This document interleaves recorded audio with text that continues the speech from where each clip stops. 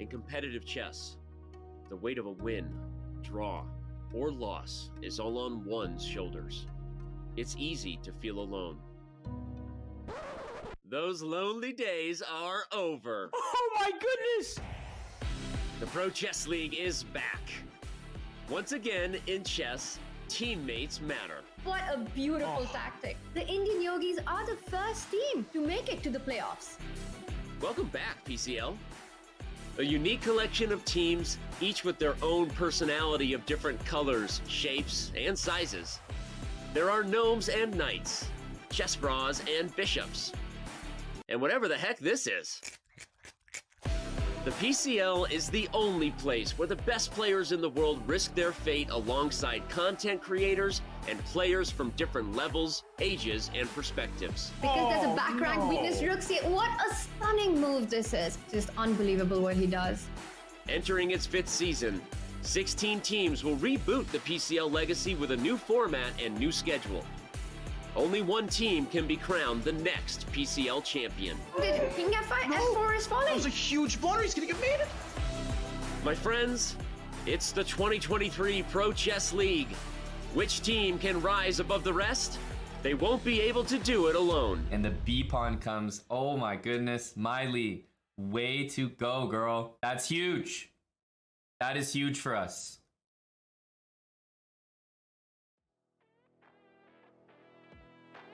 Ladies and gentlemen, welcome. It's Thursday. It's more PCL action time. 2 scintillating matches for you today. It's early morning for me. It's a little bit later for my co-host, Grandmaster Aman Hambleton, joins us today. Aman, welcome to the show. Glad to be commentating with you again. Thanks, Danya. I've been fist bumping ever since that moment when the Chess Bros got the victory. Riding a high from that, but happy to jump in the booth with you, Danya, and cover more exciting matches today. I think the PCL just never disappoints. It really never does, and a big part of the reason why is the teams that have been assembled, and I think the 2 matches today are not going to disappoint either. We start the day off with Hikaru Nakamura, Levi Rosman's team, the Gotham Knights facing the only other perfect score team, the Shanghai Tigers. Only one team has reached the playoffs thus far, but we'll get to that shortly. At 10 a.m. Pacific, immediately after the conclusion of that match, we will have Agadmator's team, the Croatia Bulldogs, facing MVL's Blitz. It's an action-packed day as usual, and on plenty of Super GMs to go around. Yeah, 100%, Danny. I mean, we have 2 different type of matchups today. One of them, we find out who is going to move on and join the Indian Yogis in the playoffs, 3-0. We're going to have a 3-0 team today, which is always very exciting to find out. But on the other hand, these 1-1 teams, this is a really important match. This is a huge difference between 2-1 and playing for your playoff hopes, and 1-2 and potentially being eliminated, Daniel. Oh, absolutely. And you will be placed accordingly in the standings, and the standings are jam-packed at the top. Like I said, only one team has made the playoffs. That happened yesterday in a stunning victory by the Indian Yogis over the Levitov Chess Wizards, who themselves have victimized a couple of other teams. You can see the Tigers and the Gotham Knights, the only other perfect score teams, and well, that field is going to be thinned even further down, Amon. But some of those teams, like the Canada Chess Bros, I have to say, through clenched teeth, as well as the California Unicorns, just because they've lost one match, doesn't mean that you can fall asleep on their hopes and aspirations to win the entire thing. 100%. And I think one of the most important things for fans and viewers to remember is that these teams they have much deeper rosters than just the 4 people that you might see playing in a given week. Certain lineups might work better than others. So a team could get blown out of the water one week, come back, shake things up, different lineup, and be dominant the next week. We've seen that a number of times. The Levitov Chess Wizards, Daniel, I thought they couldn't lose a single match. And then all of a sudden, they go up against an even stronger team. So absolutely, you said it, anything can happen. Yeah, I mean, speaking of losing some matches, a couple of teams have lost more than one match. In fact, one team, their aspirations and hopes of winning the PCL title have vanished. I'm having a hard time reading the name of the city that assembled that team. It's the Charlotte Cabraz. Exactly, the Cabraz. The Chess Bros and the Cobras. Exactly, and it rhymes. Unfortunately, we've flamed and burned out and lost all 3 matches. But we'll be back next year. But what I wanted to say, Amon, is that the St. Louis Archbishops, um, shockingly, they're 0-2. They've won the PCL in previous seasons, which just tells you how ridiculously strong and unpredictable the PCL season is. But I have a feeling that one of those 0-2 teams has a pretty good chance to make a comeback. How amazing of a storyline would that be if, like, the Archbishops made the playoffs? I know, imagine. I definitely think that they are the most capable team of doing that. So you might have just spoken into existence, Daniel. We'll see.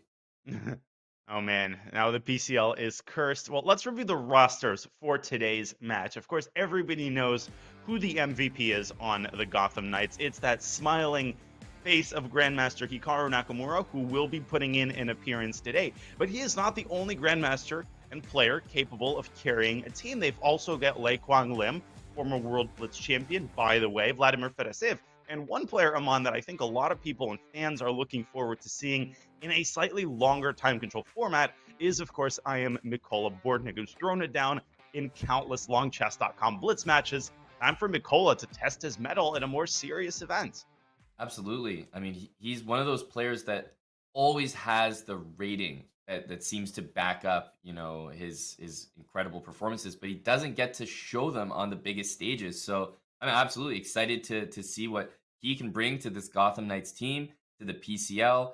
Obviously, Hikaru Nakamura sort of leading by example. He had that one really shaky game right at the start of his PCL, season, but since then he's been remarkable for the team. And there's a reason that this team is 2-0.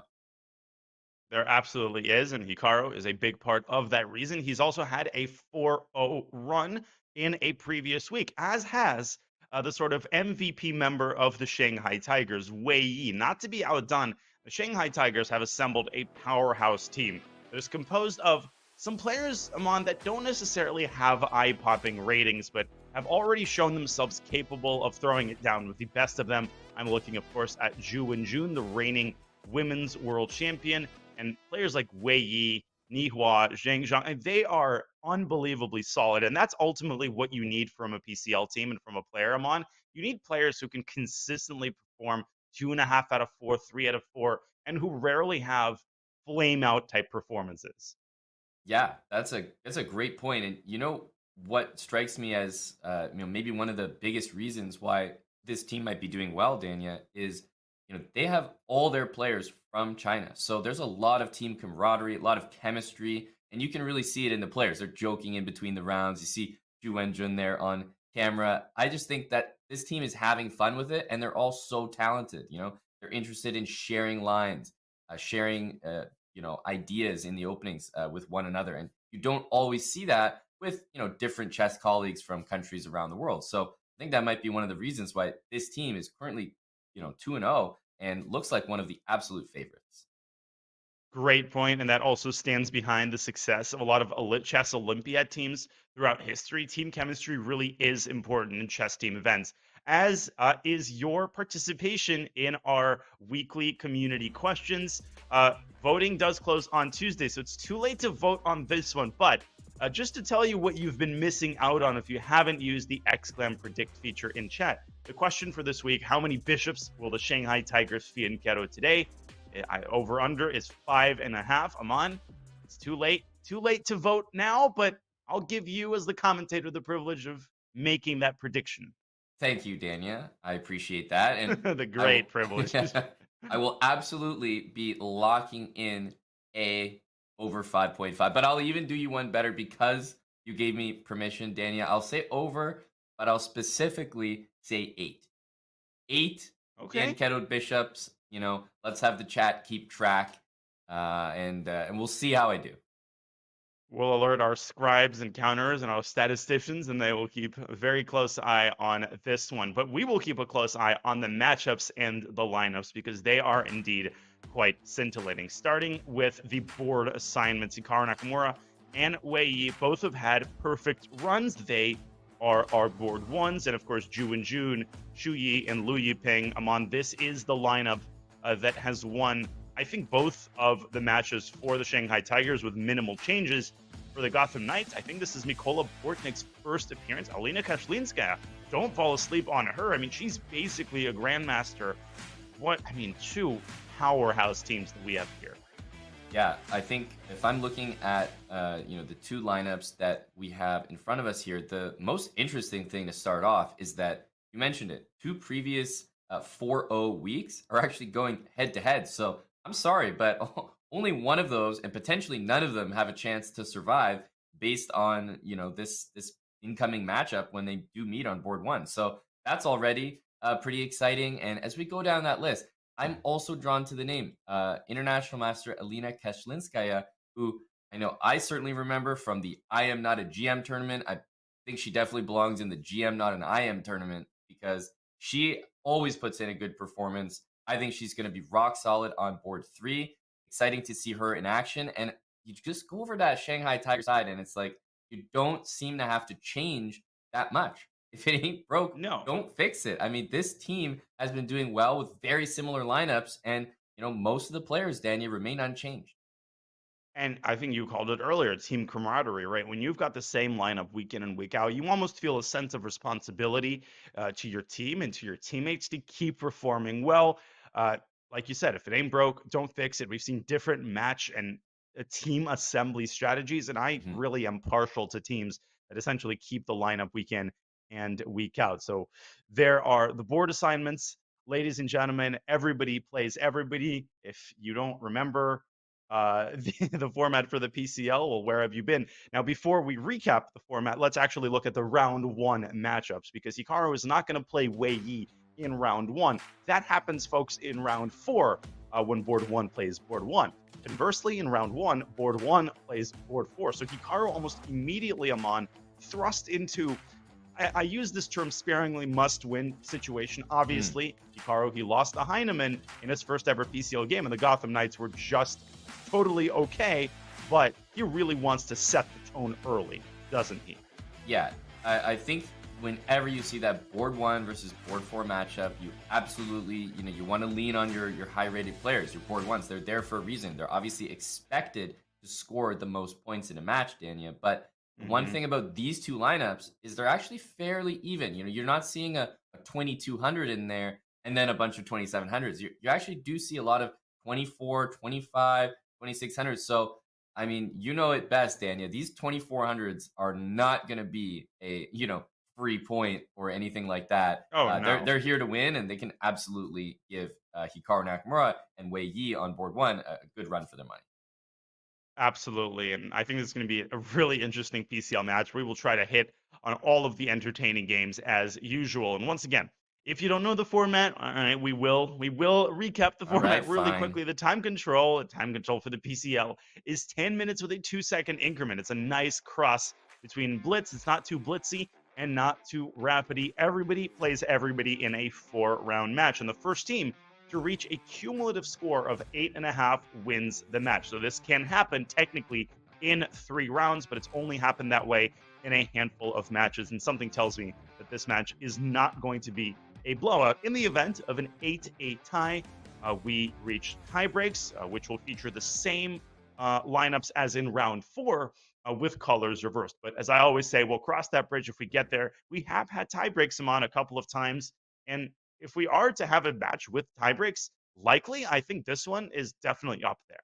Yeah, it seems like, obviously 2-2-0 teams, you're certainly expecting that 8-8 is a very real possibility. I know from watching the, very tense and heart-wrenching Canada Chess Bros matches, we've won so many matches, Dania, 8.5, 7.5. Like, it really does get that close in the PCL. So it is not out of the question that we see tie breaks. And every time that's happened in the PCL so far, it has been so exciting to watch. It has, and it almost happened yesterday with the Garden State Passers. That match came down absolutely to the wire. I mean, Sam Sevian, he lost his last 2 games of the match, and he had a game apparently, I found out after the match against Ivan Sarge, where he resigned in a drawn position. I That's still right. need to investigate that, but that's the kind of craziness that we see in the PCL week in and week out. And that's really why you should tune in, because you just never know what kind of epic stuff you'll see on any given day. Yeah, absolutely. Like, you have no idea how professional and talented these players are, and yet how capable they all are of making blunders. that just looked so insane. But that's why the PCL is so fun, because you get to see the highest level, and sometimes you get to see just outrageous blunders that don't belong. Speaking of highest level, Hikaru Nakamura, his game has begun. He has the black pieces against the Tigers board 4, Yiping Lu. And Hikaru gonna casually make his way over to his laptop or contemplate his first move, which I think is gonna be knight f6, but you never know. It could be f5. Feel like All I'm right, at Hikaru. a Wake up, I Susie. feel like I'm at a wax museum. Like, I'm not sure if that's the real, like, is that the real Hikaru or? Yeah, he's not changing his facial expression at all. Nor is he changing the state of the boredom on. That's the slightly more concerning thing. Yeah, yeah. I've had a few situations where players on the chess bra team, you're not there like right at the start of the round. So yeah, a little bit of odds here and there, but we'll wait and see if Hikaru gets his first move in. I see d4, Danya, and I'm already thinking, you know, gotta give me a Catalan here for my Fianchetto, otherwise it's not looking good. Yeah, d4 pre-move g3, but then Yeah, Hikaru would play e5. The I for the England is very good against 2g3. that's right. But the scary thing, Amon, and this happened in the World Blitz Championship, where Magnus Carlsen had 30 seconds before the start of one of the games, Yeah. and he didn't just win that game; he won it easily. It was just another day in the office. So the terrifying thing about playing Hikaru is that he probably could spot you 6 or 7 minutes and still be completely fine. Yeah, I mean, the funny thing about that game, and I do want to give some credit to Kovalev, his opponent actually did sort of give back some of that time in the game that they True. played to sort of even it up. I'm not sure with PCL and everything that's on the line that you'd be so generous. If I was playing, I'm saying take the time advantage No. and see what I can do. Every second that you can get, you need.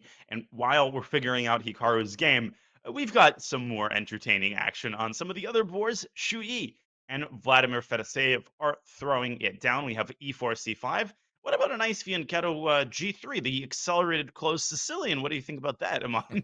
It's funny because I've actually seen that a few times in the PCL. I will say, like, sometimes you're more likely to see these weird sidelines in Pro Chess League matches where the players aren't necessarily trying to play top theory. But I mean, we're gonna sit here and always expect d4, the mainline open Sicilians. But hey, Bishop b5 check, kind of a mix between a sideline and a mainline.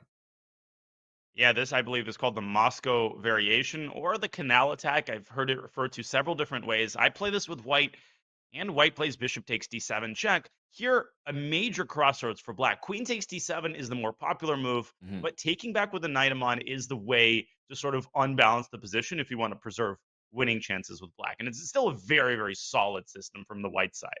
Right. And when you see the current structure, you're actually not looking to play d4 as white, like those normal Sicilians, open Sicilians that we all might be used to, but rather maybe like a c3 d4. So I could actually retain a pawn in the center after the eventual capture, as opposed to just having a knight there. So white kind of gets this nice center, but on the other hand, black has easy development.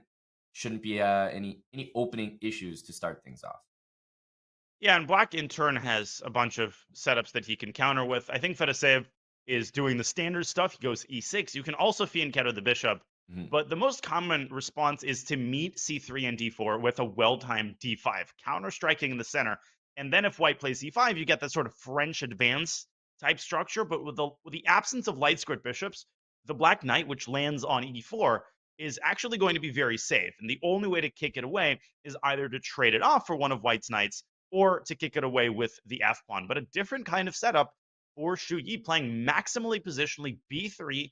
And I do think Amon that he's likely to go d4 eventually, but Right. only if he's assured that he can set up the sort of Morozzi bind with c4 to follow. Yep, that seems entirely like what he's trying to go for, and I think with B3, he's opening up other ideas of just playing more solid. He could even start with C4 before the move D4. Hmm. But Bishop B2 looks like it's happening, and Danya, I Come know, on. Don't jinx it now. I Don't jinx know. it. Now he might play bishop a3. You just never Fianchetto know. I mean, incoming for the Shanghai Tigers. Statisticians count that one. There's number one. Well, let's go to the bird's eye view and see if we have any other fianchettos. We actually might. There's good news on one of the other boards because all of the games, ladies and gentlemen, have in fact begun, including Hikaru Nakamura, who might have been setting up his stream. That might have been the solution to our mystery. And that's on the top left of your screen, folks. I'm having a hard time making out what the last move there was by Hikaru Nakamura. I think it might have been B6. That's right, B6. It's looking great for all the potential Fianchettoers. But remember, Dania, it only counts for the Shanghai Tigers. This is a Oh, yeah. very Oh. specific, very specific. But Hikaru doesn't play for the Shanghai Tigers. Oh, man. Man, I've got my teams all mixed up. Let's go to that game Yeah. and see how Hikaru is trying to guarantee winning chances with black. He has, in fact, completed the fianchetto, and he's just kicked away white's bishop from the center with f5. Early impressions, Amon. I like Hikaru's position, and I'll like it even more if he castles queenside here. What are the odds of that, do you think? Yeah, and you could really castle queenside and go, I'm gonna call it crazy, but it might not be that crazy. Move like G5, like long castle, G5, G4. If you take my pawn on G5, I mean, we don't even have enough we don't even have enough ink to print the arrows from B7 to G2, C7 to H2. Like, I mean, this Yeah. looks really scary, especially if you add an open G file to the mix. And Hikaru, you can see him talking. I can bet a silver dollar that he's deciding live between castling kingside and castling queenside. Now, it might be too early in the match to Right. make a move as brazen as queenside castles because we don't have enough ink to print black's attacking ideas, but don't fall asleep on white's pawn storm either. And Mhm. Hikaru just sort of delays the decision with bishop to d6, Amon, taking the sting out of the move before, against which I think he's planning this very devilish idea, knight e5. Yeah, that's bishop d6 is really crafty because if you, let's say, take care of things and play like h3, then I think we really will get a long castle plus g5 idea. That makes a lot more sense there. And you just pointed out b4, not so simple because knight e5, if you take on e5, I'll show this. We're capturing back. And yeah, we can show everybody that the rook on a1 is attacked. And don't forget about the pawn on h2. Loose over there. Yeah, we get our fianchetto, but at what cost? There we go. At a pretty steep cost. And it's not just the h2 pawn. The king is driven into the diagonal of the other bishop. You could follow up with h5.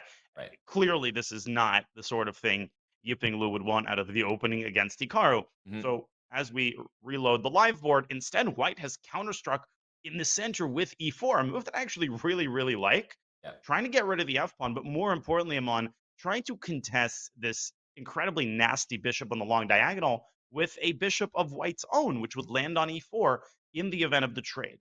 Yeah, that position looks very good. So if we see f takes e4, bishop takes e4, I like white's chances. You have easy moves to make next, bishop e3, rook e1, rook d1, such simple gameplay for Lu Yiping. I'm wondering how Hikaru is going to react to this because I'm looking at pawn takes and that doesn't look so nice. But on the other hand, you just highlighted a move like g6. If you play that, Dania, are you committing to queenside castling? Because g6, you're not castling kingside after that. No, you're not touching that with a 10-foot pole. Instead, Hikaru moves his knight back to e7, and crafty, I think, is a word you use to describe bishop c5 to d6. I would use it to describe Hikaru's play as a whole. It's sort of cagey. He's trying to keep as many options open as possible. He's trying to keep the situation in the center undefined, and that's how you generate winning chances against a solid player.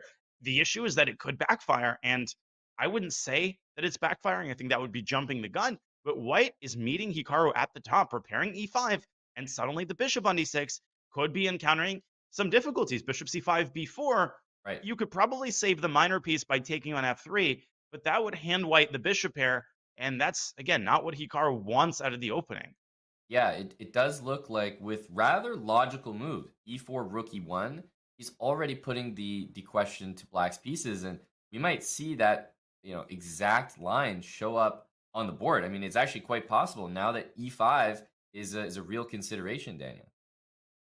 Yeah, and white is going to spend some time deciding how to resolve the situation in the center. That, I think, affords us a good opportunity to travel back to the bird's eye view, because there is a game that I am so looking forward to seeing. And Amon, I'll give you the final say as Mhm. to where we go next. But I'm looking at Mikola Bortnik's board, and I'm seeing that he's got 9 minutes and 51 seconds. Wei Yi has 5 minutes, and that is such a deja vu situation for me. I can't tell you in how many Blitz games we make 10, 15 moves. Bortnik still has all of the time he started with. And I'm thinking there's no way that this is preparation. Right. Bortnik has some of the most dangerous opening ideas that you will find probably among any quote unquote international master. I hate referring to Mikola Bortnik as an international master given what he's capable of, but that's what he is.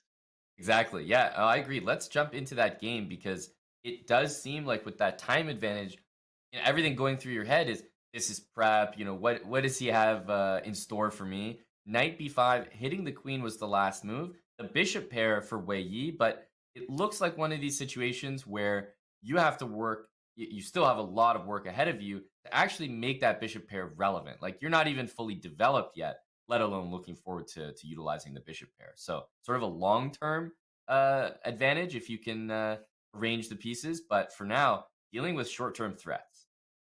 Wei doesn't seem too concerned about his clock. I wonder what he's doing. Is that a water bottle? He's fiddling with something off camera there. His queen is hanging, so I hope he doesn't get distracted to the point where he's like, oh, let's complete my development with bishop to d7. He is presumably going to move his queen. And the biggest secondary priority I'm on is, I would assume, to keep the e5 pawn protected. Mhm. Although you could make a move like queen b6 and try to engineer some tactics like queen takes e5, bishop f6. But that has to be calculated. And as we're talking, he's now under 4 minutes. This is a 6 minute time advantage here for a great tactical player in Mikola Bortnik, not someone that you want to mess around with in a time scramble. It almost looks like he's sort of tweeting out like a "Don't love my position" hashtag PCL. You know, I think, and Dude, obviously the players have multiple cameras set up, so I think he was actually fixing his secondary camera. Is sort of what it looked like. But hmm he's looks like he's all good to go there. But as you mentioned, perfect time to put on the pressure. The guy's got the camera gambit, so put the heat on here. He still has not moved. No, this is getting ridiculous. This actually might be in the biggest time deficit of the PCL type territory. Yeah. 3 minutes now on the clock for Wei Yi. And I think the most obvious move is queen d6 to f6. So maybe there's actually something he's worried about on top of him being worried that his camera isn't properly positioned. Yeah. It might just be that white goes, let's say, rook f1 to e1. And when you're the top rated player by 500 points, like Wei Yi is, or 300 points, you're fighting a secondary enemy, Amon, Mhm. which is the need to win the game. Mikola has the luxury of essentially playing solid chess. By the way, the e-ball bar just shot up. I like the look of bishop f4 here because the bishop on e7 is undefended, but he continues to play instantly, and he's trying to shove that pawn down to d6. I mean, can't blame him. D6 even comes with a package threat of knight c7, Oh, unless God. bishop d8 would be the only response. And yeah, you're pointing it out. Ooh. D6 d7. I mean, there's already significant threats on the board. Bishop d6 comes to mind as just a way to blockade that pawn, but you're already at the very least giving up your bishop pair. You're certainly not better. Yeah, I mean, if white wants to guarantee half a point, then I would take the bishop on d6 and maybe play bishop d2, which may seem like the most passive developing move, but you're really aiming for b4. And once you dislodge that queen, you're playing d6, Hmm. essentially automatically. So right now it's decision time for Mikola Bortnik. He starts with bishop d2. Typical Mikola right there. I'm on classic Mikola Bortnik move. So easy to miss this trick in a blitz game. Yep. And I'm getting really concerned now for Wei's clock and for his position, by the way. Definitely. This is not simple. In fact, sometimes the positions where the eval bar hovers around, the middle of the board the most, those are the toughest positions to play, especially when you're down on the clock. Rook e8, sort of an innocuous looking move, getting out of that exact threat, knight d6 and bishop b4. But the eval bar is just saying, nope, like that's a mistake already. Yeah. Not going to fly. I think rook a to c1, that looks good to me. You could follow it up with knight takes d6 and bishop b4. And the problem, again, isn't just that black was losing the exchange. It's that you're dislodging the queen. That's why the queen, Amon, is the worst blockader, because it's Yeah. such an easy piece to attack. Once you attack it and get this pawn down to d6, I hesitate to use the word unlosable, but that's as close as it gets to like a risk-free position against Wei. Pretty dream scenario here for the Gotham Knights' board 4. Yeah, I mean, you know that this is a matchup where a board 4 scoring any points against the board 1. Doesn't matter what roster you're coming with, that's always a good result for the team. So Gotham Knights will surely be happy with the performance thus far. Yeah, it's a pretty cushy roll, I think, board 4, but it's an incredibly crucial roll, right? As you said, 1 out of 4. It really feels so much different from losing all 4 of your games where KC1 has been played.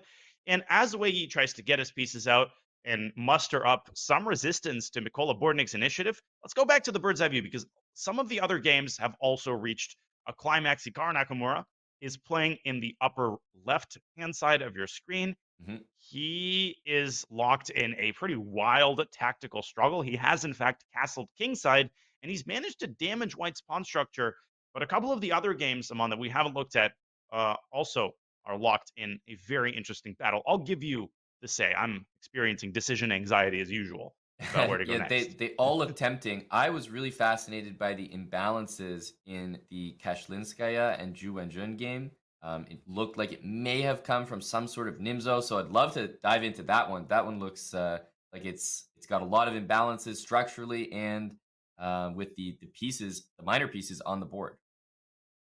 Let's take a look. So Kashlinska has the white pieces. This came from I think, a samish variation of the Nimzo Indian, in which white accepts the damage on the queen side, but in turn tries to get stuff going on the other side of the board. I don't really think that Alina has been able to get anything going on the king side. Instead, with her move F4 Amon, she's Mhm. created a massive hole on E4, which black is ready to occupy. Black is ready to get control of the E file as well as the C4 square. Positionally, white looks totally busted here. What am I missing? Yeah, looks like a dream position for Ju Wenjun. It does appear to me that at some point in this game, which is always interesting to think how we got here, White probably had pawns on C4, D4, E4, and F4.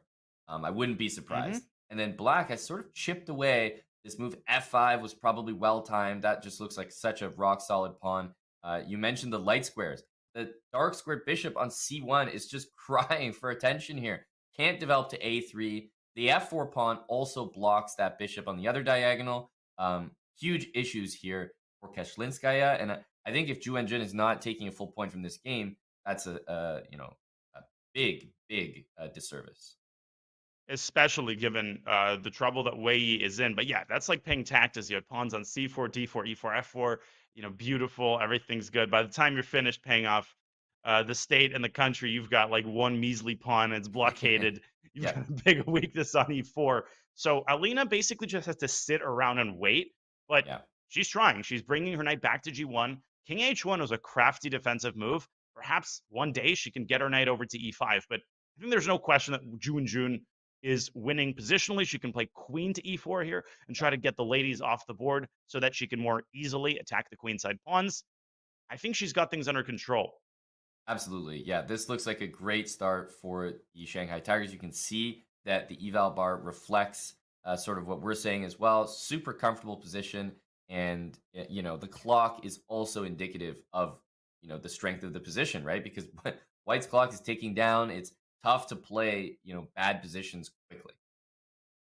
It most certainly is. And Queen E4 has just been played. Ju Jun Nice move. executing her moves confidently, although it's pretty easy to play good moves in a position where virtually every move is good, whether it's Queen E4, Knight C4. You really can't go too wrong here. I think that we can trust Ju and Jun to finish this one off. Yeah. Let's go back to the bird's eye view. A couple of the other games are reaching the time scramble phase. Top right is a game we haven't looked at yet. It's been very kind of quiet and positional all the way through. But Vladimir Fedoseev with the black pieces has developed a significant endgame advantage with that pass pawn on F5. Amon and Hikaru Nakamura, he is up a pawn as well. That's top left. Yep. We can look at Hikaru as he tries to win that off. And Mikola Bordnik, I think, he probably is going to draw his game if he trades queens in that position on the bottom right. Yeah, everything looks like it's. I mean, we can jump to Fedoseev's game because definitely looks like it's progressing quickly and an advantage for him as well. Hikaru Nakamura appears to be basically completely Yeah, winning. In Hikaru's going to win that. Yeah, very typical style as well. But yeah, Fedoseyev's game definitely looks like the one to tune into because we have a rook end game. These are two grandmasters facing off in the very first round here, Danya. But despite the pawns being equal and it being a rook end game, would you Oof. say that this is borderline completely lost? It is, and the eval bar was showing something like +6. That sounds like a wild exaggeration. Material is equal, for goodness sake. But the reason is just that white has no counterplay. Black's pawns are deep freezing their counterparts. White can never play c3. White can never play d4. His queenside pawn structure is utterly frozen. It's paralyzed. And black's disparity in piece activity is the secondary factor that makes this borderline hopeless for Mhm. white. Look at the state of white's king and white's rook. They're pushed to the back row. Okay, Shuyi is trying to get active desperately. He's trying to go after the A pawn and create a passed pawn of his own. But I think Vladimir can go directly for C2. And once he wins that pawn on, White's other pawns just collapse like a house of cards. Exactly. And at this point in the rook end game, it's essentially like who can get a mobile pass pawn first. And I think pawn on b4 Ugh. so much closer to queening than any of White's pawns. And despite the fact that Shu Yi is keeping material even, he's taking tons of pawns. Ironically, it's just not good enough. The b pawn will decide. Yeah, congratulations. You now have an A pawn, but this pawn can be stabbed like 50 different ways. You can even wait for it to reach A7 and calmly drop your rook back to G8. Right. In this case, supervising a pass pawn with a king is so much more valuable than doing so with a rook. It shows you why people get so obsessed over king activity in the endgame. But Vladimir has to be careful. Like, he can't just randomly take pawns. He has to decide whether he's going to push his B pawn, when he wants to stop the A pawn, Hmm. and where he wants to bring his king. So a couple of questions left to be answered. Okay, there's the answer. He takes d3. He might take the d3 and h3 pawns on, or he might meet rook takes c5 with something like f4. I think it's clean to, you could potentially take h3 and go rook h1, rook a1, so you always have the a pawn covered. But I like his move rook takes d3 because it actually forced white to take the c pawn. You could not allow c4 to happen. Two connected pass Hmm. pawns. Rook d6, so he's Great stopping move. the pawn in its tracks, and that appears to be the cleanest way to win this Just thing. Now you escort the pawn, right? Yeah, king a2, king a3, everything wins here, and white's king is cut off. So Fedoseev is going to carry this one home. I think we should go back to our bird's eye view because Wei Yi, we've had that game on our radar for a while, and now he has mere seconds on his clock. The Yep. queens have been traded, and his position has improved quite a bit. But Mikola Bortnik is one of the trickiest players in the opposing side's time pressure. Bortnik might have played too fast there, though, Amon, in the early middle game and end game. He's dug himself into a bit of a hole. Let's see if Wei Yi can handle his time pressure race. I think he's handling it amazingly so far. Yeah, just the bishop, rook, and pawn. Both sides are working with the same instruments here. But blacks look far more dangerous. The pawn on e4 is actually mobile, and white's king is in a little bit of trouble. Imagine black gets a pawn to e3, rook d1 will be mate. So there are real issues for the white king here as well. And the bishop on b8, pawn on d6, so clumsy and easy to blockade that pawn. And this is just what great players do. We thought that White's position was essentially risk free, but now it turns out that White is totally paralyzed. Yeah, that bishop on b8, it's tied down to the pawn. Bortnik might just have to sit around and wait, but you can't wait forever because Black is going to get his king up, I think, eventually, or not, Amon, because now he's cut off the connection between his bishop and the d7 Mhm. pawn. That was a losing move, apparently. Yeah, king Why? e1. I'm not even exactly sure why. Might have had something to do with rook e2 check and e3, getting that pawn Oh. pushed up the board. Because it basically, if the pawn gets to e3, you feel that things are crumbling for white. Hmm. And then you could have actually gone after White's kingside pawns, Hmm. particularly the g3 pawn, if you had cut off the connection between White's rook and the pawn. But he can essentially do that again. He can play rook e2 and e3, and I think Right. he might be going for it. No, not yet. He's got 5 seconds, though. That's the He thing. might You not have don't enough want to time. make that decision that ruins everything, right? Where you play e3 and it's like, oops, bishop b6, and you lose your pawn. Oh, you can absolutely lose this, right? You lose the pawn, and with 2 seconds, you just might not have enough time to react to the change in environment. So, given the match situation, Wei Yi might want to play this conservatively and Yeah. just hold the draw. Hikaru has one, by the way. Beresayev has one, as we expected, and Ju and Jun is going to win as well. So, no surprising results there. But with the Tigers now down a point, it might be time for some risks here by Wei Yi. Yep, I think he's not Oh. really exactly making progress because we've kind of had this Ooh. position before. Whoa, he But blundered his bishop. what a No, mistake! he did just do that with 3 minutes on his clock. I was just about to say, it's insane. Rook b5 was very sneaky to play rook b2 check, but he was forgetting that his own bishop was on b8. He had so much time, Danya.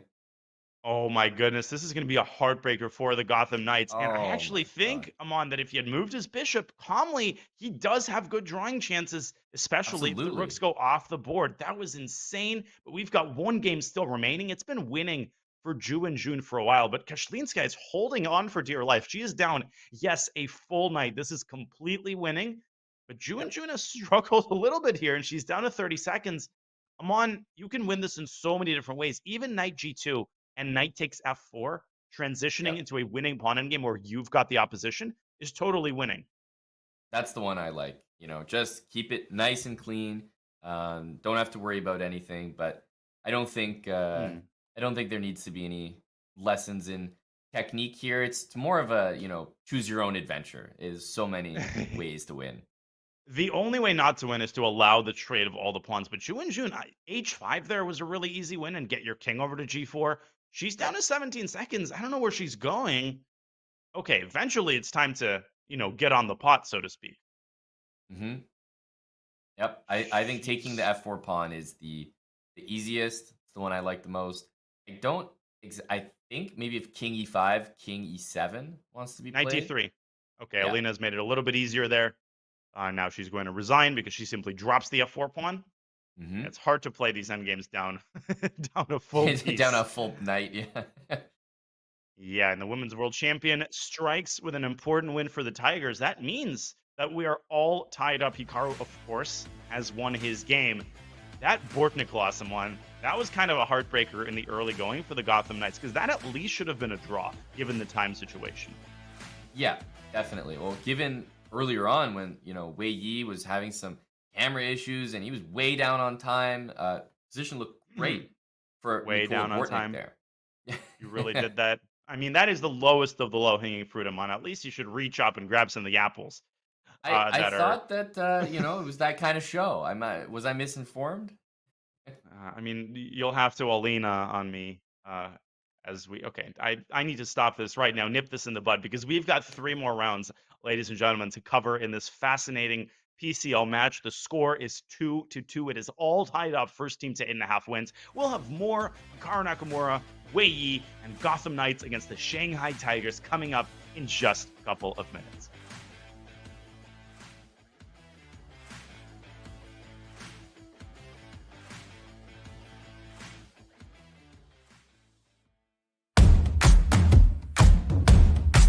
This whole concept of just bulldozing the Black King, jumping in there with the Queen, and making sure the Rook comes in with a ladder mate is everything this chapter is about.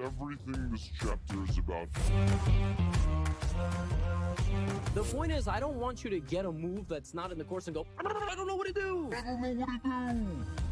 92% of games get to this position. From this position, white is winning about 60-70% of the time. And I think if you learn these lines, that very easily could be 75% or 80% for you.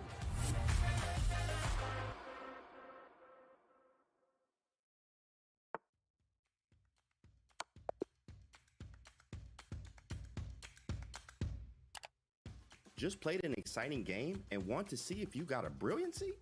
Or maybe where you could have improved? Chess.com's game review is just a click away. Game review is a fast, fun, and instructive guided review of your games. See your accuracy and your opponent's accuracy. Check out the eval graph for an instant overview and scroll down to see how many great moves, best moves, blunders, and yes, brilliancies you have played. Learn from Chess.com's coach who gives move explanations, opening statistics, and shows you the best lines of play. With retry mistakes, you can get another shot at finding missed opportunities. Try Game Review today on web, iOS, or Android.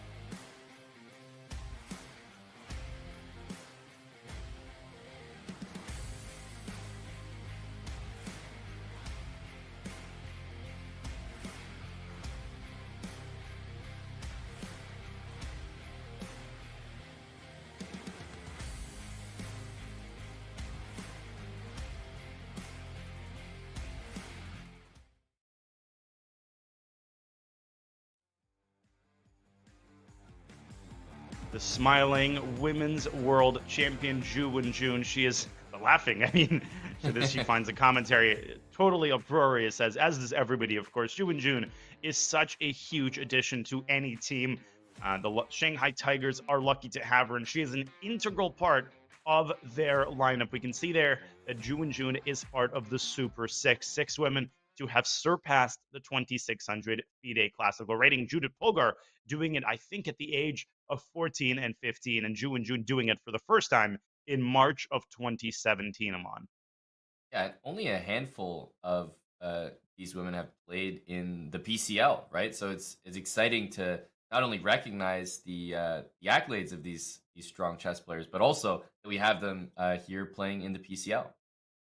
It most certainly is. We're lucky, and just it's such an honor to be commentating on all of these amazing players, not just super GMs and 2700s, but such a nice medley and mix of really, really interesting players that hopefully the fans are finding all about. Where we're finding all about how close this match is likely to be, because the score after one round is 2 points apiece. We had no draws in the first round, with Nakamura winning his game and Vladimir Fedoseev winning a very nice positional game with the black pieces.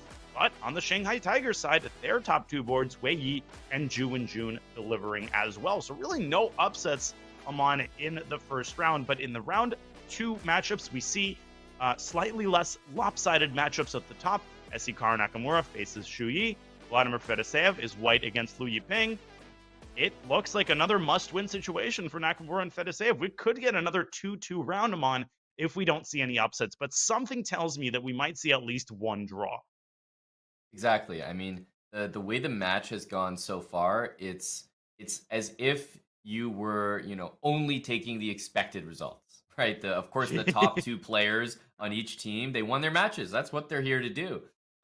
Really close on Bortnick's board. So definitely that's the only standout result that you're sort of eyeballing as both teams, as, a mischance if you're the Gotham Knights, but also very fortunate to be tied 2-2 if you're the Shanghai Tigers. So you're looking at the round by round lineups right here, and Daniel, it's going to be a tough round ahead. Every single game is where points can be scored. It's not like you play against Nakamura and you think you have no chance. These are 24, 2500s. You don't walk into a game against Hikaru and just think that all hope is lost. No, you're there to give him a good game. And there's Xu Yi on camera. Looks like he's playing from like a tournament hall. Yeah, I mean, this is like a serious playing venue right there, putting himself in the mood. But Liu Yiping, he did give Hikaru Nakamura a close game. It wasn't easy, and there is really no such thing as an easy PCL game, because these top guys, they've got an X on their back, right? You always want to be that guy to defeat Hikaru Nakamura. Even if you lose the overall match, that's something that you can really hang your hat on. And so Hikaru knows that all of the Shanghai Tigers are going to be trying extra hard to deliver at least a draw. Let's see if Hikaru delivers a first move here. Within less than 2 minutes, there we go. He plays 1e4. And let's see what Xu Yi will put in front of Mr. Nakamura. Yeah, so Nakamura won with the black pieces last round. So as the board won, it's always a nice feeling. Start off with a win with the black pieces. Now you're coming in, and interesting experience as a board one is that every single match you play, every single game you play, gets harder and harder. That's just how it works. Your opponents get tougher and tougher. So Nakamura definitely playing a bit of an offbeat line here, Daniel, when it comes to the Petrov. Knight takes e5, but then knight back to d3. What do you make of this? And now forward, it goes to f4, creating the obvious threat of knight d5. So don't fall asleep and play knight c6 if you're playing with the black pieces. I'm pretty sure black typically drops the knight back to f6, leading to a forced queen trade. White can't avoid the queen trade, so Hikaru kind of making his bets that he will be able to outplay black in a kind of a long, drawn-out endgame. But I would even hesitate to call the ensuing position an endgame, Amon, because we still have all of the other pieces on the board. So definitely still plenty of room for tactics, and a lot of the middle game rules do apply, even with a pair of queens off the board. Yeah, absolutely. c6 is the chosen move to stop knight d5. I'm more familiar with your move knight back to f6, but it looks like Xu Yi wanted to, I guess, leave a little bit more of something in the position right? Keep some pieces on the board, knight in the middle. But I mean, Knack is not having any of that. He says, okay, f3. You're not going to play knight f6. I'm going to force you. Get off me. Get out of e4. And the other important thing is that after knight f6, that knight is going to be fully restricted by the f pawn. So maybe it's worth for Shuyi to bring the knight back to d6 in order potentially to be able to reroute it to f5. No, he does go knight f6, but these subtle considerations, Aman, are what these types of positions are all about. You're not going to get a checkmating attack. Actually, scratch all of that. Because Hikaru said, you had your chance to trade queens, you didn't exploit it, and now I'm going to make you pay for it. Yeah, he wants the queens on the board all of a sudden, and bishop on f1. I mean, eventually both sides, bishop f1 and bishop f8, they're gonna either have to move the queens, or we're gonna see some strange fianchettos coming out from both sides. This is just such an atypical opening when you think about like how do you develop, where do your pieces go, what pawns do you push early on. This is the worst game to show beginners. Oh, absolutely. I mean, we don't even understand why these moves are being played. Okay, that I do understand. And Hikaru, without any hesitation, he castles queenside. I think he's going to go after Black's king as quickly as he can. Aman, another thing that should be pointed out, Black might and I think probably will castle queenside himself, but that pawn on c6, the king becomes a bit of a liability. There's no question that if both sides castle queenside, I would rate White's attacking chances as somewhat superior. I like Hikaru's position here. Bishop d3, rook e1. He's just faster to the center. Definitely. Yeah, and Black's pieces, I mean, if you're playing bishop d3, bishop takes on d3, the knight can come back and capture. Knight on d3 is a great piece, hitting the c5, e5 squares, and you're drawing the arrows just as fast as the pieces are actually going to show up there. Rook h1 to e1 is super frustrating to deal with, because if you want to get your king out of the way, then it has to be queenside. I can't see you having enough time to move your queen, move your bishop, and get your king kingside castled before, devastation hits with rook h1 to e1.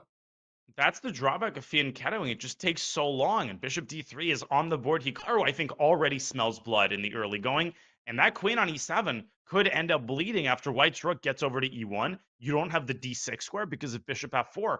I think Shuyi already has major problems to solve right out of the opening. h5, I think, was a little bit too cavalier. It was a cool looking move and an interesting opening, but when the smoke clears, there's no question that Hikaru has a clear advantage. This could be a quick knockout win if Shuyi isn't ultra precise in the next couple of moves. Well, as he contemplates how to solve his opening problems, let's travel back to the bird's eye view, because all 4 games are underway. We do have a Berlin in the top right between Fedoseev and Liu Yiping. Fedoseev actually playing a very fashionable line with that early a4, and a Benoni structure between Wei Yi and Alina Kashlinska. How try that on for size.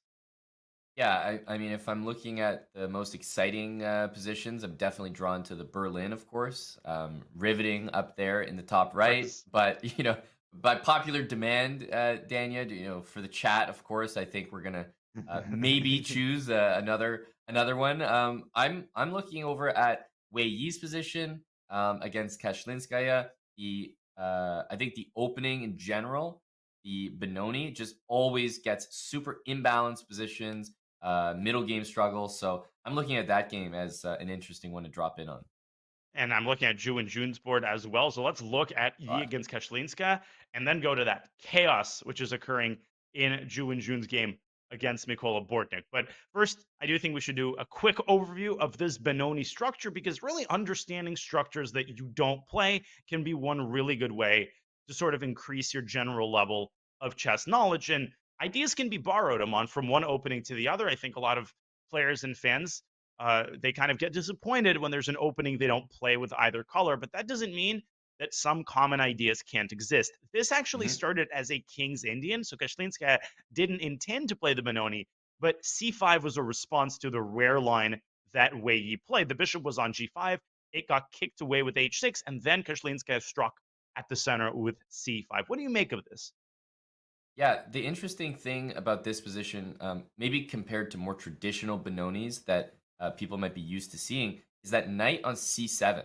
Often that knight spends its time on d7. Knight on b8 developing to d7 is more natural. From c7, it doesn't have as much control over e5, but Black has ideas like maybe bishop d7, rook b8, and pawn to b5. So that's a big plan all of a sudden for Alina. But I mentioned the e5 square not under as much control, and neither is the b6 square. White has ideas like a5, knight c4 to b6. So it's really about, can black get b5 or can white stop that? To that end, I also like the way that was unintentional, I promise. Well done. I Well like done the way. again. Typical.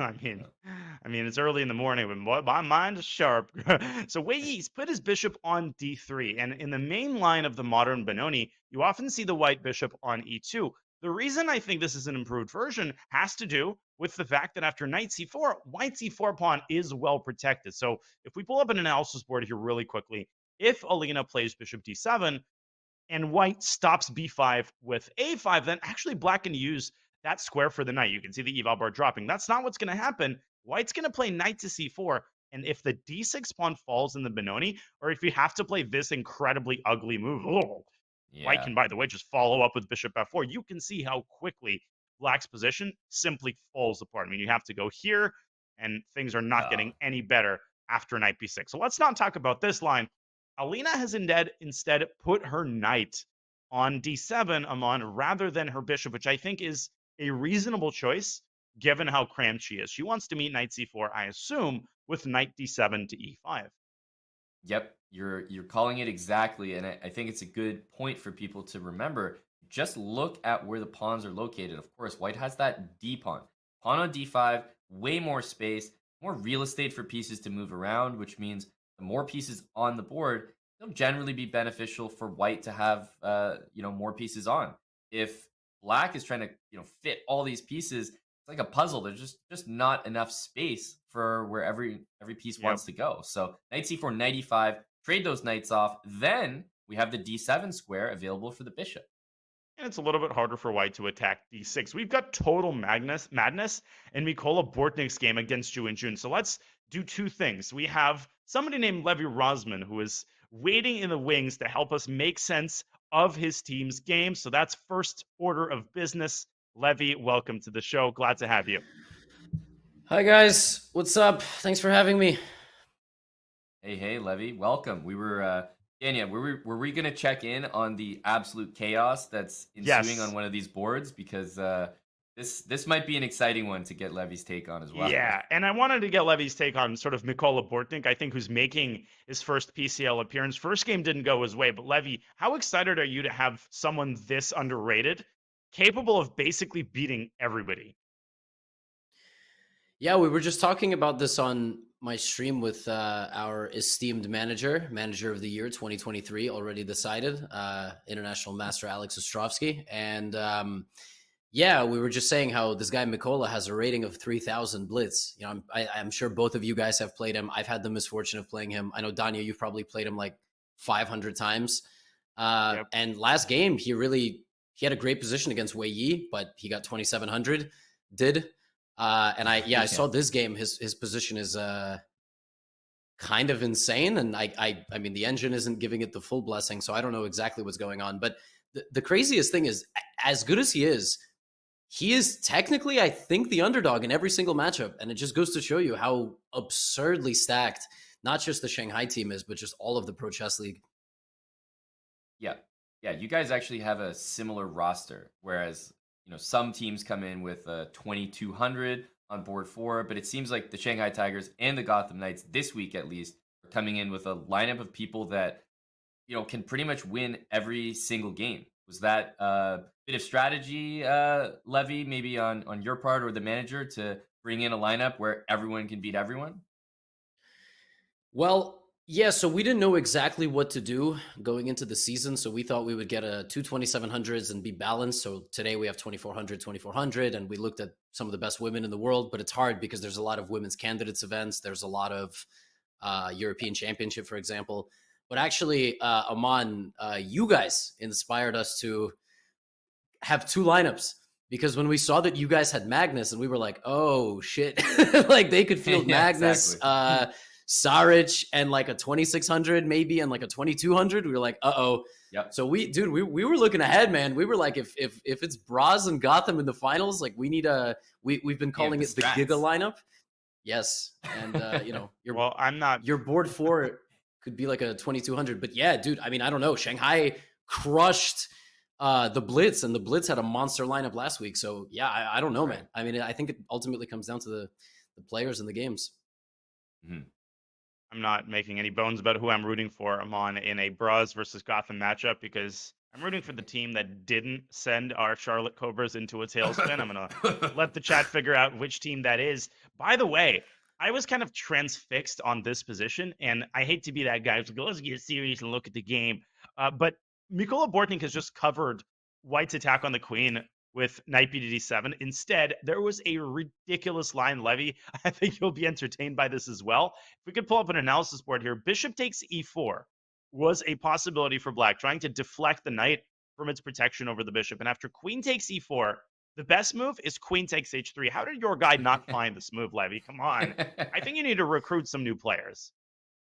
Yeah, I don't know what the Oh my hell is God. going on in this game. I mean, This is the best move. the Catalan is supposed to be like a subdued opening that takes like 40 moves to convert some +0.2. Meanwhile, like both of these players are hanging on a knife's edge. By the way, my stream doesn't see it because you guys have like the live board. But yeah, there's like some completely insane fireworks in this game. And yeah, it just happened on my stream. There's a line here that Mikola was like -1.5 or something. But yeah, I don't know what is happening here. This is like this is terrifying is what it is. But it's also not bad because if you win with black as the board 4 of a team, you can't really complain. As the board 4? It's the board 4. I was going to say, he's like, the board 4. It's the crazy, board, right? yeah. To even say that. But as a board 4, aren't you happy to just have an insane position? Like, in general, kind of like increases the the fluctuation of the eval bar. Like, I think here the eval bar has been sure in Ju Engine's favor, but at the same time, I think it could flip with just a single move. Yeah, I think against the 3,500 rated players on China's team, for sure. I think against Wei Yi, it was the total opposite from Mikola because there was a moment in that opening that he could have seized a really nice advantage, I think. And he sort of was just like, I'm not going to lose this game. And he wasn't losing it for a while, but then you hang a bishop in one move. And it's like, you just feel, what have I done? I spent the whole game trying not to lose instead of trying to play the best moves. I always like to say in those situations, like if Mikola was playing me, he would have won that game. It's just you adjust your strategy sometimes based on your opponent. Yeah, this game is insane. Total knife's edge. No clue what's going on. I should also point out that Hikaru, Levy, more good news for your team. I don't know where to start in his game, whether it's the fact that he's got 7 minutes and 20 seconds against 1 second. But if we go back to the bird's eye view, I'm not even worried about jinxing it with Hikaru because you just know that the game is in such safe hands. Let's watch Hikaru deliver the last couple of moves. He's playing this like a hyperbolic game, and I think he's got good reason to do that. Levy, I assume it just must feel so reassuring to know that you've got Hikaru on your team, and when he's got a winning position, you can breathe easier with Hikaru having a winning position than just about anybody else. Mm-hmm. Yeah, literally. I mean, just like Hikaru Magnus, obviously on a team is a super super nice thing. Actually, there's something, and yeah, we do see the final move there and a resignation. My chat doesn't see it just yet, but I think the one of the most impressive things that we've done thus far. You guys might not know this, but we had to do a lot of study on these players. I had no idea who Zhu Yi was, and he's just like an uber solid 25 like 40 like FIDE guy. Last week, he had no problem holding Grischuk, no problem holding MVL. He like doesn't lose. And it's really reassuring that our big dogs just gave him 2 losses because that's like a match strategy. I mean, the guy was taking half points off everybody last week.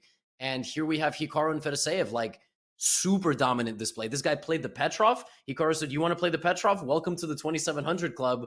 And gave him, the super GM treatment, and that's what you need to win these matches. Yeah, I mean, it's ridiculous. Hikaru spent like 2.5 minutes, and he beat a guy that I would probably not beat 10% of the time. So it's unbelievably impressive. He dealt him his first loss since like 2003. Yeah, Hikaru has just been a complete buzzsaw, as he always is. Well, Levy, we know that you're streaming on your own channel, so we will let you get back and chill, watch your games in peace. So, Levy, always a pleasure to have you on. Good luck to the Gotham Knights, especially if they face the Canada Chess Bras.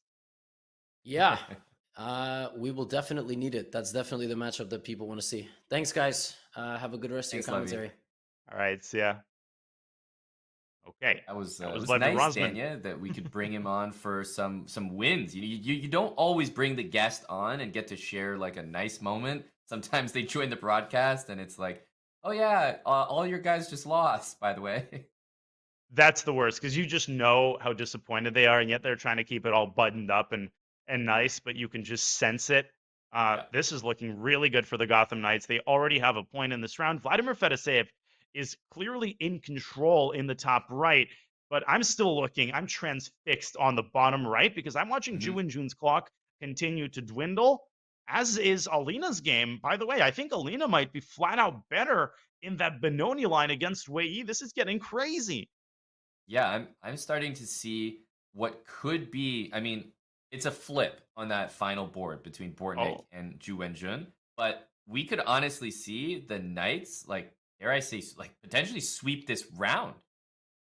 listen, Hikaru won. Fedoseev should win his game, barring some sort of turnaround in the time scramble. And these other two games are complete toss ups. So I absolutely could see this go 4-0. I could also see this go 2-2 if Wei Yi can pull out this position in Alina's time pressure and if Ju and Jun keeps her composure in that utterly chaotic Mhm. struggle against Mikola Bortnik. So what's going on here? Alina has just taken on d5. The eval bar was not a huge fan of that move, and I think the reason why I'm on is that lets the queen get active. And if you move the bishop out of d7, you're potentially walking into an incredibly nasty four. Yeah, and I'm trying to see what the move is that's so special here. I mean, sure, we can just push pawns in the center, pawn to e4, pawn to f4, but specifically Uh-huh. pawn to f4, I was concerned about because I'm thinking, okay, white moves the bishop. What is the next move for black? Because you have to be careful that white doesn't start controlling those light squares and just blockading the pawns in the middle. Yeah, and we shouldn't forget that b7 is also hanging. If you take that pawn, you hit the bishop. So it's a total 50-50 position, but that was an excellent move by Alina. That was the whole point. Queen takes b7, runs into bishop c6 with a double attack Mm, against the queen and the mate threat on g2. But you're right. right. Wei drops his queen back, and he is preparing to drive the bishop into d5 to keep the queen as stable as possible. I was even I was even considering rook takes c4 here to try to play Oh, bishop c6 after oh. that. I'm not sure if it actually is good or not because white can throw that rook up to d5, but man, it might get really spicy here all of a sudden. Alina's playing some incredible chess right now. B5 keeps her foot on the gas pedal and Mhm. forces this bishop out of c4. Now, it might seem like white wants to go to d5 anyway, Aman, but if you play bishop d5 too early, I'm looking at bishop f5 followed by e4. And Yeah, when black's center pawns are set in motion, there will be hell to pay. 100%. And bishop d5 blocks the communication from the rook on d1 and the pawn on d6. So all of a sudden, pawn d7 just isn't a move after black moves the bishop. No, this is getting crazy. Wei Yi is now down to 2 minutes. He survived the first game, but Alina Kashlinska just seems so confident, and she's got nothing to lose, right? You lose the game, okay, you're the board four.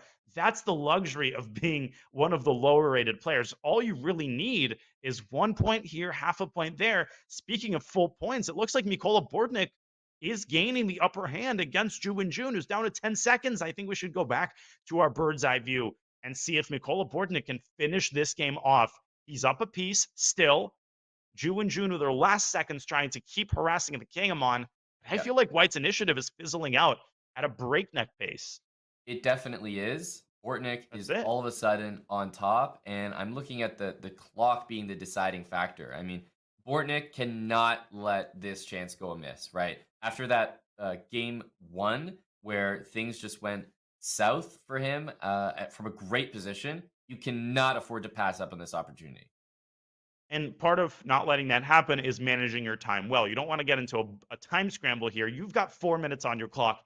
Take 5-10 seconds per move at least. Get your rook into the game and get Yep. your king over to b7. Don't try to win, the game in 3 moves here. And I think Bortnik is handling this exceedingly well. If Ju and Jun pulls this one off, I That's too literally won't have insane. anything to say. Yeah, no, I don't That see is that happening too at all. insane. I think that Bortnik has got this. I also think that what I mentioned earlier is kind of coming true, where it's a good feeling to have like a absolutely insane toss up position where your board four is is in the game. Like, you want to have these tumultuous evaluation swings. That's what it's all about, because it's paid off here. This was phenomenal decision making by Mikola in the opening, not getting discouraged after that first round loss, knowing his worth. And I hate to say we told you so as the rook comes into e2. That will signal the end of Ju and Jun's resistance. What a win for Mikola Bortnik. But Aman, it was pretty clear that Bortnik was not about to go 0-4. No, absolutely not. This is just reassurance that is indeed the case. But no, we saw how capable he was. He was not going to go 0-4. He gets a win here, which is huge for the Knights. But I see Fedoseev, as we're looking at our bird's eye view. What is going on in that game, Daniel? Looks like a queen endgame. I think it's a draw. I actually think that might end in a forced perpetual check, because even if white promotes to a second queen, queen takes f3, keeps white's king at bay. So black is going to go king hunting, and Vladimir Fedoseev is going to try to escape the checks with a series of zigzag maneuvers with his king. I'm also partial to the Wei Kashlinskaya game, which is now officially reaching the time scramble phase. Kashlinskaya is now up in exchange. So, Aman, if you don't mind, could we maybe watch the end of that game? Because this would be a monumental upset if even Alina could pull out the draw, but Fedoseev is now winning again. Well, Daniel, I officially mind. Oh my gosh. Okay, let's go to Fedoseev and watch him dodge the checks here, because black's let the king get out of the cage. Yeah, it seems like this was a really crafty idea. Queen takes f7, earlier played by Fedoseev, and he could have made a queen, Daniel. He could have queened his pawn on the board. He said, no, don't play king d5 here, I think. Wait, queen a2? Oh, c4. Queen a2, c4. Oh my gosh, so I thought he was close maybe to blowing winning the entire game right there. And then he would be losing, because he'd make another queen, but you would lose the f3 pawn. Now, the key, Aman, is to chart a course to the right area of the board. Which area affords you the best opportunities to dodge the checks? I'm not sure. And he's kind of zigzagging and meandering for now. The nice thing is you don't have to have an answer to that question as white, but you do have to have an answer to that question as black. There's a lot more pressure on Liu Yiping to pick the right checks versus queen d5 on Fedoseev to pick the right defense. Exactly, because you can see that even blundering the queen doesn't even really blunder the queen, because he still has c4. I think Vladimir is doing all of the right stuff. That's it. No more checks. Look at his queen on d5, dominating its vis-a-vis. Nothing left to play for. What a win for the Gotham Knights. Oh, my land. And Alina Kashlinskaya. To potentially see a 4-0? Alina Kashlinskaya is completely winning, but she's down to 40 seconds. If she forces a queen trade in this position, the Gotham Knights are going to go 4-0. This is unbelievable. Look at her position. Insane. I was hinting at this earlier, but I didn't even believe myself when I said 4-0 was possible here. Yeah, I mean, I was just surprised when they told me I'd be commentating with Lamont Hamilton. I'm like, maybe hypothetically possible, but is that really going to happen? But let's be real, Lamont. The game is not over. Look at Black's king. No. Black's king could just as easily get checkmated. It's easy to blunder your queen here. And Alina must be feeling nervous queen right F7. about now.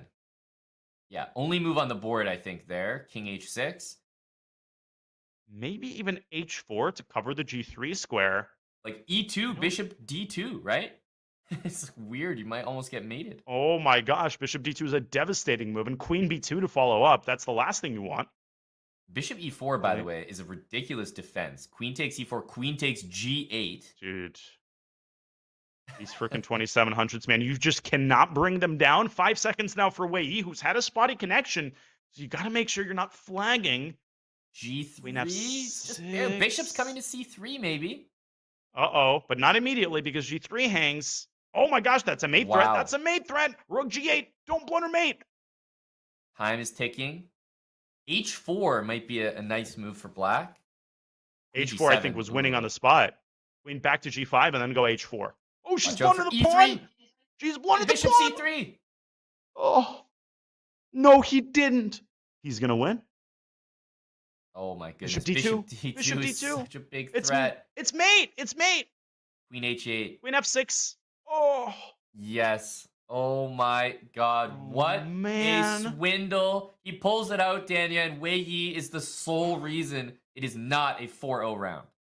And a 4-0 round would be, this is such a monumental result for Wei Yi.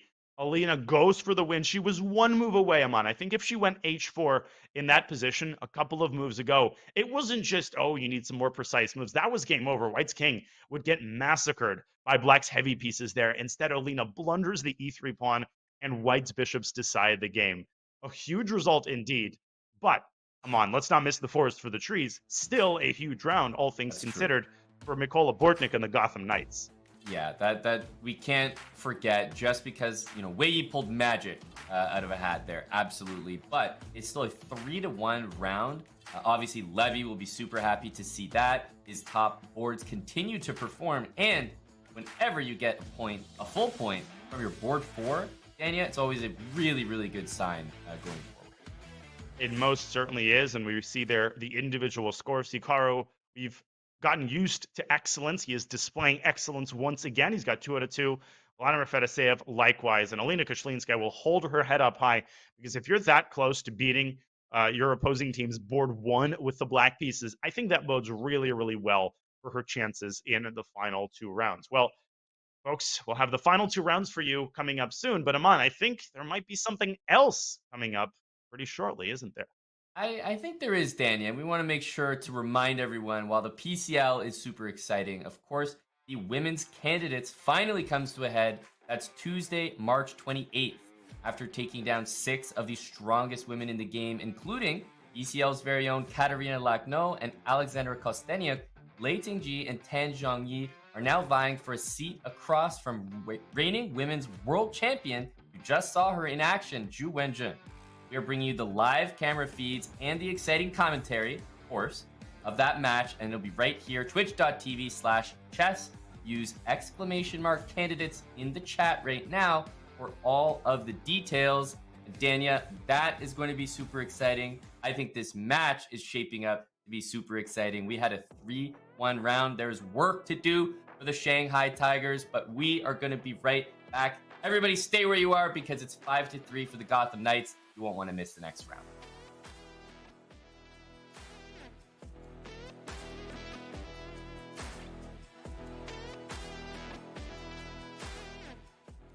Do you wish playing a chess game with a friend was as easy as sending them a text? Well, good news. Now it is. With Chess.com's new iMessage app, you can start and play a game directly in iMessage. Your friend doesn't even need a Chess.com account. It's just tap and play. Head over to go.chess.com/iMessage or use the command iMessage in chat to learn more. What's the best way to follow any chess event, from the World Chess Championship to the candidates, the Speed Chess Championship, Title Tuesday, and so much more? Chess.com/events has all of the top chess tournaments played both over the board and online. Analyze and review games from the world's greatest players with live commentary, cloud analysis, opening explorer, and table bases. Find all the key event information, including schedules, prizes, results, news reports, player bios, tie breaks, and more. Even compete by voting for your predicted results. Explore chess.com/events today on web or with our iOS and Android apps, and experience chess like never before.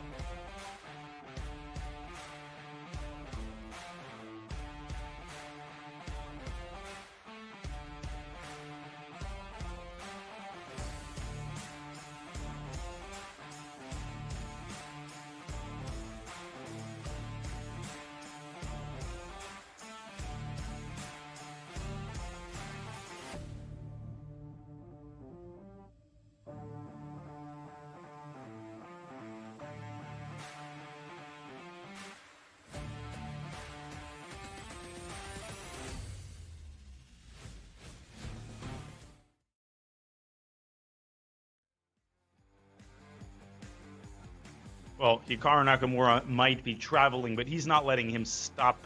He's not letting that stop him from being the silent engine of this incredible Gotham Knights team. Hikaru is 2 out of 2, but the supporting cast, Grandmaster Ramon Hamilton, has definitely arrived for the ride.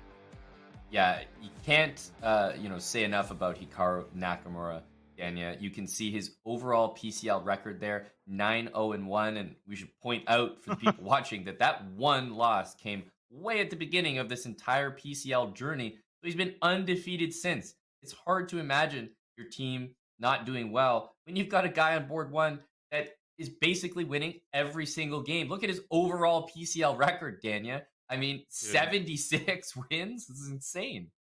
All he does is win. You're telling me he won 9 games in a row? That's out of this world. He won the 3 remaining games in the match in which he lost against Heinemann. Then he went 4-0, and now he's going 2-0. And these games aren't even close. It's not like he's in these time scrambles. He just crushed a Grandmaster with 8 minutes left on his clock when he delivered checkmate. But this time, Hikaru Nakamura's opposition gets even stronger. Let's review the lineups for round 3. The score, ladies and gentlemen, is 5-3 in favor of the Gotham Knights. So they could hypothetically finish this match in this round with a 3.5 half or 4-0 performance. Wei Yi is going to try to stop Hikaru Nakamura, but they are not playing in this round.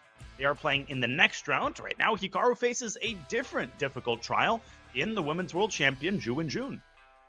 Yeah, and I should point out as well that Hikaru Nakamura and Wei Yi both still have those undefeated streaks alive, if you will. 4-0 week still possible for both of them. It would be really exciting to see if they were both 3-0 going in to the final round. Wei Yi barely kept that streak alive with that last round swindle. I'm excited for these pairings this round. Hikaru against Ju In-jun is going to be an incredibly exciting matchup. In-jun has the white pieces in that one, and you see Hikaru Nakamura there. I mean, I feel like the guy doesn't need his professional setup, his lights, camera, action. No, just a lamp will do.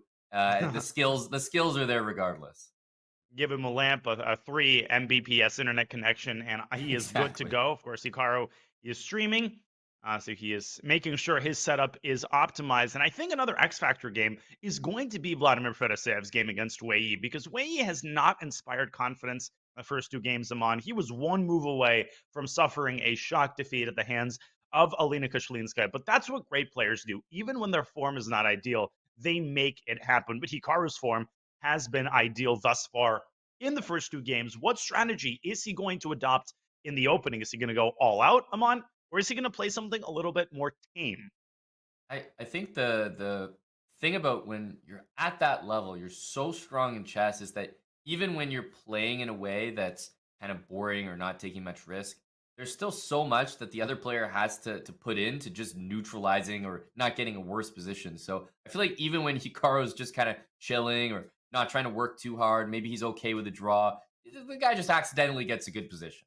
Mm-hmm. And that's one of the collective factors that we collectively refer to as the Hikaru effect, right? It's part of it is that feeling that you're always worse, even when rationally, objectively, you know that you're not. And Hikaru, he's essayed a Bogo Indian with his last move, e6, e5. He wants to carve out that juicy c5 square, and his knight is ready to jump into that square at a moment's notice. Of course, if you take twice, then you're going to potentially lose a piece along the d file after the trade. Black can put a rook on d8. That seems out of the question. Is Ju In-jun likelier to just keep the tension? Yes, she actually adds to the tension on the queen side. Yeah, and actually a plan that that I've seen White do a lot in these positions is something along the lines of a knight going to f1 and to e3. So maybe rook e1, knight f1, knight from f3 to d2, and then the knight from f1 to e3. White eyeballs that d5 square, but also wants to leave that d pawn on d4, because the knight on a6, you can already see, if you ever push that pawn or capture on e5, the c5 square is just right for the taking. That knight is going to be on c5 faster than a teenager, eats a free donut. Man, that brings back some memories of college donuts in the dorm lounge. And by the time you come there 2 seconds later, the knight's already on c5, and there are no donuts remaining. Okay, I need to stop talking about donuts because now I want one. Might have to do a little Dunkin' Donuts trip during the commentary, Mon. I think you'll be able to handle it. But let's see if Yeah, Ju and Jun I'm will fine. be I'm able to good. handle the Yeah. tension in the center. How about that transition? Hey, that was pretty smooth. I see no holes in that transition, unlike donuts. Um, And unlike the C5 square, I we're like milking this to the perhaps extreme. Rook D1. Okay, same idea. I guess the rook going to D1 also means though that the E pawn is not supported, and these knights aren't so easy to move. Another way I was just thinking you could bring the knight there is knight H4 to F5 to E3. Mm. And I guess the benefit of that is that you're simultaneously protecting the e4 pawn, which has just become a lot more important since Hikaru's put his rook on e8. I love positions like these because they're not about king safety. Both sides have no problems with their king, but their centers are not safe. The tension has reached a peak, Amon, and it's a battle of who flinches first. Because if white plays d5, does that lose the game immediately? Are you much worse? No, but you've conceded the c5 square, and that's exactly what Ju and Jun has done. She waited for Hikaru to play rook e8. Now the rook on e8 kind of looks a little bit dumb, so she's gained the tempo in a way. And knight c5 really isn't the end of the world. Let's not overstate the case.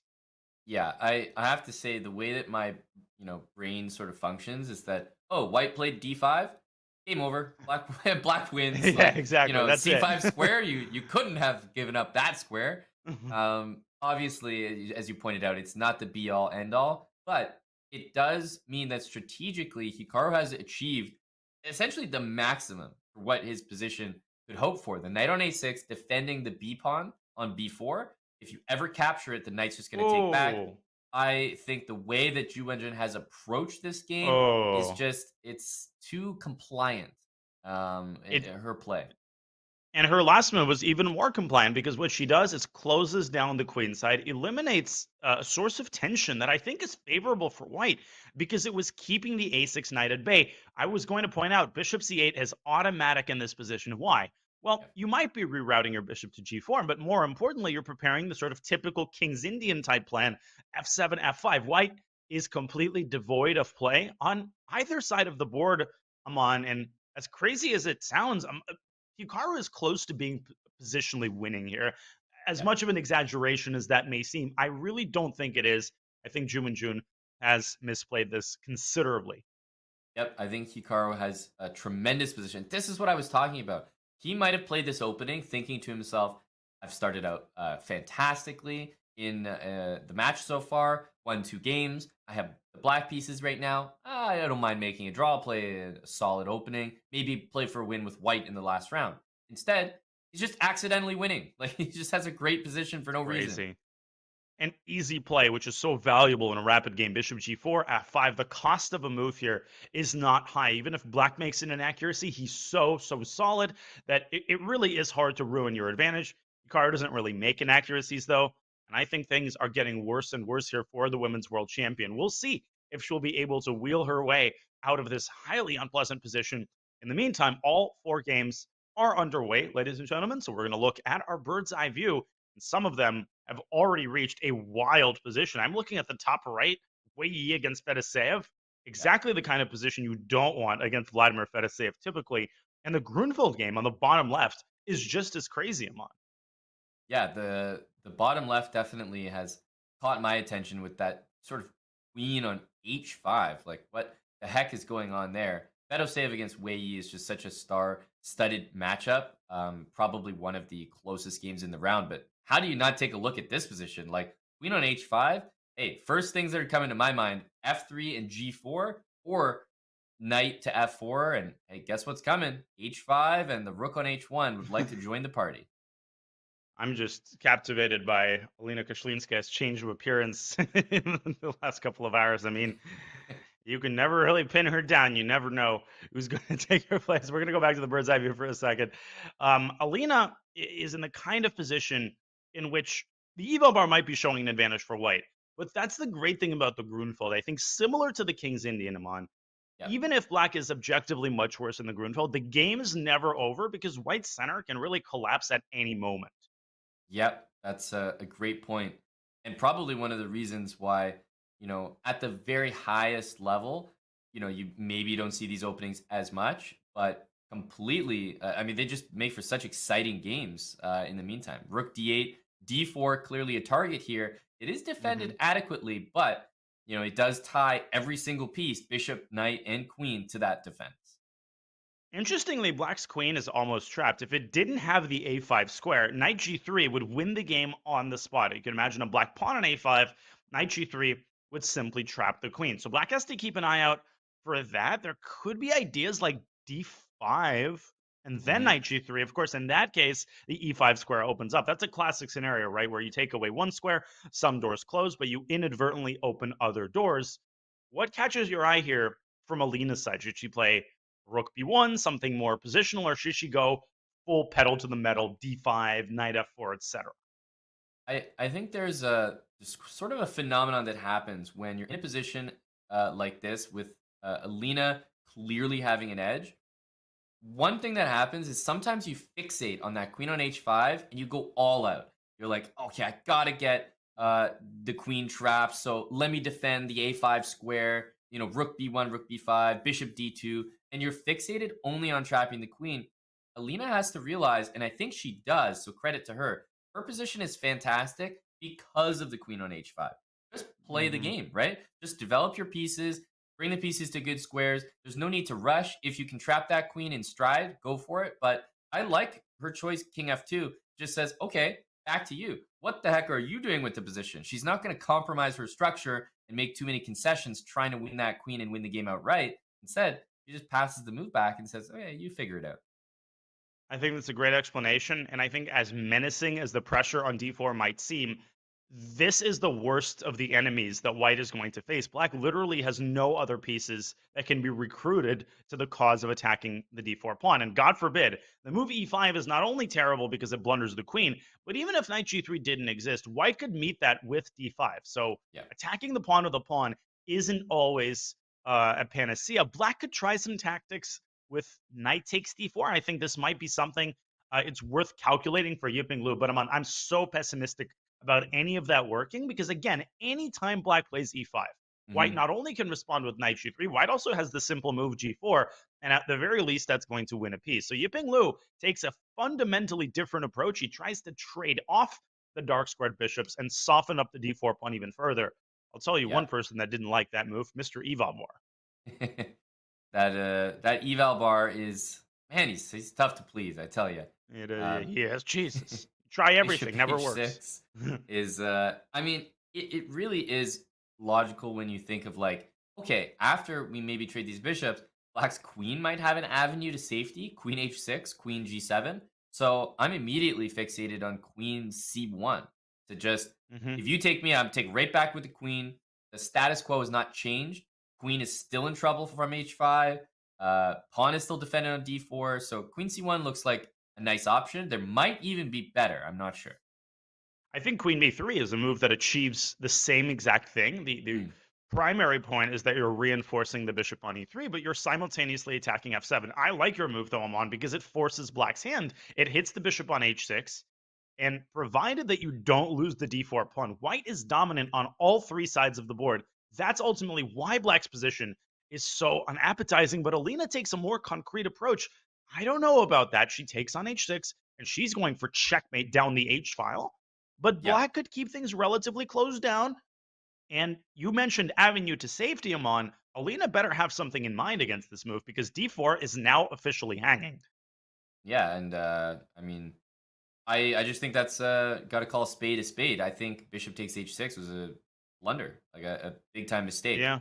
Queen b3 and queen c1, just maintaining control of that diagonal, leaving that queen stuck on h5. I think that was the way to go. Now you're looking at that d pawn, and you don't really want to play d5. It blocks your bishop, gives up the e5 square. But at the same time, it's like, are we really surviving and basing this whole line on king e3? Yeah, I mean, king e3, knight takes d4 becomes a much higher likelihood now that black doesn't have problems with his queen. That was the main issue that black was facing. And Alina, she solved that issue for him. Bishop takes h6 is one of those impulsive moves you make And 2 moves later, you're like, what was I thinking? Maybe Yeah. she overestimated the impact of the H file, but the queen on G7 is just such a phenomenal defensive piece. Bishop D5, though, I think is a level-headed response by Alina. And, let's not overstate the case. I still think that white has the advantage, but Alina's work is going to be cut out for her. As Black ponders the way to keep his initiative, his newly minted initiative going, let's go back to the bird's eye view because we've got some crazy developments on a couple of the other boards. One board that hasn't had any crazy developments, Amon, unsurprisingly, I think Hikaru continues to display surgical technique against Ju and Jun. That's completely in the bag. It is. Yeah, that doesn't look like there's any chance for Ju Wenjun there. I mean, Hikaru has been so dominant and his position looks remarkably easy to play.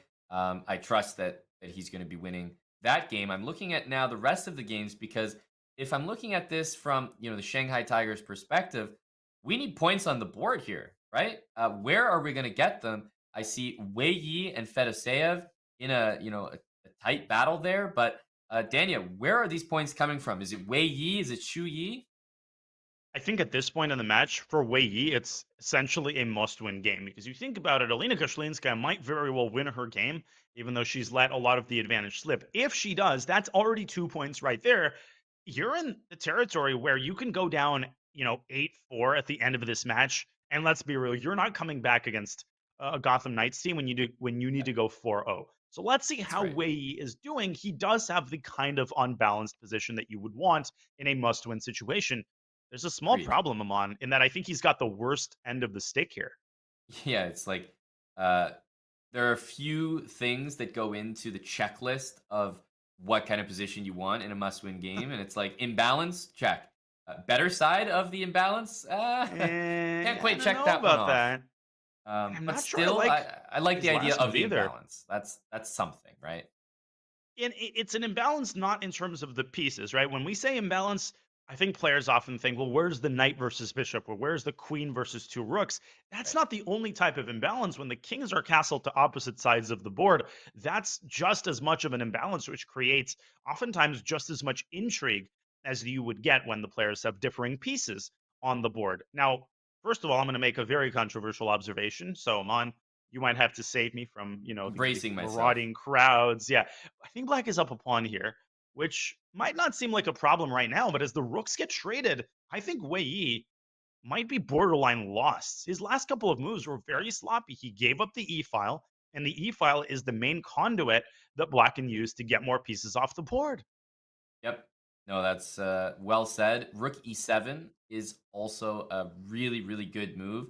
I think it takes the E-file by force here. So you're up a pawn, protected, pass pawn. I think Fedoseev is in control completely. Oh my gosh, this is a disaster in the works right now for the Shanghai Tigers. Hikaru Nakamura has officially won his game. They have now reached 6 points. All they need is 2.5 more points. They could conceivably get it this round.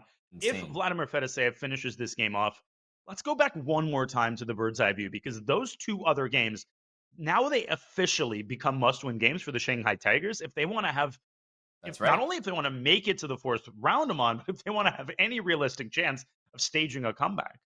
Yeah, I mean, we talk about how strong teams are. You see the Shanghai Tigers week after week; they look unassailable. Oh now, no! And look at this, Alina. Look at Alina. Look She's at Alina's about to position. win this match potentially. Oh my lands! How did that happen? It feels like she's made 5 moves and Black has made 0. Yiping Liu has gotten nothing going against the d4 pawn. Nothing. And ultimately, Amon, Alina's strategy to go down the h-file, it's been a dashing success. She's going to go rook h1, queen f6, and checkmate Black on h8. There's nothing that he can do. This looks so simple. I'm wondering how you even form a defensive idea. Like, you're just pointing out the obvious. Oh rook my h1, gosh. Queen f6. Not rook h8 first, but queen f6. Even the queen trade is fine. White calmly takes back and says, okay, rook h8 is waiting for you. That's mate in 1. The queen trade actually makes matters worse, but doesn't matter. Rook h8 comes even without the queen trade. I think what says it all is the top computer recommendation, which is rook d8 takes d4. And you might say, oh, that's a brilliant rook sack. Black gets counterplay. No, after knight takes d4, Black is supposed to offer a queen trade with queen takes c5. So that's the only way to stave off checkmate. This game is over, and Daniel, this it's not match even. might This is end. crazy. This If is Mikola Bortnik unbelievable. pulls out a draw, this match is over.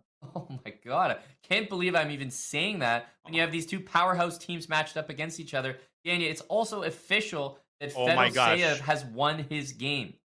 Oh, it wasn't even close. Wei Yi just resigned. He blundered a just gave second up. pawn, and there was nothing left to play for. He is disappointed and discouraged, as is Yiping Liu. I think his facial expression says it all.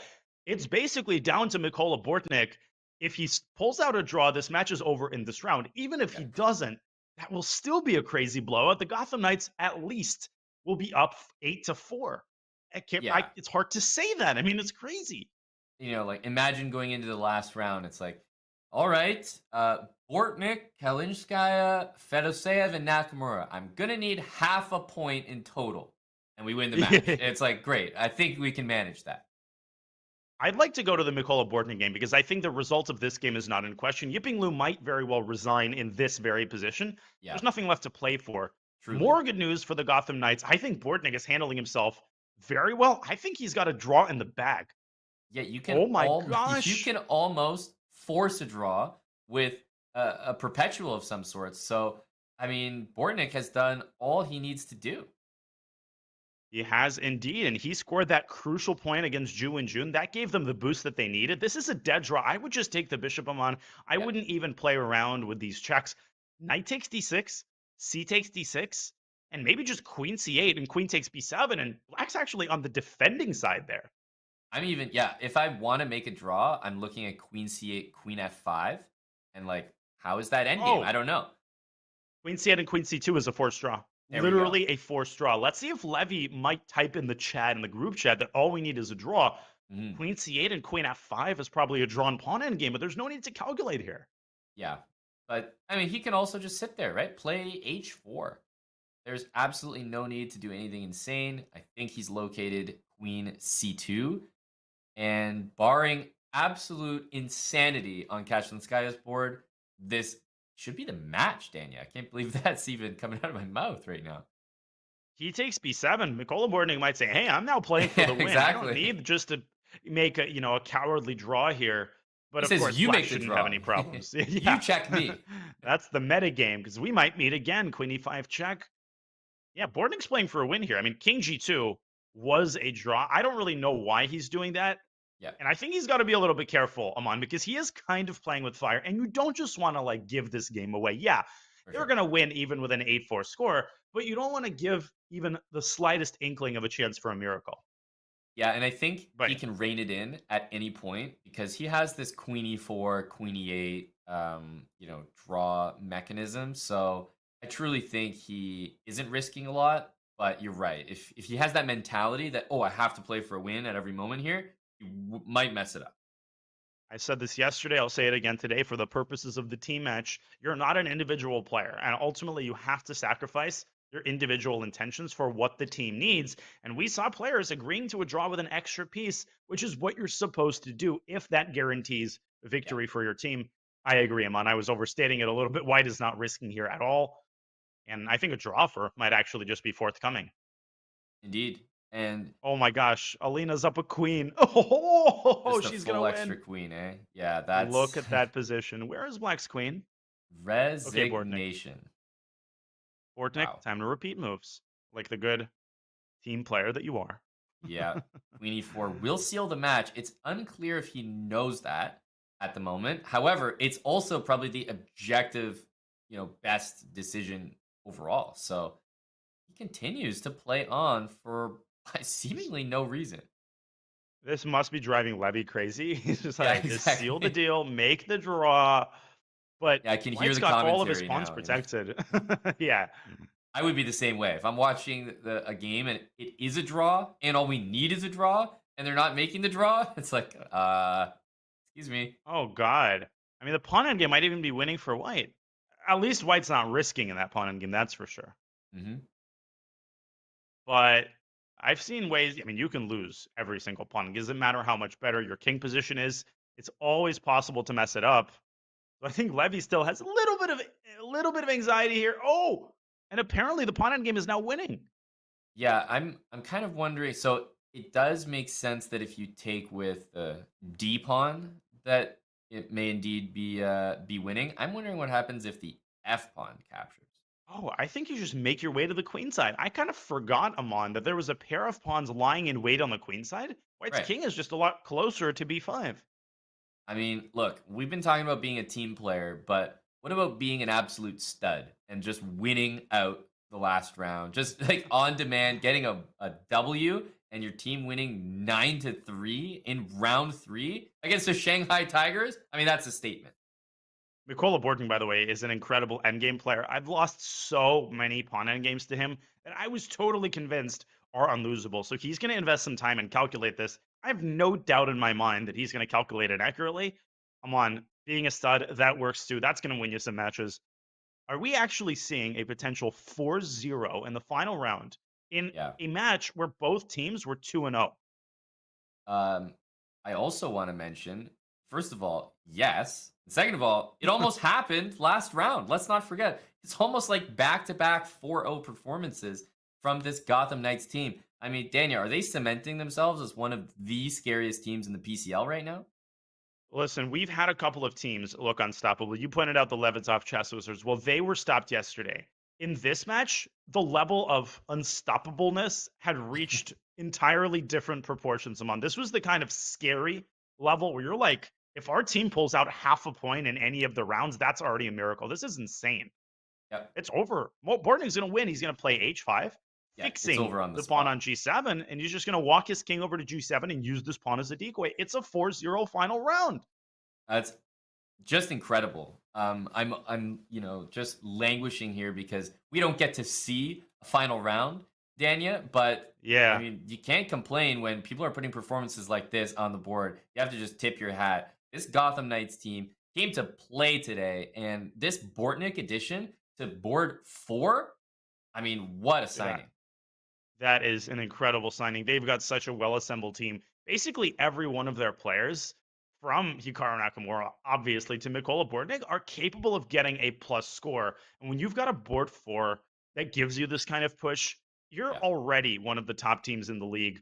They're going to make the playoffs after Bortnik wins this game. They will be the second 3-0 team after the Indian Yogis. I don't think anybody is even remotely looking forward to the task of facing the Gotham Knights in the playoffs. Oh my gosh, man. Yeah, G6. So the idea is H5, and if it gets captured, you take back on H5. The king gets to F5, and I mean, the win is so trivial. Yeah, the pawn race is kind of like a Ford racing against a Ferrari. Black's going to go after the B pawn, but he's about 7 tempi short. Yeah, I think he's going to resign right here. You know, the issue that I'm having with this scoreline, Dania, is we're not seeing a round 4, which doesn't give me as many games to see Fianchettos. And I'm distressed. What can I say? That must be a conspiracy, man. They heard your prediction. You were doing well in the first round. By the way, H8 equals queen, check. And it's official. It's official. Round 3 ends in a 4-0 victory for the Gotham Knights. Unbelievable. The final score of this match, I don't even want to say what it is as we look at Mikola Bortnik there. He's got a little bit of that half smile on his face. He's checking the match He might score, not know and the his final smile is score, going to by the grow. way. His smile is about to grow to a full-on grin. Yeah. Like, oh, dang, you guys did what I just did as well? Nice. Oh, there's no final game? Nice. Safety in numbers. And there's no numbers on the board for the Shanghai Tigers. Well, there is. It's 0. It's 0. Everybody loses. This was the craziest blowout that we've seen in the PCL thus far, and there's no debating that. And something interesting that I just saw in our chat here, Greg Shahadi saying that the playoff seeding depends on the margin of victory. So potentially this is like very impactful here for like first seed versus second seed, Dania. So everything seems to be going in the Gotham Knights' favor with a 9-3 final score. You don't even need to play the last 4 games. I'm totally speechless. I don't know what to say. I think the scores really say it all. The final score, ladies and gentlemen, is 9-3. 2 separate players had perfect scores. Try that on for size. 3 points for Hikaru, 3 points out of 3 for Vladimir Fedosev. And Hikaru has now won his last 10 PCL games. We've got crazy performances all around. And to help us unpack these performances will be the team captain for the Gotham Knights, Levi Rosman. We're going to set Levi up and hear his thoughts on this absolute blowout. But first, we're going to take a short break. You're watching the Pro Chess League. Don't go anywhere, folks, because we'll have Levy Rosman for you, and then our second match of the day in just a couple of minutes.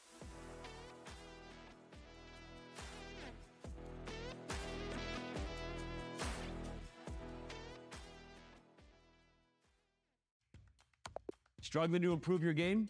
Chessable is the home for chess improvers. With hundreds of courses by incredible authors like world champion Magnus Carlsen, Christoph Selecki, Andras Toth, everyone's favorite social media troll known as Anish Giri, and so many more, Chessable can help you raise your game to the next level. Most importantly, all of our courses are powered by Chessable's exclusive Move Trainer technology, which uses the science of spaced repetition to make sure it all sticks. Check out Chessable today and get 30 days of Pro for free. Go to chessable.com/begin.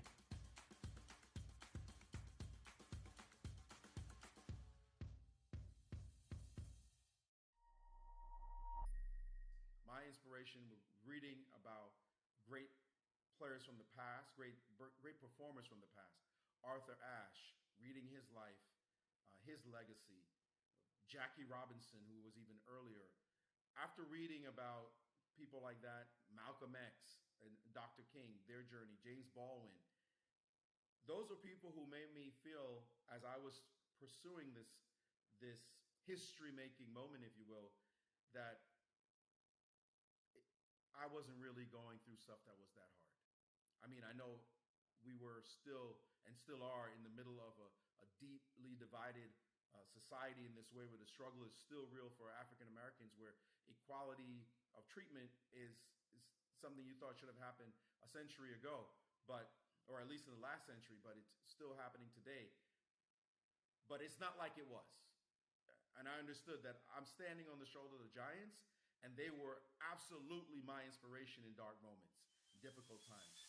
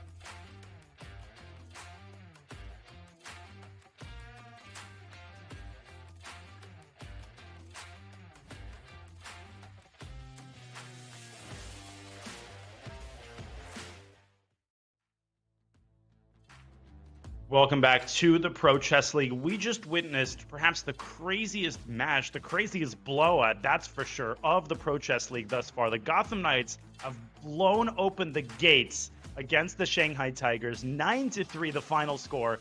And Levy Rosman, the one and only, is joining us to share his thoughts. Levy, congratulations. That was ridiculous.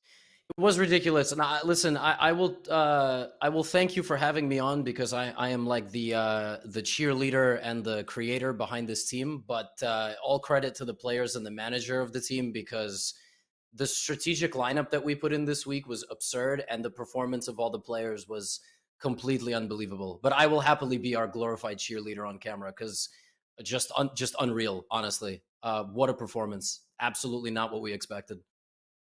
Yeah, I mean, Levy, you're the captain. That's what you got to do. Take the credit, man. You put the lineup forward. Now, I wanted to ask you about that lineup, because obviously it worked wonders today. You just kind of came out ahead on all the 50-50s. But what do you think about some of the lower board performances, like Alina and Bortnik getting in there and scoring crucial points for your team?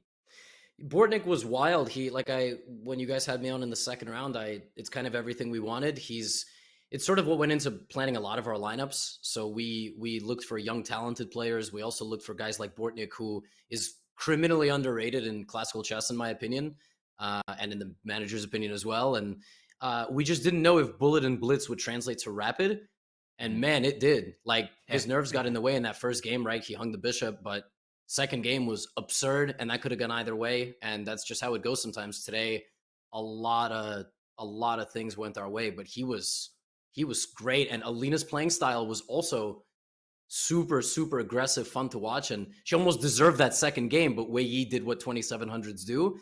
But it paid off in that third game. So, yeah, I mean, you can't ask for much more. It's like everything went right that could have gone right today.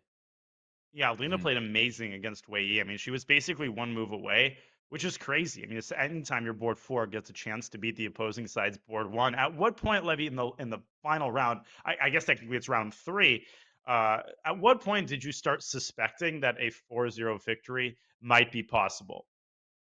I didn't. I mean, I thought it was going to happen in the second round, because everybody was doing so well, right? Like, it literally almost did happen in the second round. I mean, Hikaru it really helps when 5 minutes into the round, Hikaru already got you a point, right? Like, I don't know if the players know that, but let me just tell you as the commentator, I haven't followed the chronological order of the Chess Bra matches, but like, I'm sure it's the same, oh, Magnus won. All right, we got a 1-point lead. Great. It's a good feeling. Yeah, I mean, it's a really nice feeling, and he was taking care of business, like as if he had like somewhere to go, like he had a business meeting to attend.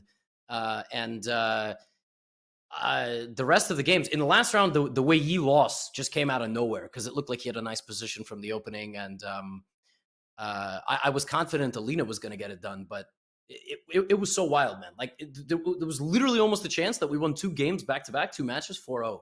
I mean, I did not expect that going in. I was super nervous to play Shanghai, and yeah, team pulled through.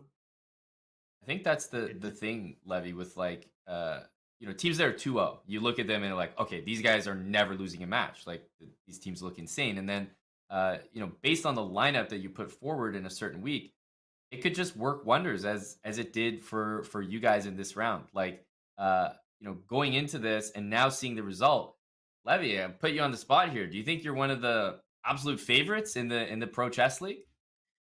So that was still TBD.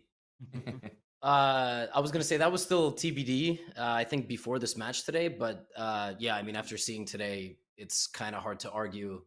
I mean, we fielded a lineup today that, just so like my manager was explaining this to our stream, you have to have a lineup that's 25-50 after all of the rating adjustments. And our lineup is 25-49.75. It's getting much better. It literally, like, if any player was 1 or 2 elo above their current rating, it would not work. And unofficially, it's over 2,600. So I think on paper, we've had like the top 3 best lineups, but that doesn't always translate to points, because you have to be a good rapid player. You have to be good under pressure. You have to be good against people higher rated than you. So if it works, it works, but there's other teams that are perfect. And, if the Bras field the 3 stack again, and Eric doesn't have a rough day, you guys might get 10 points in a match. So anything can happen. That's like, I'm happy we went 3-0, but there's still really, really good teams in this league. So I just want to keep doing it the way we've been doing it. Right. Well, I mean, it's going in the right direction, Levy. We've got a couple of featured chat questions. You mentioned that it's not only about ratings, it's also about experience level and how good these players are in rapid time controls and under pressure. BJH13 asks, Levy, can you talk a bit about having a woman as strong as Alina Koshlinskaya on your team? How much of a boost has that given you, and how much of a boost will it give you as you get into the playoffs? We actually have, I don't know if it's on our official roster, if we made any adjustments, but we have like 4 women on the team, all of whom are really good. We might have had to remove one because she wasn't available, but we were going to have Nurgul Salimova, who's like winning every tournament in Bulgaria. She's like 20, 21, and she's probably going to be a GM within a year or two. But unfortunately, she had a lot of classical tournaments committed to. Natalia Buksa, super strong. And we have like a young player in Kazakhstan who's 2200 and 2700 Blitz and fits in with a 3-stack, right? So she would fit in with like a Hikaru Fedoseev and then like Shield, which is what we ran last week. And she had a rough outing, but she was playing a lot of really good players. So it really helps. I had no idea what was going to happen today in Alina's games. I didn't even know that she was so aggressive. Like, did you know that? Because I did. She went after everyone's head every game, and she was winning against Wei Yi, and that it ultimately paid off in that third game. So I really like this lineup this week. We didn't know what to expect when Bortnik, Mikola was like, play the youngster. I don't know if I'm in as good as form as him, and I would say he's in pretty great form. I don't know what you guys think, but he seemed to do pretty well. So I don't know. I mean, it got a good team of 4, and we got Liam now, who's played only 1 match. So, but I don't want to jinx anything. We're in the playoffs, but that doesn't mean we won anything. Yeah, definitely. It's a really impressive lineup. Levy, I got another chat question for you, and I'm a big fan of this question. Would love to hear your take. Screws02 asks, question for Levy. Were you upset that Bortnik was not immediately making a draw in the final game? Now, obviously, it was going so well for you that even if somehow, disaster strikes, he loses, you're pretty much a favorite to win the match. But still, as a captain, on looking there, were you thinking, hey man, where's my draw? No, so there was something really funny. You can't contact the players during the match. Like, they don't know the score, but they have access to a spreadsheet. I'm not explaining this to you guys, just to the audience. They have a spreadsheet they can check to have the scores. And my manager was like, oh, I forgot to send it to them this week. So we were just cracking up, like, Mikola's probably out here grinding a result, has no clue what's going on in the match. Like, oh man, like maybe if I lose this half a point, we're gonna like lose the match or something. And meanwhile, just 3-0, and maybe the Chinese player Zhu Yi was like looking at, man, I got to play for a win, and it obviously backfired. So no, I wasn't too upset. I mean, it's hard to be upset when you're up 8-3. Like you secured a playoff already, So, but no, I don't think. I think Hikaru was a little rattled by the Alina Wei Yi game. People, chat was relaying like he was like watching it, and but it's hard to be mad when you have a 5-point lead. I think in this format. Yeah, that's unbelievable. Levy, final question, and we'll let you continue chilling on your stream. If you're the manager of the Shanghai Tigers, how would you handle a loss like the one that they just suffered? What would you be telling them, and would you be making any serious lineup changes if you're trying to get them into the playoffs? Well, they have a very balanced lineup now, right? I think they just need. I'm actually surprised they fielded the same lineup 3 weeks in a row because it had so much success, which obviously can't blame them. But I would figure against the Hikaru in another 2700, like they would have, they would try to find a way to field Wei Yi and like Yu Yangyi or Wei Yi and. But I don't even think Yu Yangyi is on their roster. I think it's like Nihua, and I think maybe they have another player, but I don't know. I mean, I think it's really hard to win the Pro Chess League without 2 2700s, but 2700 rapid. Like Fedoseev is underrated. He's 2668, I think, classical, but over the board rapid, he's 2750. So you need these short time control specialists that won't tank and that have like good openings that can kind of be more flexible in this 10-minute format. That's all I I would say. But I thought their lineup was ridiculously scary. Like I thought Ju and June could easily get 2.5 or 3. And like I'm saying, you have like some small moments in every single match. And this match, literally every moment went our way. So sometimes that happens, and sometimes it happens the other way. And momentum is everything. So, but very tough to win, I think, without two players that are top 15, top 20. So, but I'm not the manager. I'm the glorified cheerleader. So I just come here and talk about the team, and Mr. Ostrovsky makes all the decisions. Well, Mr. Glorified Cheerleader, we appreciate all of the insight. This was such a fun match to watch. Congratulations on making the playoffs. We'll let you take your rest. That was an amazing wire-to-wire victory, Levy. Congrats once again. Thanks, guys. Cheers. All right, bye, Levy. That was fun, Dania. That was... Oh my I've never gosh, seen, man. I've never been witness to a 3-round match before. Yeah, I knew it was possible hypothetically. I mean, the Cobras, I think, might have lost in 3 rounds in that 3rd round. But to see it unfold, and to see it unfold, Amon, with a team as strong as the Shanghai Tigers, we're not just saying it. I mean, they were 2-0 for goodness sake. They had the numbers to back it up. And you know you're a monster team when you make other monster teams look like the victim, right? The Yogis did that to the Levitov Chess Wizards yesterday, but this was on a whole nother level. Yeah, no, this was on a whole other level, Dania. I mean, we saw the overall score there. Speaking of those other matchups, let's look at the overall standings here. We see the Week 3 standings. They are now updated with a clinched playoff spot for not only the Indian Yogis, but the Gotham Knights, joining them as the 2 teams that have qualified and the only teams that will qualify from Week 3, Danny. And you just have to be realistic. I think if you're the manager or the captain for other teams, and you just got to say, listen, if the Gotham Knights play the way that they play today, if they display this level, I don't think there's any team in the league that's capable of stopping them. At the end of the day, you just have to hope that one or more of the players shows at least some signs of being a human, particularly Hikaru Nakamura. But the Yogis are definitely a force to be reckoned with. And if you're the Chess Wizards or the Norway Gnomes or Canada Chess Bras, not telling you kind of what to do or what to tell your team, but you can get too discouraged. I mean, you're still 2-1. You've got every shot of making the playoffs. You're going to have at least 2 more shots of making the playoffs. And just because a team has suffered a loss doesn't mean that it can't avenge the team that defeated it potentially in the playoffs. That's right. While there are people at the top of the standings as well, there's also people that have fallen to the bottom of the standings. And without naming any names myself, Dania, without telling you what to tell your team, the Charlotte Cobras there have been eliminated. And I what team am on? I wonder who will be joining them. St. Louis Archbishops and the Berlin Bears. I can't even believe that one of these 2 teams is going to be eliminated, but that's going to be an incredibly tense matchup to look forward to as well.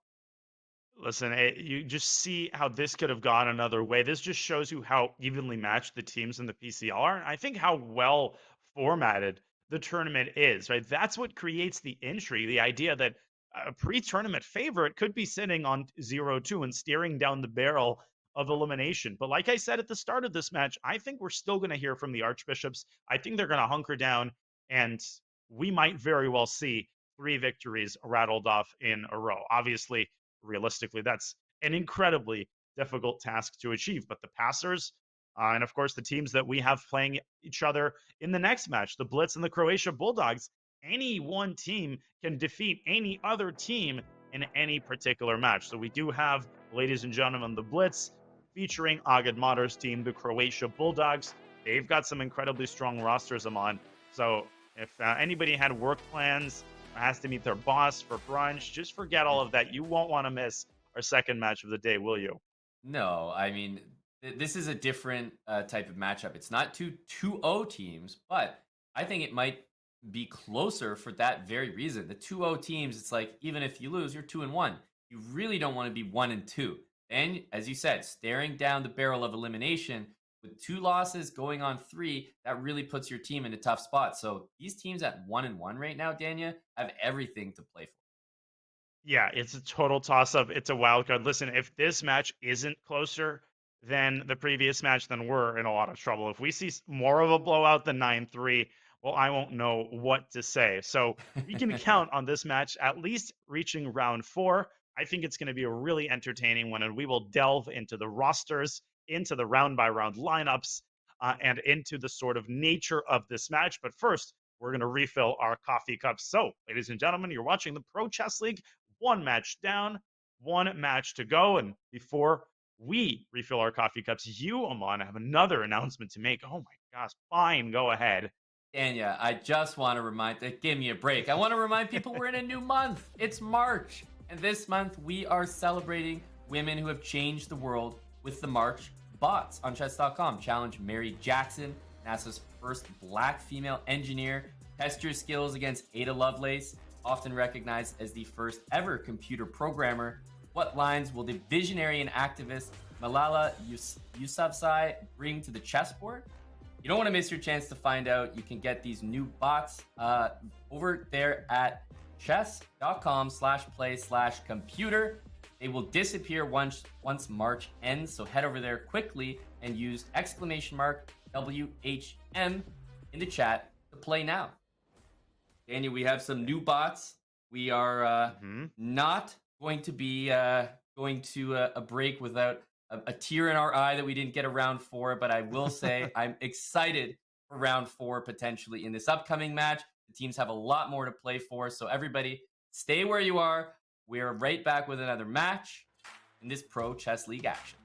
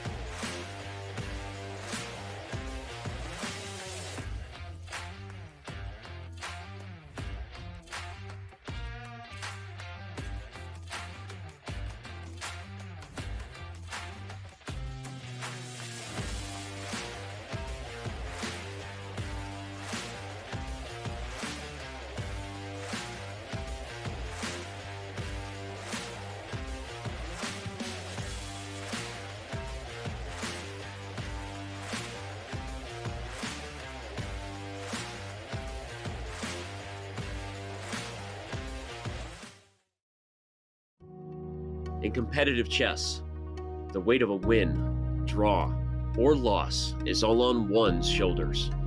It's easy to feel alone. Those lonely days are over. Oh my goodness! The Pro Chess League is back. Once again, in chess, teammates matter. What a beautiful tactic. The Indian Yogis are the first team to make it to the playoffs. Welcome back, PCL. A unique collection of teams, each with their own personality of different colors, shapes, and sizes. There are gnomes and knights, chess bras and bishops, and whatever the heck this is. The PCL is the only place where the best players in the world risk their fate alongside content creators and players from different levels, ages, and perspectives. Because there's a back rank weakness, Rooksy. What a stunning move this is. Just unbelievable what he does. Entering its 5th season, 16 teams will reboot the PCL legacy with a new format and new schedule. Only one team can be crowned the next PCL champion. Did King F5? F4 is falling. That was a huge blunder. He's going to get mated. My friends, it's the 2023 Pro Chess League. Which team can rise above the rest? They won't be able to do it alone. And the B pawn comes. Oh my goodness, Miley, way to go, girl. That's huge. That is huge for us.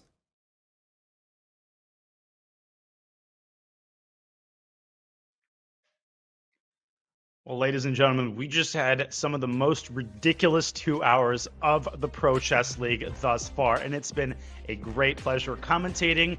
I'm GM Daniel Naroditsky alongside Grandmaster Amon Hambleton, and we just witnessed, Amon, without question, the craziest blowout of the Pro Chess League as the Gotham Knights beat down the Shanghai Tigers with a score of 9-3. Incredible. Incredible. I mean, it's one thing to just say that was the craziest or most impressive or widest margin of defeat, just, you know, on a whim, but it actually was. It truly was the most one-sided result. The Gotham Knights punched their ticket into the playoffs. Of course, we'll still hear a lot more from the Shanghai Tigers, but what a match earlier today that was. And Dania, the upcoming match will surely not disappoint either. I think it's going to be even closer. Well, I mean, the bar is set pretty low. And I think the most impressive thing to me about the Gotham Knights win, I forgot about this until like 2 seconds before we went live, which is that the score after one round, I think, was 2-2. I mean, this was tied, and this went off the rails in only 2 rounds, both of which could have easily ended with a 4-0 score. And the fact that Mikola Borknik didn't even go for the draw to secure the match. No, he actually won to hammer home the total sweep. That might have been the ultimate alpha move that just encapsulates how much of a blowout this was. Yeah, I think I'm looking at the Shanghai Tigers right now. They haven't changed anything, right, from their lineups. And I think it might be time. We look at the week 3 standings, and Shanghai Tigers, they're fine. They're 2-1, right? They're still a win away from qualifying to the playoffs, but it might finally be time, Dania, to shake things up in their lineup. They've used the same lineup for all 3 weeks. If it ain't broke, don't fix it. Well, it just broke. Well, and some of the other teams are broke as well. The manager and the captain roles, they might sound very cushy, Amon, like, oh, you just kind of sit back, and once you initially assemble the roster, you just kind of watch them play. No, you're actually making a lot of decisions about the roster, and those decisions are very impactful. And of course, the Chess Bras, the California Unicorn, some of the 1-1 teams, for those teams, I mean, the manager and the captain must be feeling nervous because in the next match, a lot of their decisions will either prove very wise or they will dig themselves further into the hole because 3 strikes and you're out of the Pro Chess League. But there's only one team that's out of the Pro Chess League thus far, Mark. Yeah, only one. There's only one team, and I would like to say that result has actually freed up a certain someone for commentary today. Great to have you with us in unrelated news, Dania. But indeed, the Charlotte Cobras, bottom of the table there. The first team eliminated, but not the only team. There's going to be either the St. Louis Archbishops or the Berlin Bears that are going to be joining them. They will face off against one another. But the match that we have for you guys, right at the top of that standings list, you can see the Blitz and the Croatia Bulldogs 1-1. There's such a big difference from going 2-1 and 1-2. It doesn't just feel like, this is just one random match. No, this puts you on the brink of elimination or almost punching your ticket in to the playoffs. Yeah, you've been saying it from the start. The difference between 2-1 and 1-2, one in which you feel like, okay, just one win away out of the next 2 matches and we're in. The other, one more loss and you're out. 2 polar opposites. So these 2 teams are going to be in completely opposite places at the end of this match. But teams like the Garden State Passers and the Brazil Capybaras, I mean, we got blown out. The Charlotte Cobras got totally blown out by the Brazil Capybaras, Amon. And when you lose a match like that, you start asking, man, how does this team lose to anybody? That's what we were wondering about the Levitov Chess Wizards yesterday until they got blown out by the Indian Yogis. So it's a hierarchy in the Pro Chess League. One team looks like a monster one day, they look like the victim in the next, and we'll see which team is the monster and which team is the victim in today's match between the Blitz and the Croatia Bulldogs. Their rosters are pretty mouth-watering, Amon. Yeah, no, we're jumping into the rosters, and there's a lot of things to talk about here. The Croatia Bulldogs, they're 1-1. They're led at the top by Bogdan Daniel Deak, super strong player at 2,700. But the thing is, it doesn't just drop off from there, Daniel. There's a star-studded list of cohorts here. Alexander Indic from Serbia, Grandmaster, is also going to be showing up for the Bulldogs. He is such a strong player. He's actually played for the Chess Pros in previous edition before, so I know firsthand just how strong of a player he is and how much he's worth at 2,630. Yeah, that's a great pickup. And in general, the Bulldogs have a lot of GMs in the rating range 2,500 to 2,630. That's a rating range in which a lot of chess fans, I think, aren't as familiar with some of the GMs who occupy that vast space. But I actually think they've got quite a few good pickups. I'm looking at Leon Levaich, who is a very exciting young player. He recently became a GM. He had a very bad run in the Bulldogs' loss last week. So he is itching at the opportunity for redemption. And some of their female players as well. Eileen Rubers had a standout performance in the Tata Steel Challengers, where she dispatched a couple of players over 2,600. And Polina Shuvalova, who's playing today, again, is basically, for all intents and purposes, a GM.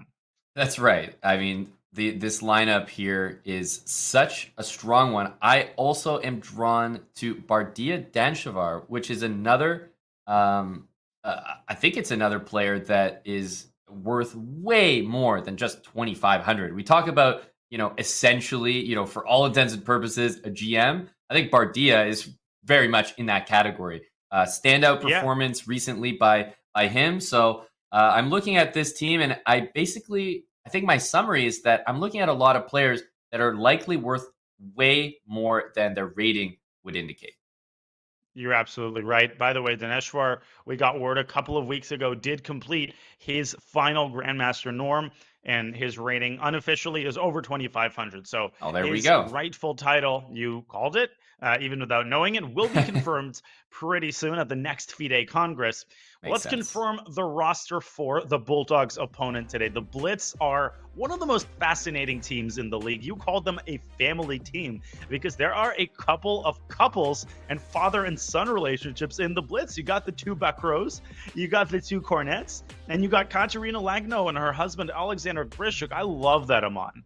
Yeah, I think I spoke about this earlier with the Shanghai Tigers, how, everyone on their roster was from China. You could see the camaraderie in between the rounds. Everyone's laughing, having a good time, likely sharing analysis, and truly wants the best for one another. I get the same feeling about the Blitz, right? It's captain, of course, Blitzstream, Kevin Bourdi, has put together a roster of mainly French players, but also Grischuk, Lagno.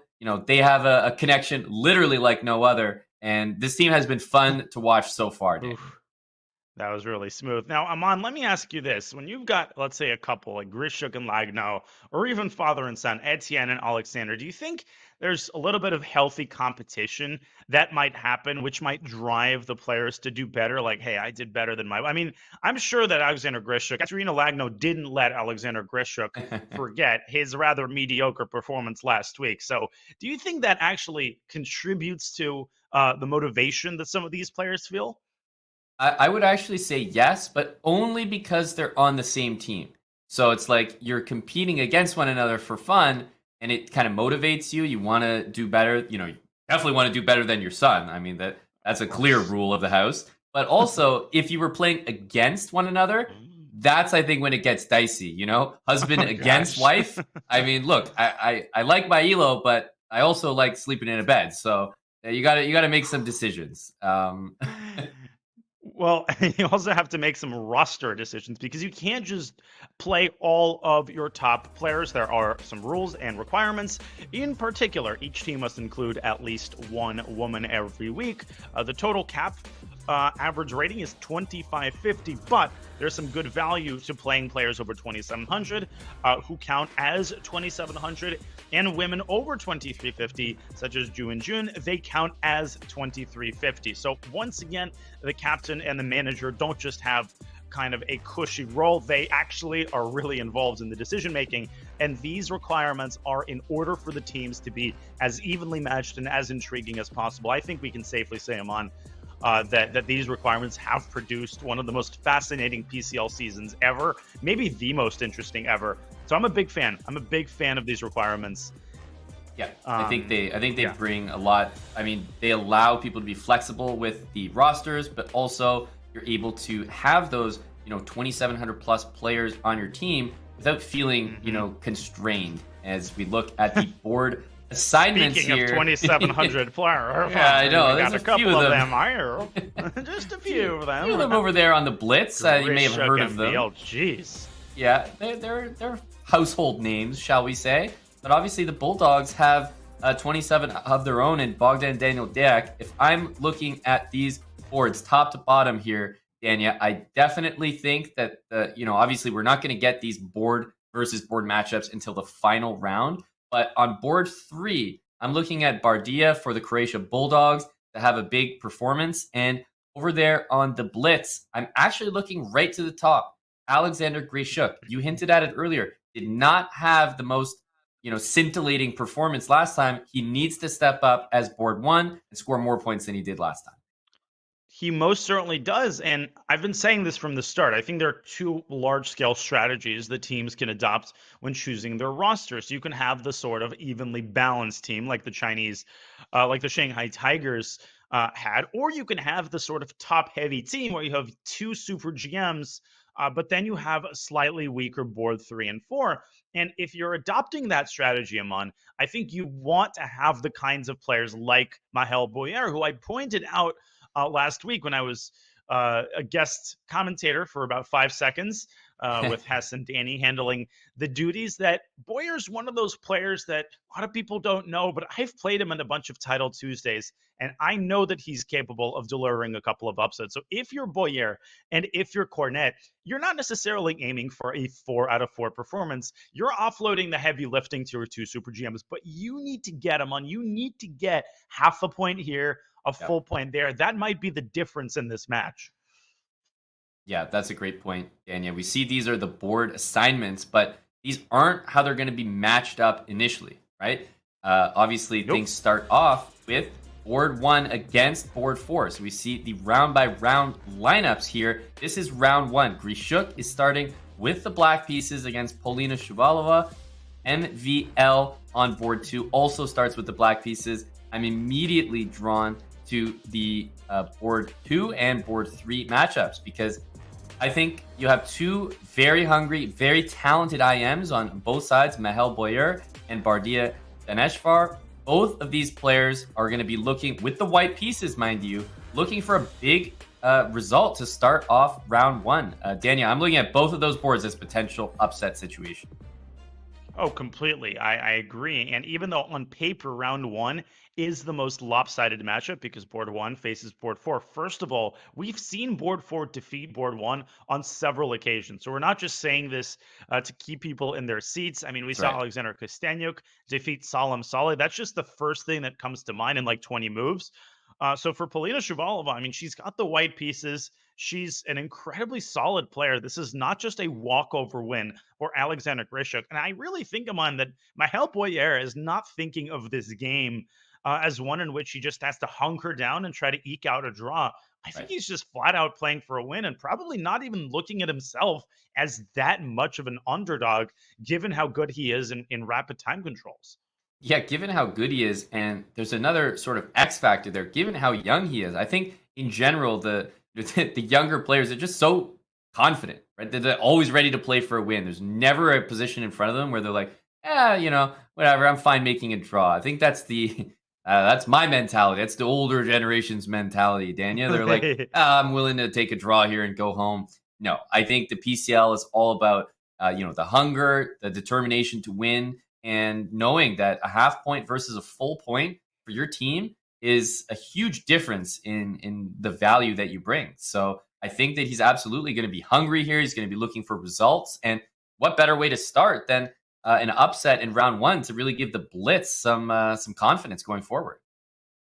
Yeah, and of course, Bogdan Daniel Deac also has to step it up. He had that incredibly disappointing game against Dariusz Švirch in the Croatia Bulldogs loss. That actually was one of the big reasons that they are not 2-0. So definitely a shot at redemption for the young Romanian Grandmaster. And well, the PCL is a fascinating tournament, and part of the reason why is the format. So if you're not aware of what the format is, well, again, where have you been? We hope you're here now because the time control is 10 minutes with a 2-second increment. The teams play a match consisting of up to 4 rounds. The first team to reach 8.5 points cumulatively wins the match. That can happen in 3 rounds, and now I see that actually might happen in 3 rounds. And in the event of an 8-8 tie, we reach tie breaks where the players maintain their round 4 matchups. Board 1 plays board 1, etc. But the time control shrinks to 3+2. So, Aman, if we get another 3-round match, I think I might just quit PCL commentary for the rest of the season. Yeah, if we get another 3-round, crushing, I think that's just even more unexpected than the first. Because, like I mentioned in our previous match, 2 teams that are 2-0, I can theoretically see a more lopsided match there because they're just 2 powerhouses that can definitely decimate the other one, and just depending on how players play and match up, it is pretty likely. But teams that are 1-1, they have so much to play for. So much is on the line here. They're not sitting cushy with 2 wins already. They could be going to 1-2 and be facing elimination next week. So I think everyone wants it. I think everyone is excited to get into their matches. I definitely think we're going to see a close match, but it's important to take note of those tie breaks, which may indeed be needed here. I speak about tie breaks, Dania, because if I'm not mistaken, the Blitz are no stranger to tie breaks and have actually pulled off a super impressive comeback victory that they won in tie breaks. So in case we do see tie breaks again, I might give the slight edge to the Blitz just because they have experience there before. Yeah, given how nerve-wracking these tie breaks are as we look at the Week 3 standings, you need all of the experience that you can get. But I'm really looking at that kind of peloton, that group in the middle that's 1-1 and 2-1. Those are the teams that really want to try to stand out as we get closer and closer to the playoffs. And it's really not like the NBA, Aman, in which we get basically 2 obvious categories Wait a minute. of teams. It's like the not playoff like the teams. NBA? Wait, hey, don't I see the Golden State? The Garden State. Sorry. My fault. If I had a nickel for every time I said the Golden State Pacers, I would be be buying up some real estate here in Los Angeles. But essentially, it's not like you got the playoff teams, then you got the non-playoff teams. I mean, for goodness sake, you got the Archbishops sitting at 0-2. So I think it can't be emphasized enough. If you're a fan choosing which team to root for, don't just hop on and off the bandwagon. It can actually be really interesting to root for a team that comes back all the way from 0-2, or even from like an unremarkable 1-1 to potentially win the whole thing. Absolutely. And, we have seen that a little bit. The Spanish Maniac Shrimps, they came in and won their match after being 0-2. And suddenly it's like, hey, don't forget about us. We might have started 0-2. You counted us out. We're on our way to 3 losses. But instead, like I keep reminding people, the rosters are deep for all these teams. Only 4 players play at a given time, Dania, but there's so much more depth to these rosters. And if you find that perfect roster that just works for you, all of a sudden, you kind of found the holy grail there, and you can run with that for a few weeks.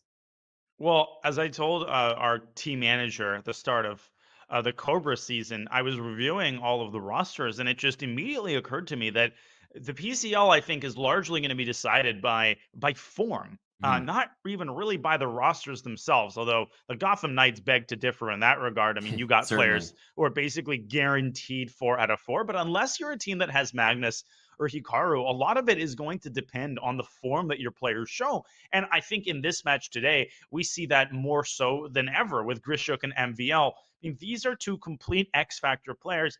I could see if Sasha, let's say, is in very bad form, I can see him go 2.5 out of 4. I'm on. But if he's in good form, you could see two different players go 4-0, much like we Exactly. did with Fedoseev and Hikaru. Right. I mean, if you have your top two players going, 3-0, 4-0, I mean, you're already not it. losing the match right there. That's 8 points all of a Yep. sudden. So, I mean, while we saw the bottom of the standings there, we also, of course, have to think about the flip side, the teams that are celebrating a little bit at the top of the standings, 3-0 records and already punched their ticket into the playoffs. The Indian Yogis and Gotham Knights. We saw the Gotham Knights in action, really making a statement that they are one of the absolute favorites. A reminder that, Daniel, all you need are 3 wins. So those teams, the Chess Bros, Gnomes, Wizards, and Tigers, even though their record is 2-1, they're still just 1 win away from joining the Indian Yogis and Gotham Knights in the playoffs. Yeah, nothing cataclysmic happened to the Levitov Chess Wizards. And I don't want to say that losing a match in the regular season is a good thing, right? I don't want to be that guy who tries to put a positive spin on everything. But if you're the team captain of the Levitov Chess Wizards, for example, you get more data, right? You get more data about which rosters work. And if a roster crashed and burned and you were pinning all of your hopes on it, well, listen, you're getting data about what changes you can make. You know which players are displaying better form, which players are struggling in the team format, and you can use that additional data if you do make it into the playoffs to really find the best roster. But all of this, again, needs to be taken with a major grain of salt, Amon, because Right. especially when you get to the good teams, it's really all about the form that the top players display. That's right. I mean, there's one team that in particular is all about data collection, the Charlotte Cobras.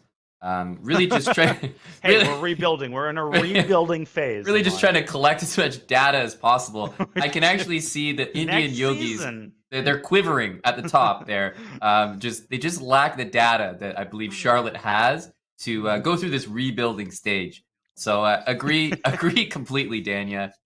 We see some players that certainly don't need any more data collected on them to slot them easily into your starting lineups. Alexander Grischuk is playing with the Black Pieces to start off against Polina Shuvalova.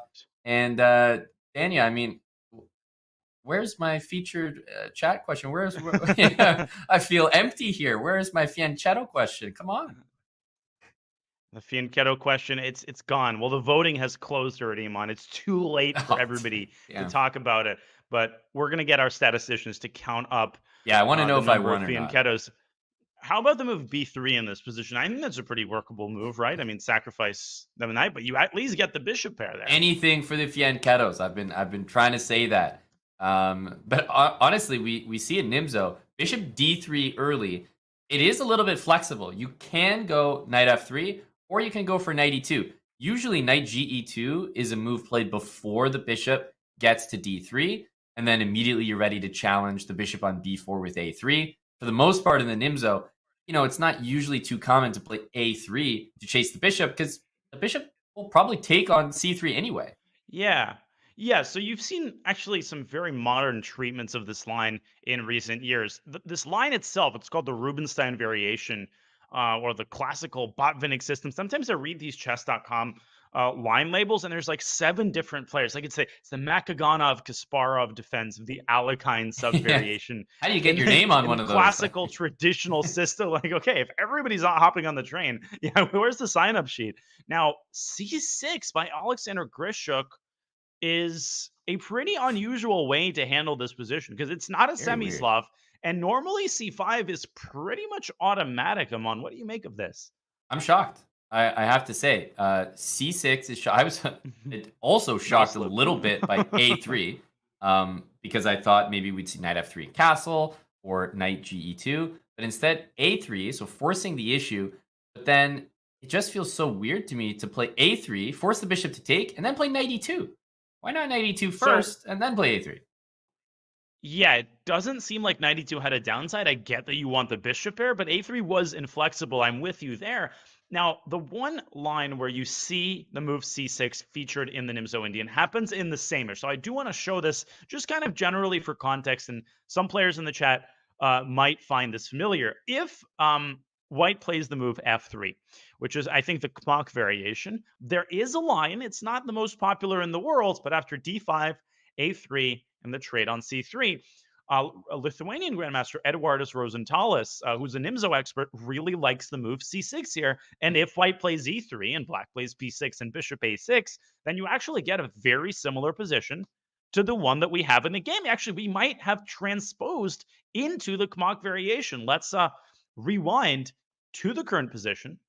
I literally think this is indistinguishable. You would have never known that this came from a Rubinstein. True. Yeah. This now it looks like Grischuk has actually done exactly what you set out to do in this opening, which is trade light square bishops. He's done so on a6 and the c4 square. Hey, it might take a while, Danya, but I'm really looking at knight b8, knight c6. Yeah, exactly. I like that one too. Yeah, knight e8, knight d6. I mean, this is just great. There's so many ways to get to c4. And if you're wondering how to kill like 5 or 6 moves, there you go. That'll take some time off the clock. Now, White needs to kill some moves as well. And I think for Polina, really the only plan that I'm familiar with in these positions is to play e4. And that doesn't end humanity. I mean, Black can just ignore that pawn, but then White can drive the pawn over to e5 and send the f pawn in motion as well. So I think we're going to get a very clearly defined battle between Black's positional play on the queen side and potentially his square control and Polina's attacking chances on the other side of the board. So fascinating position. Sasha is down on the clock.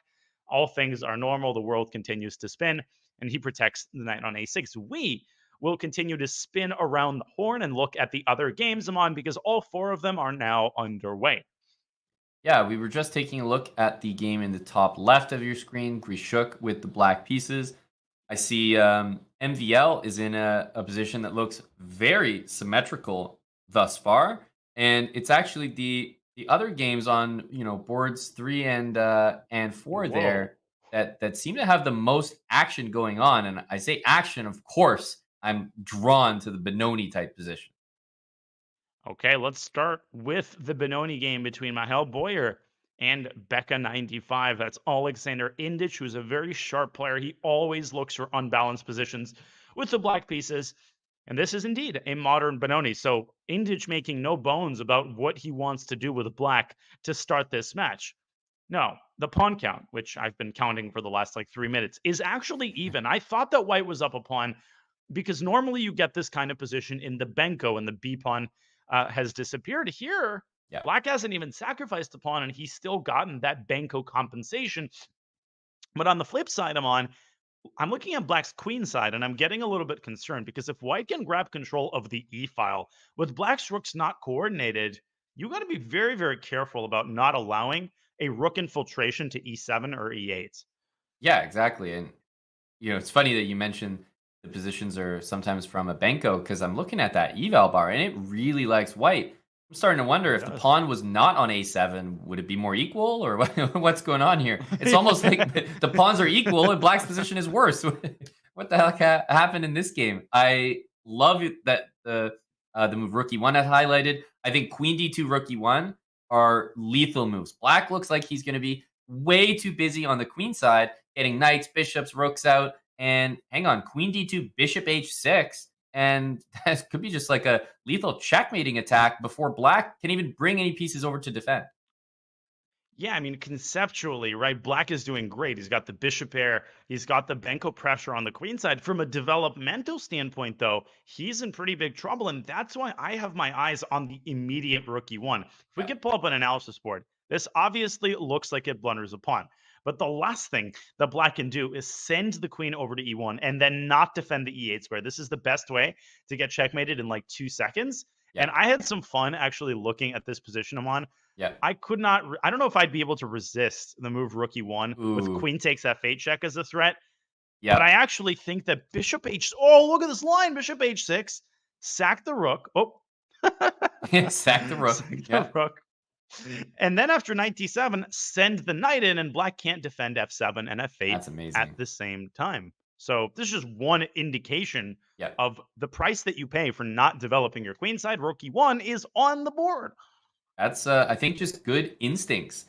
You can't teach moves like rook e1, right? You don't study those in books. You just have to have that feeling that, no, this is the time to strike. I need to play direct moves. And guess what? The knight and bishop are still on b8 and c8 respectively, which means that those rooks it's just one move short of defending one another. You can't, rook f8 just doesn't make any sense. So you will have to surrender the e-file by the looks of it.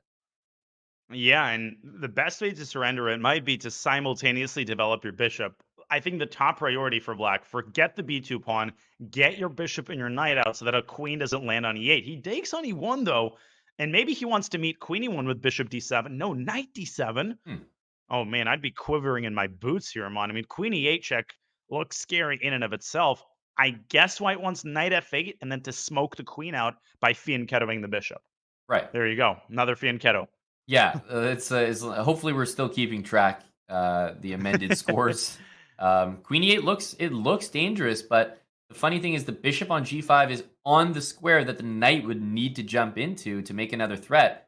Speaking of that, I actually started looking at queen e8, bishop d8, and knight g5. Oh my god! What the heck is happening there? Well, what I love about bishop d8 is that it actually blocks the a file, so the development of black's bishop won't come with tempo anymore, which is a good thing for white. And you might end up sacrificing, the rook on a1 and the knight on c3, because the only three pieces that you really need are the queen, the bishop, and the kingside knight. So Mihail Boyer has a lot of calculating to do. The one piece of silver lining for Indich is that white's position, in a weird kind of way, Amon, is harder to play than black's, because white's the one who's doing the calculating. Indich is the one who's making the forced moves, whether or not he's going to get checkmated.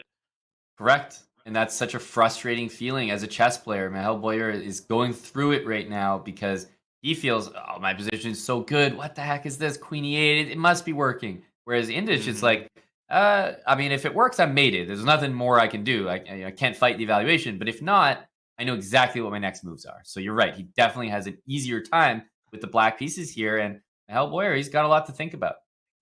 Yeah, I hate that feeling. It's that feeling when your opponent plays terribly, but he's playing instantly. You're like, this isn't fair. It's like I'm playing better, and yet somehow I'm losing on time.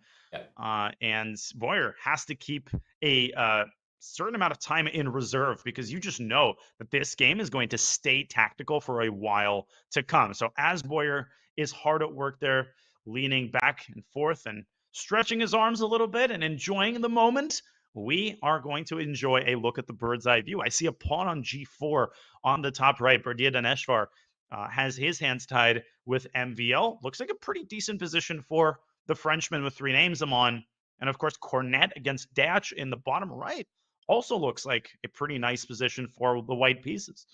Yeah, I feel like, in this commentary duo, I've been making far too many decisions, Daniel. Which one would you like to go to, MVL or Bogdan Daniel Dach?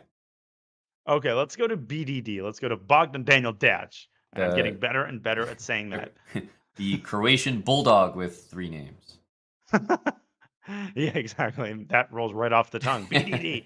Well, BDD is facing a pawn that has just landed on f4. This started as an Owens defense. e4 was met with a b6. So Dach, much like Alexander Indich, is not hiding his intentions. B6 just screams, I want as unbalanced of a position as possible. But let's be real, Owen. I once faced that move in a Blitz tournament from somebody. Some GM played it against me recently. It's a pretty dubious move, objectively. And the move b6 screams that you're either trying to imbalance the position intentionally, or you've been watching him on Hamilton stream far too much for your own good. No such thing. Come on. Victim of trying that opening myself, perhaps a little too often. I can tell you that in my tenured, 15 plus year career playing the opening, I have never in my entire life had the current position on the board. I'm still wrapping my head around the fact that we have a pawn on f4, and Black's like, hey, why am I not invited? I'm going to invite myself to the party, and he stops the pawn in its tracks with f5. The big question, Amon, I think, is who benefits Right. from this highly unconventional pawn structure? Because on the one hand, Black has this long-term weakness on e6, and White can try to attack it with like queen d2 and queen e3. But on the other hand, Black's got some positional assets of his own. That bishop on g3 definitely has seen better days. Absolutely. The bishop on g3 is stuck in defense right now. As soon as you said that we have something that is kind of unorthodox, we haven't really seen it before, I immediately feel that that favors Black because he's the higher rated player. He wants a spicy position that, will seem unorthodox, unusual. There's not many, I guess, patterns that the players have to go off here. And I'm also looking at White's knights. They would love to make their transition to the e5 square, but they're in possibly the worst positions on the chessboard to reach that square. It's really awkward to get there. One knight is restricted by Black's pawns. The other knight is restricted by its need to defend the f4 pawn. So you're right. Yeah. The knights are very immobile. I think Derek should go full shebang here. I think you should go knight d7 and castle queenside. You can't play 1 e4 b6 and then, castle in cowardly fashion to the king side. No. I think he's castling queenside and sending that h-pawn full down the board. But Derek, one thing that has plagued him, Amon, in rapid time controls is his predilection for time pressure. He's always in acute time pressure. And this is a case in point. 4 minutes after 12 moves, he's got to be very careful. Yeah, I I actually remember, possibly, I can't even remember now if you were on the commentary, but it's possibly like the funniest moment in the PCL thus far when Bogdan Daniel Deax's camera fell.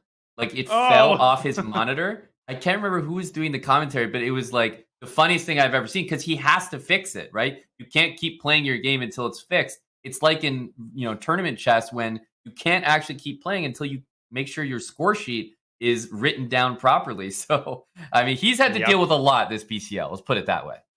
Well, we saw that with Wei Yi in the first round. He had like 2 minutes and he was just casually adjusting his camera. It was Canty and Hess who were on the commentary team, but I was watching that and it was an amazing moment. Bogdan also had one of the most painful moments of the PCL when he failed to promote a pawn and win the game on the spot. A game, without exaggerating, that really could have changed the course of the match and the course of the Bulldogs' entire season. So let me tell you, he is not going to forget that, and he is determined more than ever to prove his worth on the team. Okay, I think the position is somewhat stabilized. His king is on f7, so I'll give him a pass, right? He hasn't castled kingside. He's done something a little bit more gutsy than that. That's right. B6 living up to its expectations. I think both sides actually have a number of pieces that need to be where they are. The rook on h8 has to be there, defending the h-pawn. Rook on e8 also seems like it needs to be there to defend e6, whereas White's bishop on g3, queen on e3, knight on e2 are all tethered to that f-pawn. The bishop's also tethered to the h-pawn. There's so many pieces stuck. The bishop on f3 can't move. The rook on f1 pretty much can't move. So even though the eval bar is not a super fan of knight to d1, I have to admit, Dania, kind of struggling to see what other pieces to move, and I kind of like it because I can see a nice rewrite there. This is a huge threat. Knight f2, knight h3, knight g5. The eval bar is creeping back up, but I feel like the players are making incredibly natural moves. I'd be giving all of this exclamation marks. The eval bar is just laughing all of these moves out of the building. What's wrong with queen d8? I mean, you are hitting White where it hurts on the h4 pawn. Yeah. And if he can force Demonte to go queen f2, well, that takes away the rightful square from White's knight. On the other hand, it gives the knight a different pathway, but that pathway could be easily blocked with a well-timed move such as b5. So it's just such a weird, cagey kind of position. You called it, Amon. There are no patterns here to speak of. The players are entirely on their own. They certainly are, Dania. And I see the bird's eye view. If we can take a look, we have to probably jump to the game that we haven't touched on yet. Because I see MVL as potentially committed just a serious offense here, and I was hyping up the possibility of an upset in round one. It might happen. You called it even before we went live. You pointed out Bardia Daneshvar. He beat Ray Robson with the black pieces in the previous match. Oh my goodness. No, he didn't just take on g6. His king, that's the ultimate twist him on. Black was the one going after White's king just a couple of moves ago. But MVL, he was overzealous. Now the White king is fully safe. And obviously, f takes g6 is unthinkable because of rook b7. It looks like Black has to stay alive with rook f8. But rook b8, does that finish it? Oh, there's a trap there. Rook b8, fg. Rook b7. There might be queen takes f2 check. Might be queen takes f2 check. Unbelievable. He missed it. I jinxed him. Yeah, I think he just spotted, like MVL, by the way, spotted that. Credit to him. Like he saw that whole thing coming. Now I'm wondering what was he supposed to do? And I think it was maybe the slow approach. Bishop h5 or something, and bring the rook in next. I don't know. Bishop e4 maybe, but what a miss. Like that tactic came out of nowhere from MVL.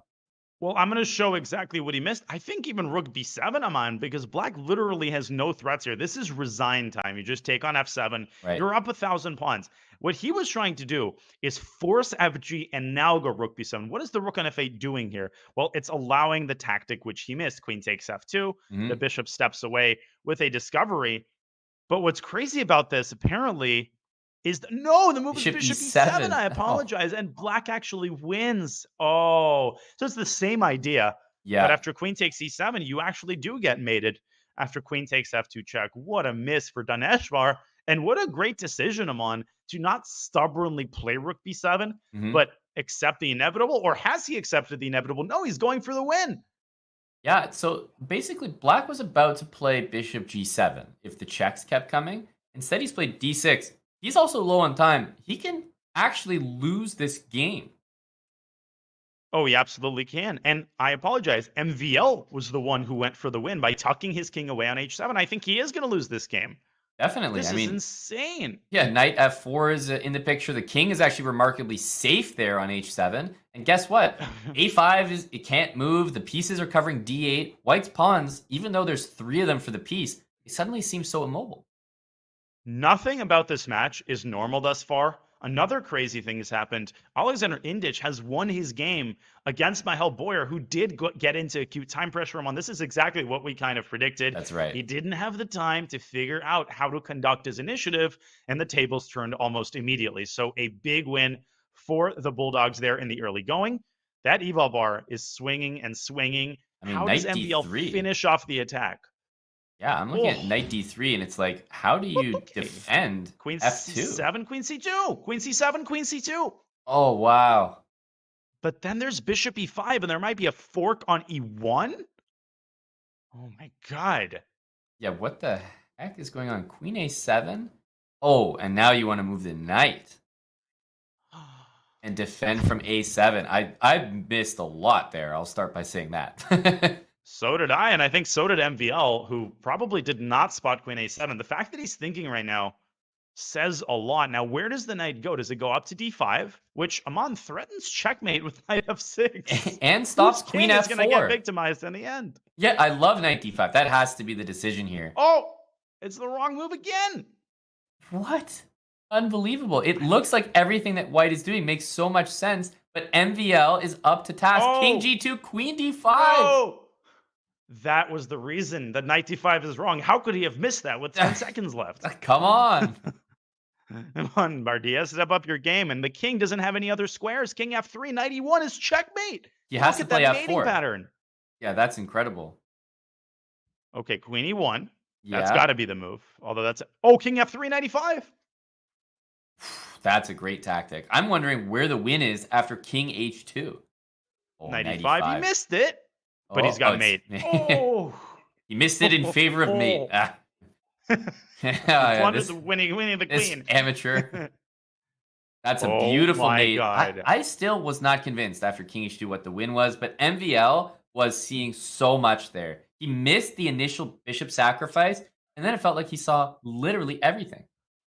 But that just belies the earlier craziness that happened. Boyer lost. He was winning as well. Bardia Daneshvar was winning in one move, but it's so incredible. Easy against these 2700s. I mean, their ability to weasel out of virtually any position. It's inhuman, Aman. It's spiritual. It's otherworldly. Speaking of otherworldly, we have a crazy game unfolding in Diamante Daulite's affair against Bogdan Daniel Dach. where I think his decision to play the Owens defense is now looking pretty darn good, as That's is his right. position. It's paying off, and this is a really important game because we actually see that it's 1.5 to 1.5, a draw between Grischuk and Polina Shuvalova. That's board 1 against board 4. This is the other board 1 and board 4 matchup, and if Bogdan Daniel Dea can win this game, that's not a bad start for the Bulldogs. They would jump out to a 2.5, 1.5 lead. Something's in the air today. All of these games are wild. Shuvalova, by the way, really didn't give Grischuk too many chances in that Nimzo Indian. I mean, she held a comfortable draw from a position of strength in the endgame. Speaking of position of strength, that king on g6 is crazy. It's crazy how safe it is. It's Yeah. impossible for white to even set up a check. Maybe it's worth going knight e2. That's the only way that I see to even deliver a sensible check to the black king. Yeah, and at some point, this king might find itself situated very nicely on, a dark square like h6, pawn on g6, and is just so entrenched in there. I'm also looking at aggressive ideas for black just down the line, something like queen h4, knight g4, and strangely enough, if you take the knight, you kind of open up the h file. So maybe black can set up some checkmating attacks as well. Oh, absolutely. And 50 seconds now for Demonte. I mean, Bogdan is very experienced in time scrambles. He gets them literally every single game.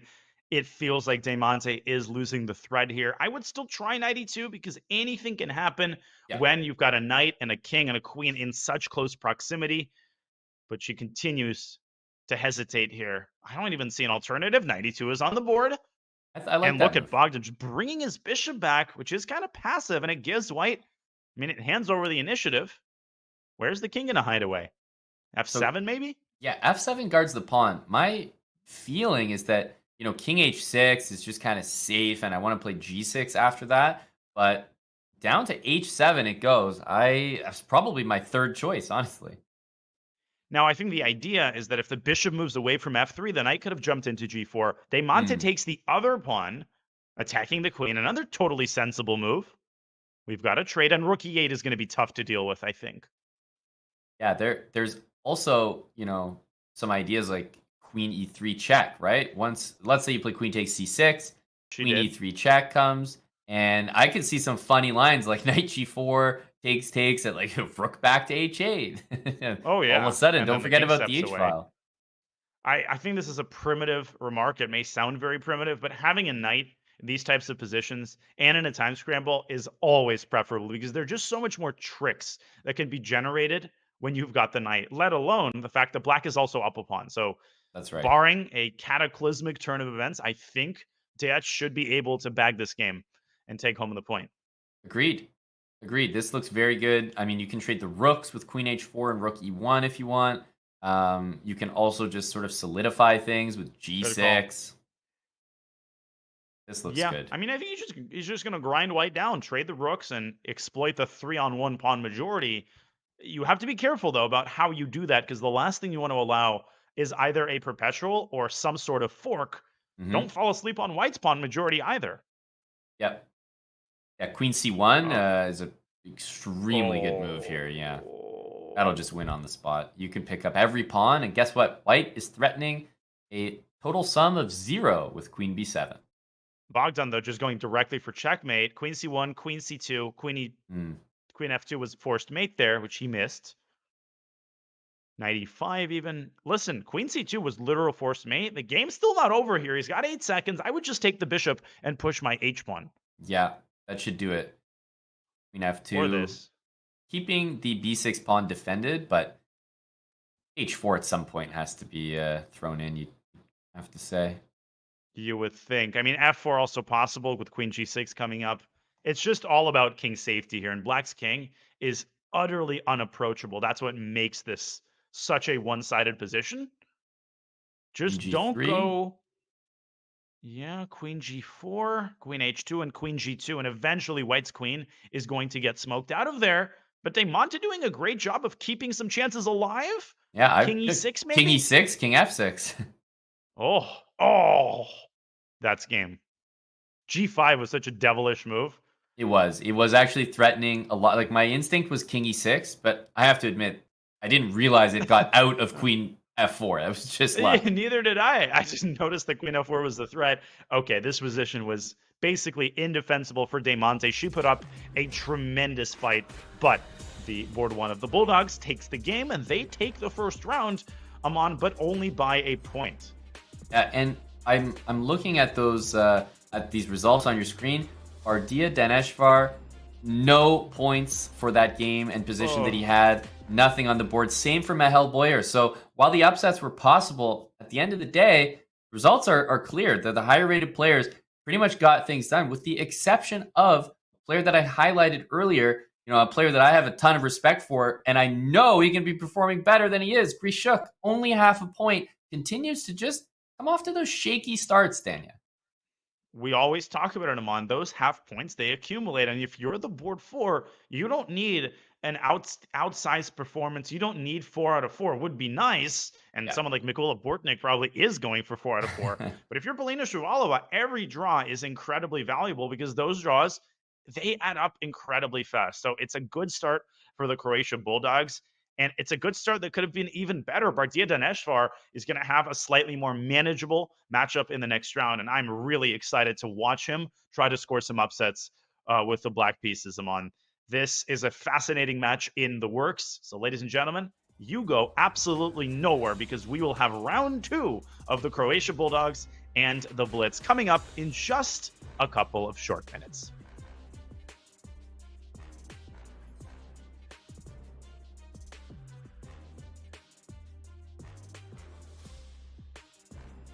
Interested in becoming a chess streamer like your favorite creators, such as Hikaru, Gotham Chess, and the Botez sisters? Come on. Look at this. Woo!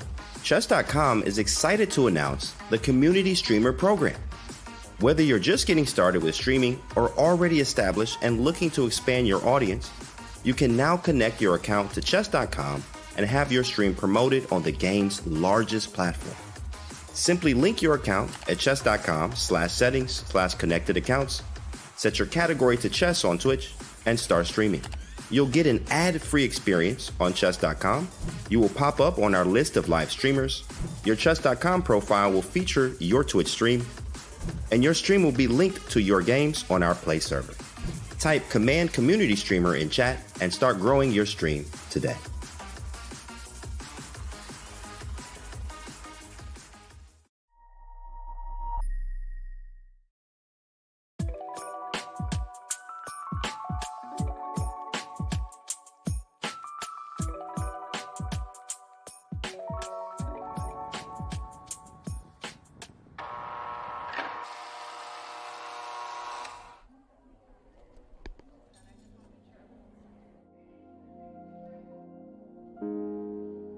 My name is Elwood Dawson. I'm from Chicago. I'm Sika Blackman.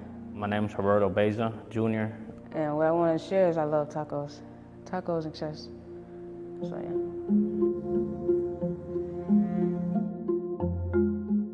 With the chess program, really, even chess in general, like on the deck, you kind of lose yourself. You don't really think about your case. You learn to think differently. You strategize more. I sometimes come out 7:30 in the morning. I'll probably play until lockup, so it makes my day go by faster. It's competitive. It's a lot of trash talk. It's crazy, like the chess players, we got our own little circle, and all of us play each other. We talk trash about who be who garbage. Yeah, I never play that dude again. He garbage. I never play him. But yeah, it's real competitive.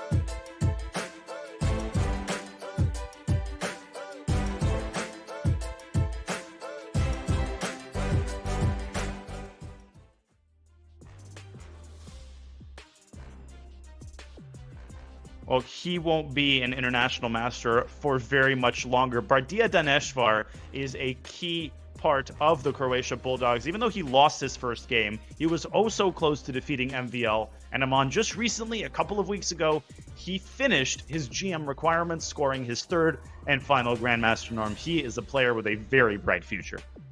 Indeed. I think it was just basically a formality at this point, getting that title approved, but still a formality that needs to be undertaken. Obviously, I think with him slotting in at a board 3 position, I mean, he's sitting at like 6 out of 8 in the PCL, Danya. That is such an incredible score for someone that, you know, can be like board 2, board 3, depending on his position. I mean, 6 out of 8 is a good score for board 1. It's crazy how many PCL teams manage to ferret out, you know, these underrated young players who are on board 3 or board 4, but absolutely capable of maintaining plus scores in most PCL matches. So Daneshvar is a huge pickup for the Bulldogs. The Bulldogs, they're a powerhouse team. They're incredibly solid. They don't have any weaknesses on any of the boards, and they are currently leading with a score of 2.5, 1.5 on the strength of Polina Shuvalova's draw against Grischuk. I said Polina was going to have a slightly easier game. I'm sorry to say that I was wrong. Sorry, Polina. Yeah, exactly. It's like, I'm pretty sure what happens is that as the board 4, you're supposed to have your hardest game first, and then, you know, it gets like way easier. Eventually you play the board 4. Your day is not really supposed to go from playing Alexander Grischuk to playing Maxime Vachier-Lagrave. So as you said, good luck with that. A similar experience though over there for Demante Cornet. She started off with a tough opponent in Bogdan Daniel Deak, and well, hello, Alexander Indic is waiting for you in round 2. So no rest for these board 4s. It's true that Cornet lost, but I think she has to try to go for exactly the same types of positions in all 4 of her games, because that was a 50-50 position. They were in a time scramble. Both kings were weak. And if Cornet can get 4 of those positions, she's going to pull at least one of those games out. So again, if you're the board 4, I think the best strategy for scoring an upset is not hunkering down and groveling for a draw, especially if you're playing white, but really to go after your opponent and lean into the fact that they are the ones with something to lose. Same, of course, with Polina Shuvalova, who did play a very solid endgame and held MVL. That's a huge confidence boost, Amon. I think when you're the bottom board, knowing that you've held the top player, that's a total game changer for the next 3 games. It is, and it puts not only your team in a good frame of mind, but it helps your confidence tremendously. I always, you know, have some sympathy for these board 4s because a lot of them come in and they have their toughest matchups right at the beginning and just sort of like defeats your mentality before you even get out of the gate. So by the time you get to, you know, round 4 and you're playing what should be your easiest pairing, you may be suffering because you're just like taking so many losses by that point. So they have to stay mentally strong. As we see Bardia and Grischuk, their game has started, and Daneshvar is gone with the Caro-Kann here to start off against Grischuk. Yeah, the Caro-Kann, obviously super popular nowadays at all levels. And Alexander Grischuk essaying the line, which I think of all of the lines in the advanced Caro is probably the choice of most super GMs who really play principal chess. This is the short variation where the bishop modestly comes out to e2, but don't be fooled by the sort of modest appearance of white's kingside development. Amon, I think you'll co-sign this point. The short variation is actually a very principled and aggressive line that leads to some wild tactical struggles, particularly when black castles queenside, which is pretty often. That's right. You'll definitely see that Grischuk's play is based a lot off what he gets in return from his opponent. Right? It depends which way the king castles. It depends how black develops. Black sometimes has lines where they go for g5, even f6.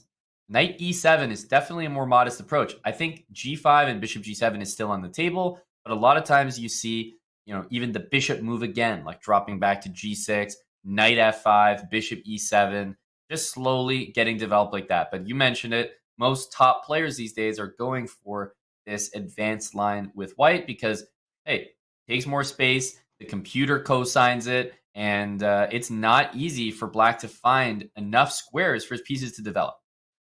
A4 is the ultimate typical grandmaster move. White grabs space on the queen side, and this move will double as a pawn storm type of move if black in fact castles queenside. There's no doubt that this pawn is either going to land on A5 or support the B pawn in its quest to shatter black's queenside pawn structure. So it's largely a game of cat and mouse, and you often see the players try to be maximally flexible. I think that's easier to do for white because white's already castled, white's already committed in that regard. Black has to figure out how to generate more real estate for his minor pieces, and that's precisely what Dineshvar does. He pushes c5, and Amon, the idea isn't so much to win the d4 pawn, which is very well protected, as to vacate the c6 square for the knight, and then the bishop can take the parking spot that was cleared away by the knight. Absolutely. Yeah, knight c6 is the intention, and black's pieces actually look quite good, honestly. After that, they've all found good squares. As Grischuk, I'm definitely looking at a move like a5 because I'm getting the impression that if black plays knight c6 and white plays a5, potentially a6, you could really loosen up a lot of light squares, and you're highlighting it exactly. Bishop b5, queen a4. That knight on c6 is extremely hard to defend, and white is just getting more and more space. So I wouldn't mind seeing a5 here from Grischuk. I'm also drawn to other moves like, just simple developing moves, but I mean, he just played a4, so a5 is the first move on my mind. Having said A, you have to say B, but probably Grischuk is going to take 6.5 minutes before saying B. You also see white taking on c5 in these Caro-Kann lines, which is a very difficult move to explain, I think, particularly to newer players. Why would you voluntarily shatter your own pawn chain? And the reasons are complex. They're very tactical. But one of the reasons is that you can use the d4 square as a very powerful post for your knight. And from d4, the knight is needling the bishop. It can also later move on to b5 and d6, as is common in a lot of different French variations. So Sasha is going to settle into another long think. He's already down 2 minutes on the clock by move 9. Again, the world continues to spin. Society isn't falling apart just yet. Sasha Grischuk is down more than 2 minutes. Yep. And we take a look at the bird's eye view there. Grischuk with the white pieces. We'll leave him to think for now. I'm also noticing some of the other games and the specifically the openings that we see down in the bottom left. Bogdan Daniel Deac has this weird kind of double fianchetto position, and he's just trying to not commit anything. He's finally played d4 in the middle of the board, but he's been sitting there kind of toying around with fianchetto here, attack the center there, and finally he's taken the center with d4. Well, let's take a bit of a closer look, because I think we're going to get a lot of committal moves by both players. Really, before we reach move 10, this is only move 7. And the line I'm on where white plays knight f3, e3, fianchettos the queenside bishop, and then plays c4, that in and of itself is very popular. I actually haven't seen that combined with a second fianchetto very often. Exactly. Yeah, the bishop, it does well on d3. So that's why usually you see all of this combined with just bishop e2 or bishop d3. But the extra g3 move as well, I mean, it definitely says to black, if you want to play pawn to c6, that's great against the bishop on g2, but it might not be great against the rest of the position. So you kind of have black guessing, how do you handle this structure? I'm looking at e5 or c5. I mean, those are the breaks. If we can get those pawns pushed, fantastic. If we don't see c5 here, I'll be kind of shocked. Well, in a bullet game, I actually would still consider the move e5 to meet de with bishop b4 check, creating some tactical intrigue, but it's not the best thing to do against a super GM in a rapid game. Boyer actually withholds. He doesn't play c5 just yet. Instead, he prioritizes the development of his bishop. He wants to meet bishop g2 with the classic bishop b7, neutralizing the bishops, kind of cancel each other out. And I have no doubt, Amon, that he's probably leaning toward playing c5 because logistically e5 is going to be harder to achieve. Maybe not unachievable, though. Maybe he can go knight bd7 and then e5. But I feel like c5 is a little bit more typical when you're facing the kind of semi-hanging pawn structure that white has with the pawns on d4 and c4. Yeah, absolutely. I think b6 is possibly a little bit more flexible than just going c5 initially. So I kind of like his decision there. If c5 was played first, white would play bishop to g2, and black could not get his own bishop to b7. So I really like the move order. He's making sure, as you pointed out, he can challenge the bishops on that long diagonal. And now he has c5 if he wants to, or knight bd7, and you're still withholding. Do you go c5 or do you go e5? Making your opponent guess could actually be more valuable here, whereas c5 might show your cards too early.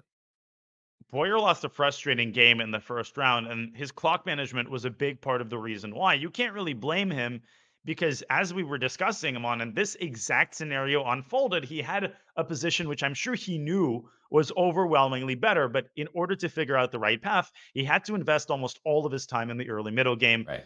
And these GMs are so good at spinning up intrigue and complications the moment that you hit time pressure. So Boyer has to avoid that scenario unfolding a second time.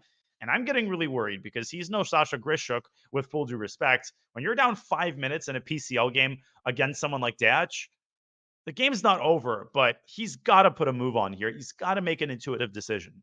Yeah, and I think that he's overthinking it. Like there's nothing here that I think he needs to be concerned about. So it's just him choosing a plan, and maybe unfortunately for him, they all look good. Sometimes so many options in front of you are like, yeah, that's good. Oh wait, but that's good too. Oh wait, but that's also fine. Whoa. And then you don't know what to do at all.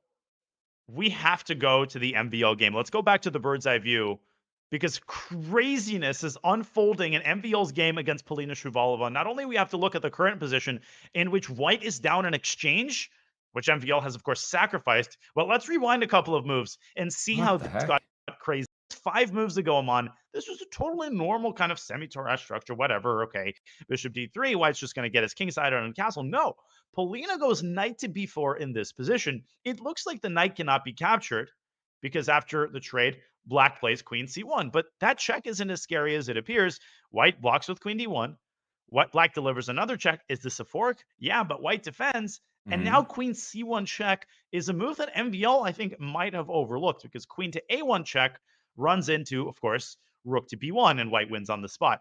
MVL can repeat moves with queen d1, but without any hesitation, he sacrifices the rook in the corner and chases the queen with rook b1. The queen is not trapped. It can take on g2 and evacuate through h3, but that open g file, Amon, could spell doom, not to the queen, but perhaps to black's king. Wow, this is such a weird position. And Jesus. I mean, the idea is clearly queen g5 as a follow-up. After g6? Rook g3 might trap the queen there. And then I guess you can like try to free your queen by playing f for h6 or something, but oh, it's such a weird position. Oh my gosh. I mean, the eval bar, as usual, tells none of the story here. What do you mean exactly? Equal? So I really do. Yeah, I mean, okay, position that's balanced. I think we should show this on the eval on the eval bar on the analysis board once again. So queen h3 is forced. I don't know what Polina is thinking about. She has to go to this whether it's losing or not. Correct. And after queen g5, g6, what we're talking about is rook g3. And I say no problem, queen h5. But remember, the rook pins the king. White just takes back. So what you're saying, Amon, is that black has to counterattack white's queen and try to open up some escape square, probably h5, because white's queen, incidentally, oddly enough, cannot move onto a square such that h5 is still protected, because queen a5 actually runs into b6 with queen h5 on the next move. This is mind-boggling. This is wild. And Polina is down 7 minutes on the clock now. And so important to do it the way that you just did with f6. If you go h6 first, then queen e5, and you are guarding h5, and f6 is way worse there because now you can just take g6 and f6, and it's just over. Yeah. Get me out of here. Get me out of here. f6 has been played. Polina stays afloat. Look at these two. I mean, this is ridiculous. What is this line? They're both playing it like they've seen it before. Well, Polina definitely hasn't. She's got 2.5 minutes, although she's accelerating her pace of play. You would think that she would be taking longer, but no. I mean, the further advanced they get in this game, the more familiar Polina seems with the position. MVL is finally thinking. No, never mind. He's still not thinking. Well, I was going to say, you know, his opponent only has like 2 minutes, and that eval bar is saying equal. Now, I think it might be related to a potential, like, hey, rook g5, queen h3, rook g3, haha, it's a draw. But like, the MVL is not taking a draw in that way, like, not even close. Yeah, he could have taken a draw earlier with queen d1 and avoided this entire brouhaha, but he feels that with 7 extra minutes and a long-term attack on Black's king, he's got every winning chance here in the world. And I agree completely. If the bishop moves away, the queen takes on e6. I will point out, Amon, that I think players sometimes fall into the trap of assuming that if you don't deliver checkmate, that you're automatically going to lose. That's Right. totally not true. White is only down in exchange. Yeah, that's a lot of material, but if you win the pawn on e6, you're basically not down any material. You can even potentially transition into some sort of endgame and exploit your connected passers. That's not out of the question.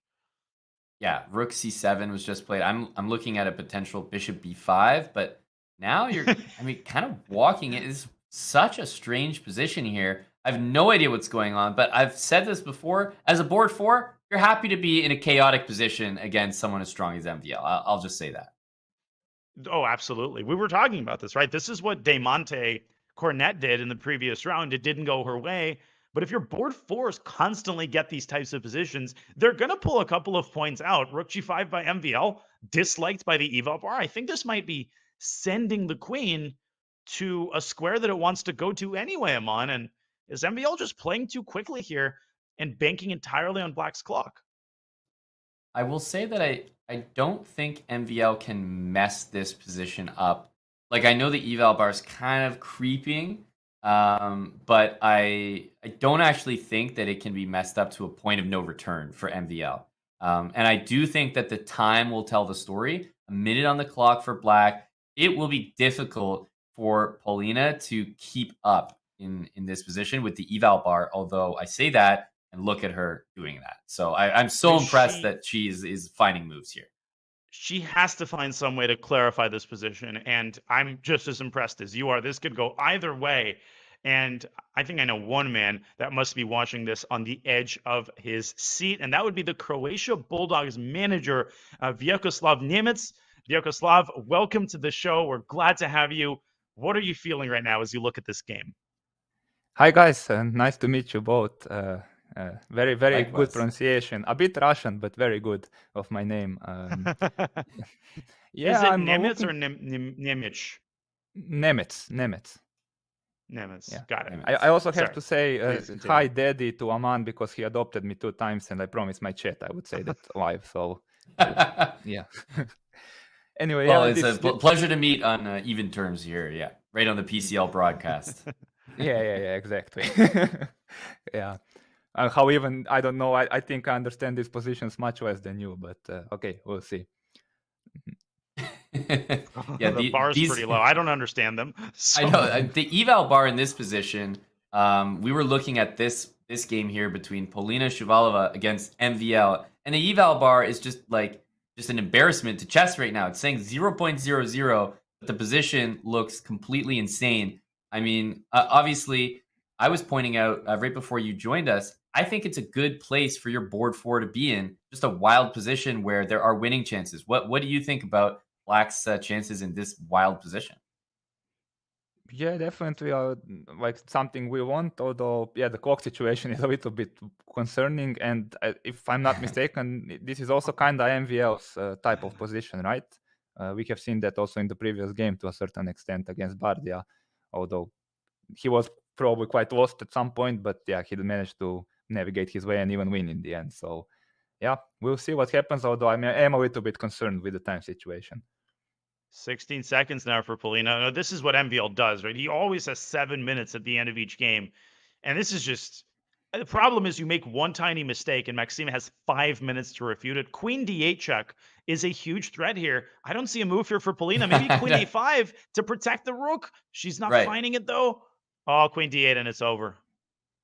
But it's queen d8 takes the rook I with didn't check. even know what move to play there. It was impossible to defend that. But that's only Man. one game, and queen e5 check is forcing the queen trade. Okay, so that's game. MVL. But a couple of the other boards are looking promising, Vyacheslav. In particular, I wanted to ask you about Bardia Daneshvar. whom you referenced. Let's click onto his time scramble against Sasha Yeah. Grischuk. Are you as excited as we are about Bardia and what he can bring to the team? Yeah, definitely. I think he's like sort of a discovery of the season, right? Like I thought before the season that he might be like a good pickup, like some sort of a dark horse. But so far, what he has been doing, beating Robson with black, beating Matthias Blubaum with black, scoring 3.5 out of 4 in the previous match, I think he shows that he's very, very much underrated. Like I don't know. Do you have any experience playing him in online? I saw that he is like very high on Chess.com. I presume there might be some matches, right? So Yeah, I actually played him recently, but I don't think I've ever played him before. Played him in like a Title Tuesday recently. That might be it. And I recognized his name because of the PCL. I was like, wait a minute, this is the guy that's tearing up the PCL right now. So kind of intimidating, but a really good pickup for you guys. Yeah, it was a pity that today he started on a slightly lower note because he had a very, very good chances, I thought, in the first game. And this second game also doesn't look too good for now. But okay, I mean, MVL and Grischuk, I mean, that's crazy. First two boards, very strong. So yeah, it's tough to stay alive there, right? I mean, Polina and Bardia get MVL Grischuk in different orders, and the silver lining for them is that they do have 2 significantly easier games. Polina pulled out a draw against Grischuk, and I'm sure that Bardia is not exactly going to be, mourning the losses too much. He's got 2 winnable games in the next 2 rounds, and this game is not over. It's far from over. The eval bar has just dropped, but it's going to be really hard to defend this with only a minute left on the clock. Yeah, I get the feeling he even has less time than Grischuk. That's surprising. Yeah, achievement. That's the worst sign. Achievement unlocked. No, that's always going to be tough. It's not just how strong the top players are, but like when you're low on the clock as well, it factors into it. I look at this and I'm kind of thinking that if he survives a couple moves here, the light squares for Grischuk are insanely weak. That bishop shows up on e4. I start to get concerned, but it's the immediate issues in the position like a7 hanging, c4 hanging that are the cause for concern. But I feel, Daniel, like we've done a disservice. We keep showing him the games against Grischuk and MVL. I mean, what about his guys like Bogdan Daniel Deak? That guy's got a nice position. Let's go to that game maybe. He does have a nice position. He's up a pawn, and it does appear that Sasha is going to take that one. But Bogdan is up a full pawn. He's got a big advantage. And Vyacheslav, unless we're missing something, looks like your guy is up 2 minutes on the clock, and the coast is pretty much clear. Yeah, it looks good, especially since I've been very much impressed by his ability, by his technical abilities to convert all kinds of positions, even in very severe time trouble. I think we have kind of seen it to a certain extent in the previous round. But yeah, this looks even better. But okay, it's not over until it's over, and yeah, the level of resistance in this Pro Chess League, and I think also the level of nerves. That's something I have noticed when in these Title Tuesdays, in these Pro Chess Leagues, there are always some sort of crazy upsets and some mistakes, Yeah. and I think that happens more often than in, let's say, non-official events online. And I think here with the team also at the line, there's an even extra component. So yeah, it's exciting to watch, but I hope this will not be the game where we will feature yet another instance as happened, for example, in his game against Svirts. I don't know if you guys saw that, but I think you were commenting, Danya. You remember that, yeah? I was. Yeah, that was a crazy moment. But the PCL isn't only about the individual results, but also how you're coming back from match to match. So Bogdan has acquitted himself fantastically in this match thus far, but obviously the 2 biggest games are still remaining. So Vyacheslav, we will let you watch the rest of the games in peace. We really appreciate you coming on, the manager of the Croatia Bulldogs. Thanks for putting in an appearance and sharing your insights. Yeah, well, in peace is a strong word because I'm watching them with my girlfriend, but okay, thanks. I'll try. She'll kill me if she hears this. Yeah, we're not on air or anything, don't worry. Meeting you, and thanks for having me. Thanks so much, Vyacheslav. Our pleasure. Nothing but brutal honesty there from the manager, Danya, and we wouldn't have it any other way here on the PCL. It's okay. We're not live, Amon. Nobody's hearing us. It's okay. We No, just got no, a I couple don't think. viewers. We're just testing our stream. I think that the chat, Danya, wouldn't mind keeping a little secret. You guys can keep a secret, right? Come on, guys. We're bros. We're good. This is off the record. Come on. You know, Queen E7 has just been played. I'm only seeing, green pastures ahead here, because if you put enough pressure on that E6 pawn and you get E5 to happen, the game just ends right there. No, it feels like the combination of White's time advantage, 30 seconds is a lot of time in a position like this, coupled with the extra pawn, coupled with the weakness of Black's king, makes this virtually indefensible. Also, Amon, a move like Queen C7 accomplishes exactly nothing. That knight on F3 is such a strong defensive piece. And if I'm Bogdan, I'm considering Queen takes C6, but after the trade, Black plays King F7, and that's exactly how you let your opponent back into the game. There's nothing that Black would rather have than an endgame. That's like paradise compared to what he had in the middle game. Okay. Paradise is not so bad. Yeah, but okay.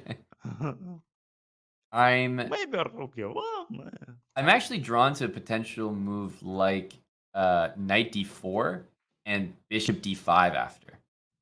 Kind of like sacrificial in nature, but knight d4 and bishop d5, rook e1 looks just fine. No need to stress, but that bishop on g2, I think it wants to get on a different diagonal. Knight needs to move to h4 or something like that. Bishop d5 is going to be great. I think I got slightly overexcited about Black's chances in this endgame. Paradise, it might be overstating the case just a little bit. I've seen better positions than this one. By the way, more good news for the Croatia Bulldogs.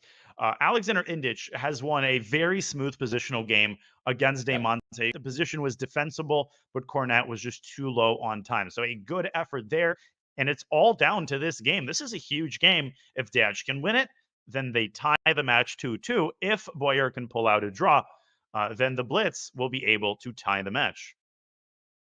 And this seems counterintuitive, I have to say. King g7 rather than king f8 to keep control of some of the e-file squares. Like in the future, rook e7 is on tap, and the bishop on b8, that's the problem piece. Put that on b6, hitting f2, and everything changes. But bishop on b8 is so bad. That bishop on b6, and Black might be declining a draw. Boyer is going after the bishop on d5, but I think he will have to play king f8. The problem is that if you play it at the wrong moment, then knight d4 is going to be utterly devastating, because knight e6 will be unstoppable. 3 seconds, I don't see him defending this. No, he's going to flag. No, I mean, he Rook can make E7. moves, and he's got the right idea trying to stop knight d4, but there's too many things to keep track of. Where's the mate? Where's the mate? Bishop f7 looks interesting. Even bishop g8, you can just go after the pawns. Just Bogdan has to keep an eye on the clock, right? I'm always worried about that. And bishop takes h7. Trade the rooks is a simple way to win. It's not the most efficient. Yeah, but as long as he keeps a2 protected him on, I think he should pull this one through. Gets the job done. We see him sort of perking up in his chair Bishop there. b6. Wait a second. Black might be able to win the f2 pawn. Knight d1. Knight d1. Oh, knight e4 though. Ooh. Oh, it was so close. And he has f5 coming up. This is not over just yet. Yeah. Okay, now it is. Now it's getting to over territory. Still though, 5 seconds, anything can happen. It's easy to blunder a pawn here. Blunder a piece. Go king g2 and walk into knight f4. That's right. Oh, okay.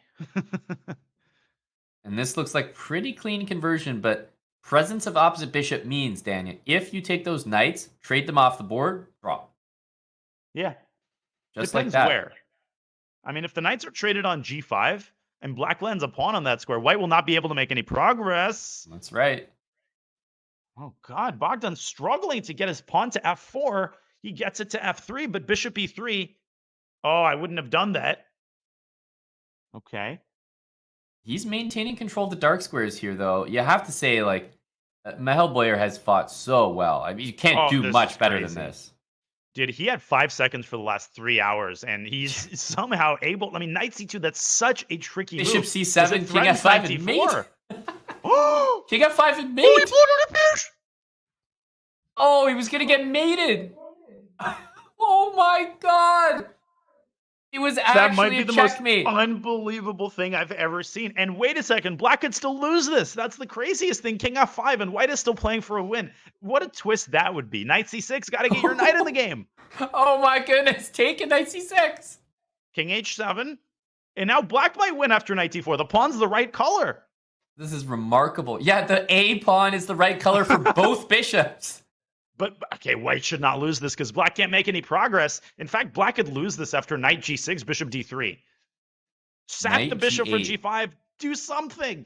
Probably a Knight good H6. move.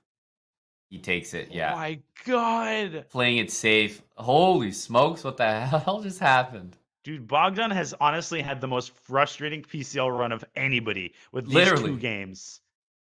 Oh Oh my my god, we God. gotta show this. What the heck was that? How did he manage this? Bishop He C7 is check. beside himself. He can't believe. I mean, this is ridiculous. This is a mate. Yeah. So that was set up on the previous turn. It- What was the move? Knight With C2. this move. He That's saw right. that when he played knight C2. He must have seen that mating net, and it's a miracle that Bogdan has knight E4. Has That's knight right. D6, otherwise he loses. Otherwise, it's over. Holy smokes! Dude. Yeah, and by the way, after this, I know that it kind of is leaning in Black's favor, the eval bar. Uh-huh. But I have to say, it's like not entirely obvious at all how Black is supposed to win this. So I think draw might be a fair result. Oh, I don't think it is winnable. I think point 8 is the eval bar getting a little too emotional. Maybe you can Exactly. somehow go king h6 and bishop e7, but no, with just 1 pawn remaining on the queen side, I don't think this is winnable even remotely. In fact, I Same. think Boyer deserves credit for drawing this with the pawns running up the board like that. Yeah. He maintained the presence of mind, didn't get nervous, and he holds a huge draw that allows the Blitz to tie the match at 4 apiece. Aman, this was insane.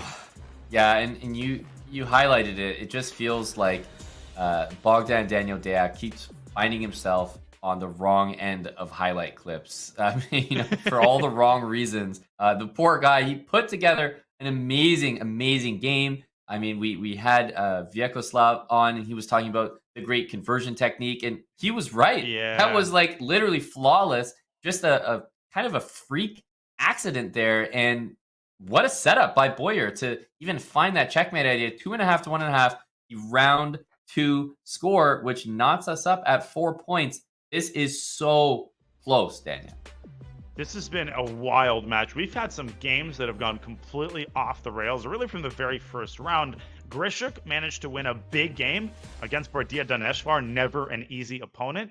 And MVL, he is the engine of the Blitz match right now. He's got 2 points out of 2 games, but he's gone through some very dubious positions. He had a crazy game in round 1, which he could have lost to Daneshvar.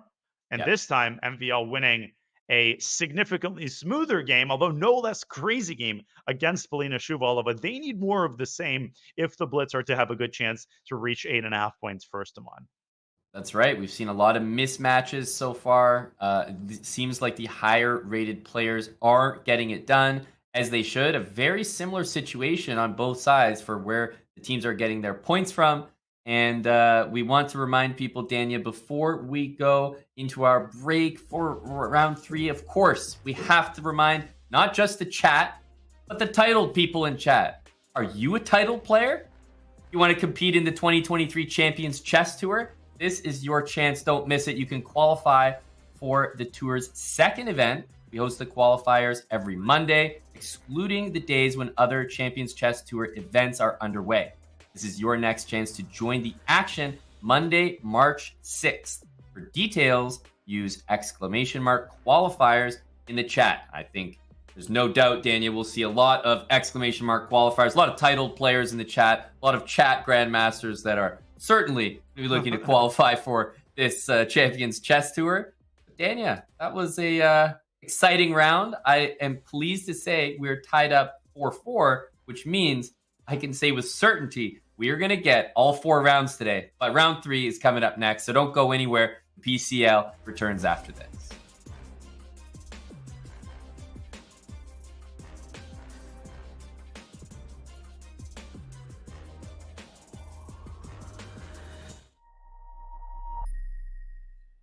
I don't think about it during the games, but I certainly like do think about how like few African Americans there are at like the top level. So I try to do my best to motivate more people like us to give it a try and hopefully succeed.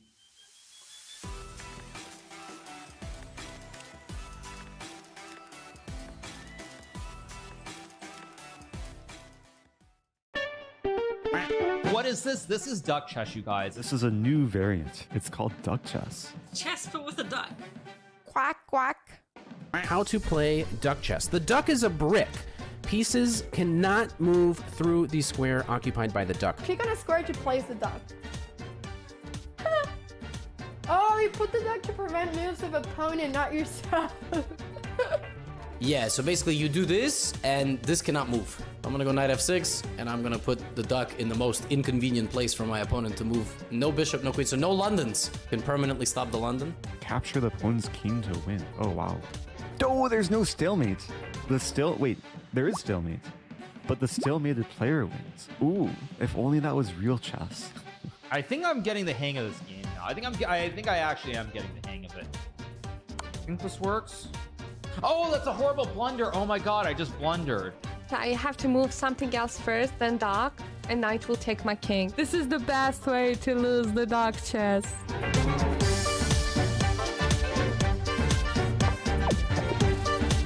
Those are some real bullet skills right there, boys. This is the first time winning duck chess. That's so exciting. Oh no! No! Mouse slip! No! I won! Yeah! Duck chess champion! Give me those points, baby!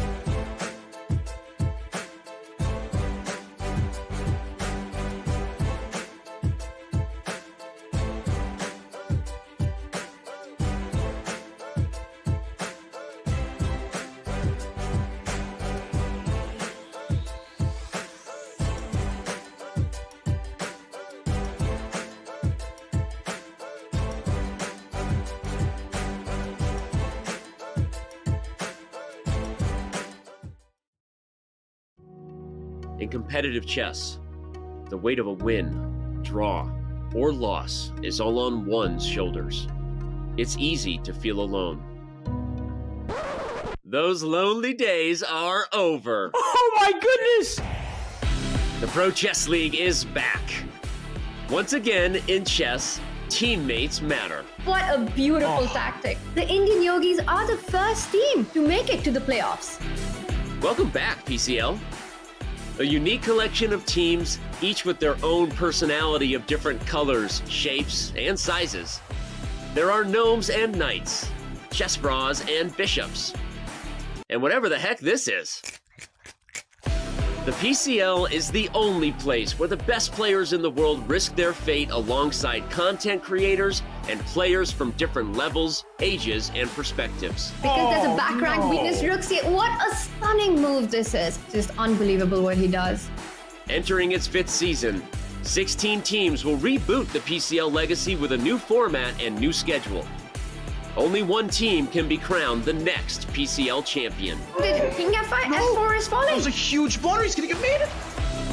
My friends, it's the 2023 Pro Chess League. Which team can rise above the rest? They won't be able to do it alone. And the B pawn comes. Oh my goodness, Miley. Way to go, girl. That's huge. That is huge for us.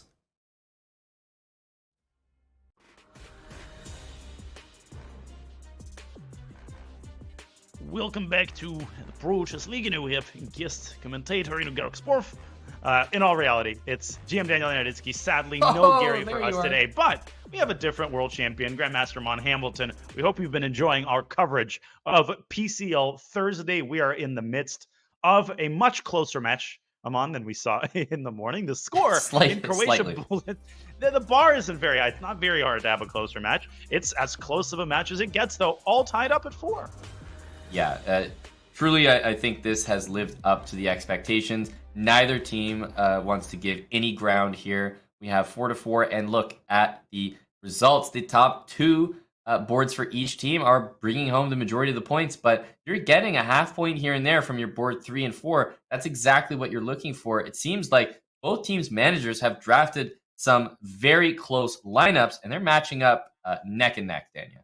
Well, we heard from the Bulldogs manager. He is very proud to have drafted Bardia Daneshvar. And on that note, as we look at the round 3 lineups, I really like the role reversal that happens with players like Mihail Boyer and on the other side, Bardia Daneshvar, who just played MVL and Grischuk. These are not games he's expected to win, but the last 2 games of the round, he turns from the hunted to the hunter, and he needs to do some hunting if the Bulldogs are to succeed in the final 2 rounds. And yes, we are guaranteed a round 4. What a relief, Amon. I know. We're here for all the action today. Bogdan Daniel Deac against MVL. I think that right there is an extremely high-profile match because Bogdan Daniel Deac, he just has not had his match. He hasn't had his PCL season, I want to say. Things just keep happening to him for the wrong reasons. And, this is exactly a moment. Laughing.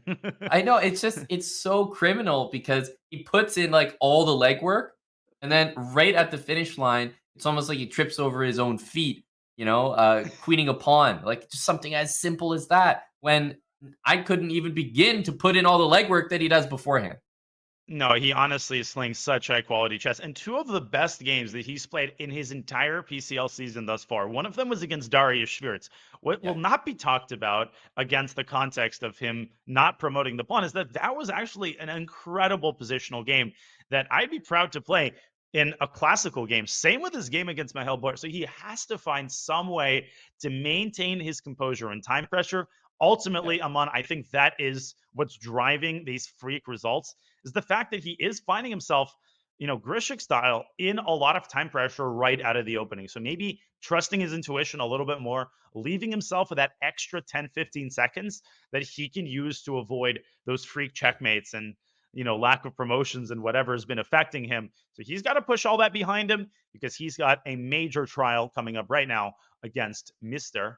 Maxime Vachier-Lagrave. That's right. The teams decided to match up everyone with 3 names against everyone with 3 names. Yeah, BDD, MVL. This is actually similar, but finally we see the bishop on a more natural diagonal. I think BDD had G3 and bishop G2 previously. Not to be confused, Aman, with BD. That would be Bardia Daneshvar. So we got 2 players whose initials are BD on the same team. What are the odds of that? Anyways, sorry to distract us from this enlightening, illuminating analysis of this fascinating asymmetrical position. Yeah, no, there's lots going on here. And as I say that, There kind of is a lot going on here. Bishop There is, F3. especially after Bishop F3. I mean, this move needs explanation because the move B5, it almost looks like an error. It's like, wait a minute, did you think you were getting your bishop to B7? You're gonna have to play Rook A7, and strangely enough, the Rook might even slide over all the way to D7 in front of the Queen. We could see the Bishop go to B7, and Black's getting his pieces developed in such an unorthodox way here. And I think newer players, they hesitate to make awkward-looking moves because they look at a move like Rook A7 and something about it just seems very discordant. Something about it just seems like you're admitting defeat in the opening. But in reality, the Rook is very well placed on A7.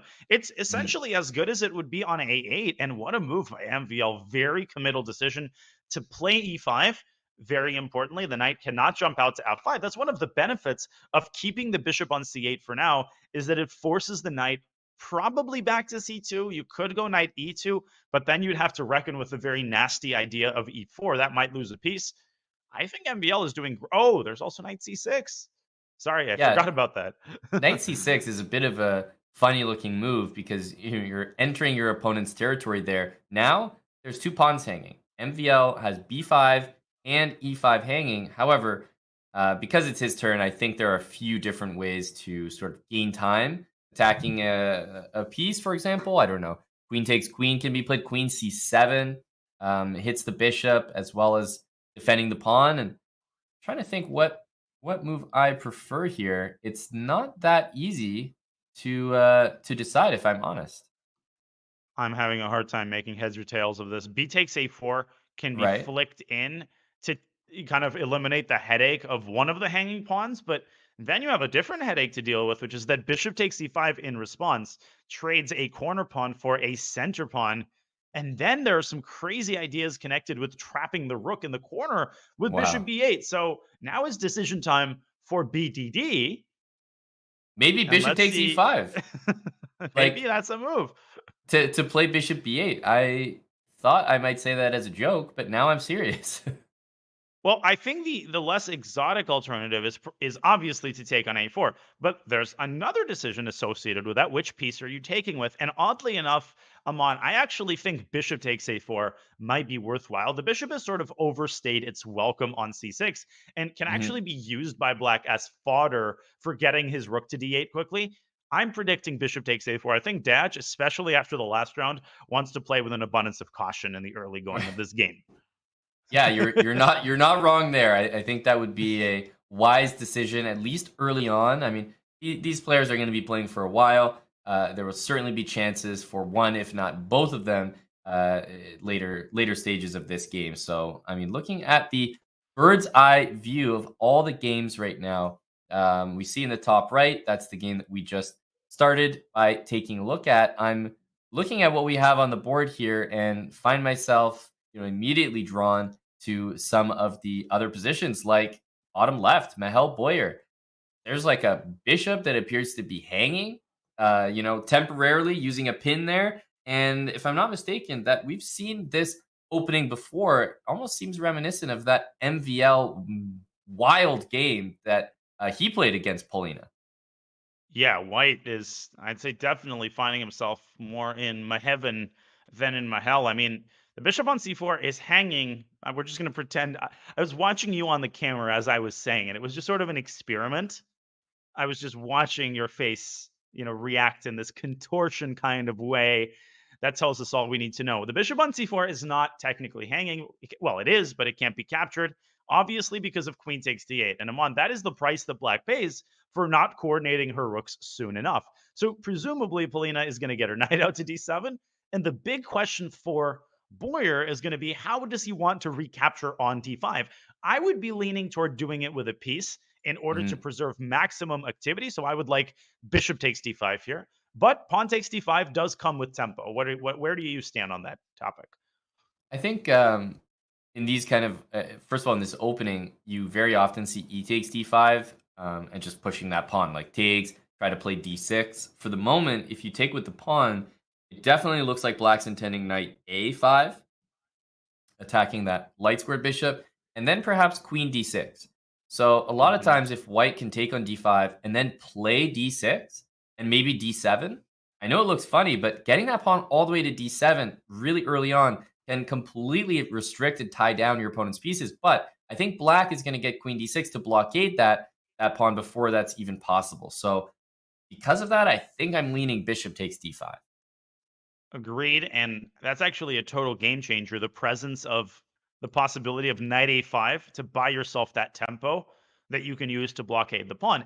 And then the d5 pawn goes from being white's biggest strength to white's biggest liability, because it could be further attacked by a move like rook a to d8. So if I'm Boyer, this is where I'm trying to save time. He's experienced pressure on the clock the first 2 games. Right here, these types of decisions are the ones, Amon, that I think he should try to make a little bit more intuitively than he's been making them in the first 2 games. For sure. It looks like he's trying to calculate when, bishop takes d5 can be played by white here with almost no calculation. You know that move cannot be a mistake. Pawn takes on d5 admittedly does need a bit more calculation behind it, but still, knight a5, queen d6 is kind of a 2-move thought. You just have to pick which position you like more. I do think that if you're unsure, you find yourself just going over variations in your head, bishop takes d5 keeps the structure a bit more intact and definitely has less risk. So he eventually makes the decision, which I would consider to be just the solid option. Agreed completely. Polina gets her queen off of the d file. There were ideas like bishop takes f7 with the queen moving away and exposing a discovery against black's queen. So I think it's a wise decision by Polina. The position has more or less stabilized, and I think it's a good time for us to travel back to the bird's eye view, or the BEV, as the industry specialists tend to refer to it. I'm looking at the bottom right, where we have a Sicilian. I think it might be our first Sicilian of the day in Cornet's game against BD, not to be confused again with BDD. Bardia Daneshvar has played a Sicilian and is embracing his new role, Amon, which is that he really needs to try to go 2-0 in the last 2 games. That's right. Let's jump to that game. It does look a little bit strange to see a pawn on f6 in black's position, but the bishop on f4 means it's going to be a while before that knight gets booted out of the e5 square. And guess what? If it does, there's great pastures awaiting on c4. Knight c4 is a move that black might play anyway, so I am liking the way that Bardia has set up his pieces. Feels like a very strong position, and while Cornet kind of has all her pieces developed, I'm not really convinced that they're on great squares. It's sort of weird. It's like almost like a little artificial. Every piece is developed bishop on g2, knight c3, bishop f4. You almost want to play rook to d1 and just say, okay, I've got all my pieces where they should be. But something about white's position for me just feels a little incomplete, Daniel. I'm not sure how to describe it. I think part of it is the lack of targets in black's position. I mean, d7 is a bit of a weakness, but right now it's defended 3 different ways and it can't really be effectively attacked.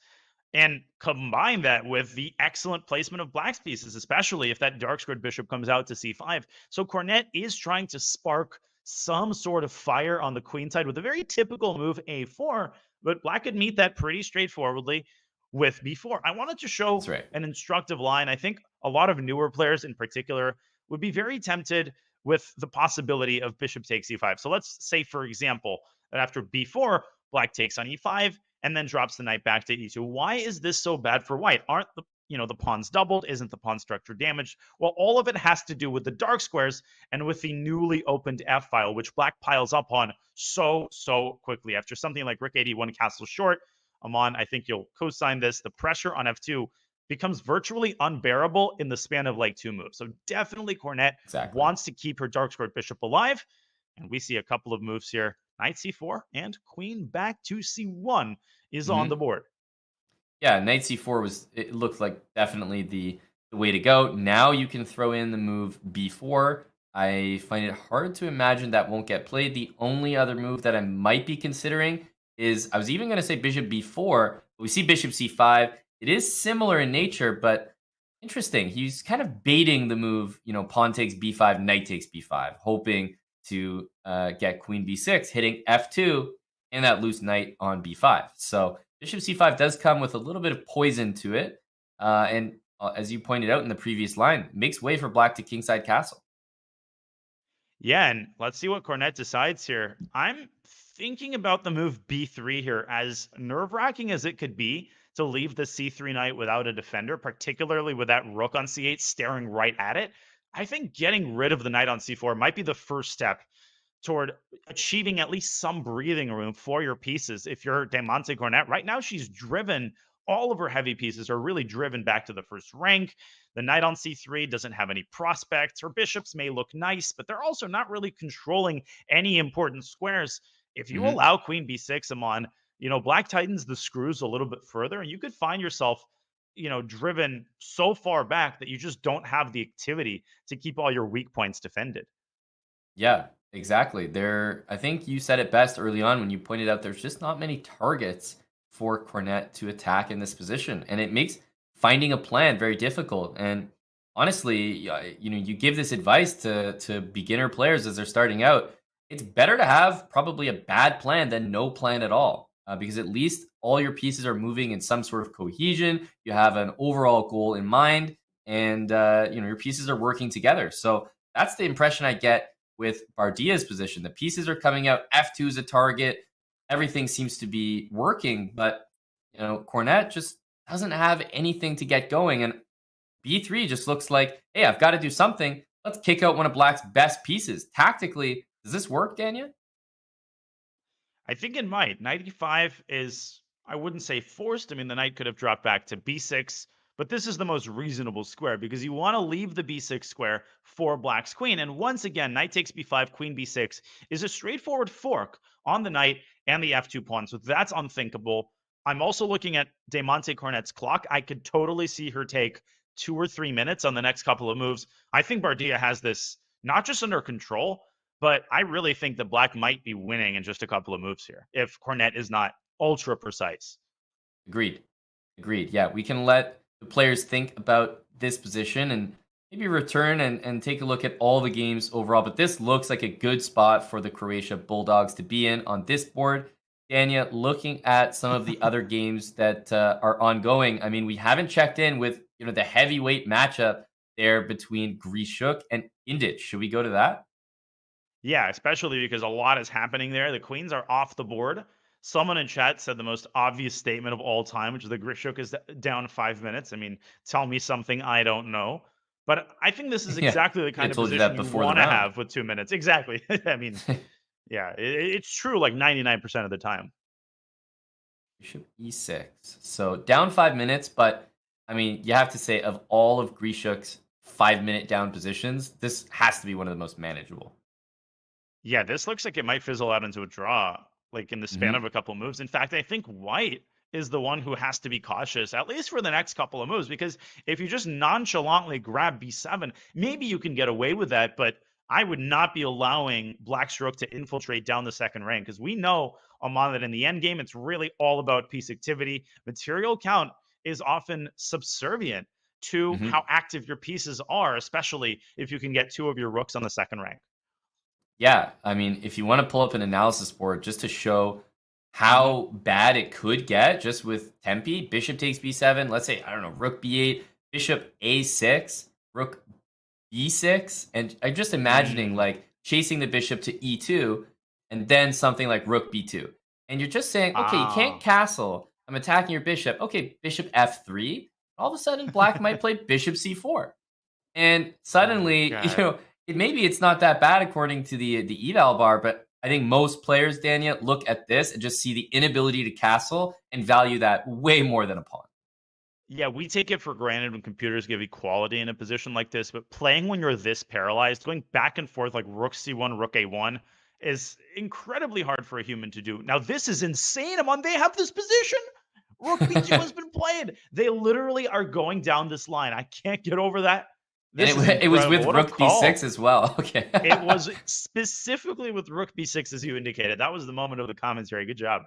There we go. We got one there. I wonder if bishop f3 will be played because it isn't forced. You can play like, rook d1, for example. But I think the reason that it was so surprising is because White had the option to take the bishop. Why did he want this? Yeah, this is so unnecessary. You could have taken the bishop and gone king e2. And okay, maybe you make a couple more defensive moves. That's a draw. Let's be real. White shouldn't have any problems securing half a point. Why is Indic doing this to himself?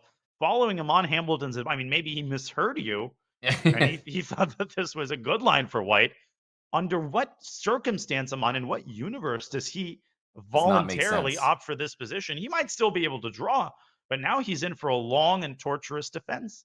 It doesn't make sense to me because he had the draw there. Look, the match is 4-4. No one needs to be a hero right now. It's clear that a draw against Alexander Grischuk is not a bad result.